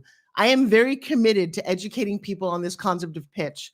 But as we talk about 2024, it's very important to reflect on how far we've come and the incredible potential that lies ahead for all of us. We've all faced challenges. As I heard on the stage tonight, overcome some obstacles. Welcome to the game of life. And you've also you've persevered through difficult times. I think that's the definition of success, is you looked it straight in the face and you kept going anyway. But I will tell you, as 2024 is now almost coming to the first month end, it goes quick. Now is the time to look forward with hope and enthusiasm. And I don't know about you, but I am so ready to embrace it. See, to me, life is a series of journeys. And this one, whatever it has been for you, it's just a chapter in your larger story. It's essential that each ending has got to be a new beginning. The closing of one door opens another, and with every challenge, we find opportunities and growth for development. My friends, you're a living testament to the power of determination and resilience. Give your arms, just give yourself a big hug because you did it, you're here. 2024 has to be your best year because it's here. There is no going back. Forward will happen, but it's here right now. And I would love to next year, 2025, go, look what we set out to do. You know, I talked about implementation being my 2023 word. This year is duplication, is being able to offer other people the work so I don't have to do it all. I got to tell you, that's made a big difference. Letting people do things that I thought I was the best at. You cannot do this life alone. In your life, you've probably proven that you can achieve great things when you set your mind to it. Do that again. If you peaked in high school, you peaked too soon. So as you're stepping out to the world now, I want you to take this moment right now. Carry the sense of accomplishment of your life with you, all the good and all the bad. It may be a magnet on your refrigerator, but I'll tell you what, life does happen for you, not to you. It's not just the good things you celebrate. You have to celebrate the bad things or not call them bad things, the obstacles, the roadblocks, because they help make you who you are. If you want to get to this end of this life and die empty, that means you have no regrets. You look back and you let go of things that have been holding you. Nobody cares anymore that in second grade, you stood up to give a book report and you got nervous, they made fun of you, and maybe you peed all over yourself. And then you decided to never do that again. We heard on this stage tonight the word vulnerability. I never wanted to be vulnerable. I grew up in a time when it was perfect. Dallas and Dynasty, and everything was coiffed and amazing. The best that happened to me was I cried one day on stage and the audience fell in love with me. I'd lost one of my best friends right before I went on stage. I got a phone call. I've never experienced such trauma and pain and such unbelievable love. I could barely speak, and a room full of 400 people literally hugged me. One of the best nights of my entire life, but I'd also lost my best friend at 51. She had an asthma attack on the front step of her son's house, and she just rung the doorbell. No one heard her, and she died. I learned about vulnerability in the most painful way, and it changed everything. It just dawned on me as I was in front of people that I'm going to spend my life in front of people sharing this, because you can do it one at a time, and that's great. But as I'm about to launch on Monday a new speaker certification program, because like Vito, I get it. I get the power. I also get the honor and privilege that you guys are listening to me. I sometimes, without sounding like an imposter, because I know that my words carry weight. I know that my pain carries a message. It's kind of cool. It's definitely kind of cool. And I'd love other people to do it. I will tell you, here's a free gift. Ask Forbes Riley. Join me tomorrow night. Let me love on you. There's no charge for it. The people will pay, but you're not going to pay. Show up on a Zoom call with me like Donna has, like Sherry has, like Mo has, and let me do my little pitch magic on you. You never have to see me again, but I'll tell you what, Sunday nights in my world are pretty darn special. So success is not measured solely by the destination. It is measured by the journey itself. There's no brass ring. You don't get to New York, or you get to London, or you get to the moon, or you get to heaven. You don't get anywhere. It's the journey. And I'll tell you what, it's worth going on. It's about the lessons that you learned, the relationships you forged, and the personal growth that you've achieved along this way. I'm going to ask you and beg you to please embrace the experiences, good and bad. I can remember standing with my parents at hospice, bidding my beautiful mom and dad goodbye, thinking the world was going to end, and it didn't. I wish it had at that moment. And I'm so grateful it didn't, because carrying that on, that love, when I hear people talk about their mom and their dad or mending a relationship, I'm all for that, because I'll tell you what, like Vito said, the moments are fast. The moments are very fast, but the years are short, way too short. And I'll tell you what, as I've watched them shape myself and other people into this remarkable person that you are today, in the face of uncertainty and confusion, remember every challenge is an opportunity in disguise. Please keep your dreams alive. Pursue your passion. Like we said, nowadays you can make books and documentaries. Decide to do something. Don't decide to do everything. Do one thing, focus on it. And my daughter's favorite 3 letters are GSD. She's a pretty tough little kid. Stands for get shit done. Don't be afraid to take risks, because there's nothing else worthwhile. Playing safe was never a life well led. Ask my mom. It was a very small life. I loved her very much, but I looked at her and said, I'm not going to be you. I'm going to tell you right now, you have the skills, the knowledge, and the spirit to make a difference in this world. And if you're short of something, go find a mentor. Go take a class. Go join a mastermind. They're everywhere. Everyone you want to reach is right within your grasp right now. Go to seminars, go to trainings, go to speeches, and then get up on that stage and feel those nerves and do it anyway. So as you move forward, please don't forget to support the encouragement and give your friends and family some love, even the ones who told you couldn't do it. Cherish those connections. Continue to seek guidance and wisdom for those who've walked similar paths from you. That's what mentors do. My dear friend Les Brown, he said, you don't have to be great to get started, but you do have to start to be great. So today marks the end of one chapter. It marks the end of day one for the LA Tribune. I'm so proud that my dear friend Sharon Lechter, who I've been through so much with. We are 2 women speaking, in, like Vito said, in a bit much in a man's world, taking lots of slings and arrows. I have a lot to share with people because I did it, and I don't ever want you to work as hard as I did. So I'm going to help you leapfrog over some of that, okay? But now is the moment when you have to make a choice. You have to decide, is 2020 really my year? Is that what they're talking about? Can I step up, lean in, do more? It's a choice to keep moving forward, to pursue your dreams. and to become an extraordinary individual in your own eyes. You don't have to be everything for everybody, but when you look in the mirror and you say, you know what, kiddo? You did it. You took a chance. You reached out. You didn't let fear hold you back. You're not your parents. You're not your teachers. You're not anybody but you. And you don't need anyone else's permission but yours. So perhaps an exercise for tonight is when you leave this broadcast, which will happen in a few minutes, go walk to your bathroom mirror. Look at it. First of all, when you look at it, I'd be curious to see the first thing you look at. Do you immediately go, oh, what's that, a wrinkle? Is that a gray hair? Knock it off. Be grateful for the body you've got. Otherwise, someone's very willing to take it away from you. Embrace those wiggly jiggly thighs, because the girl who's stuck in a wheelchair would love to have your thighs. Or the little belly roll that I have because I pushed out 2 healthy 7-pound twins. Those are my battle scars. I may not rock a bikini like I was 20, but I don't need to. Remember the greatest achievers in history? See, they weren't immune to the slings and arrows or the setbacks or the failures. They endured them just like you and I did. The difference is they persevered because they believed in themselves, in their dreams, and you look in that mirror and you say, I hereby grant you permission to fill in the blank. Forbes Riley, I hereby grant you permission to be so bold that you get on stage and share your message. I hereby give you permission, grant you permission to not play small anymore because it never served you or anyone else. I hereby grant you permission, fill in the blank. What's going to be your permission tonight? What do you want permission to do? And then grant it to yourself. There's no big Wizard of Oz giving you permission. It's you. It's you in that mirror.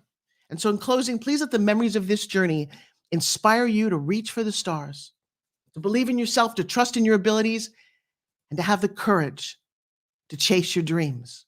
Because when you do that, we stand there and we applaud you. The universe applauds you.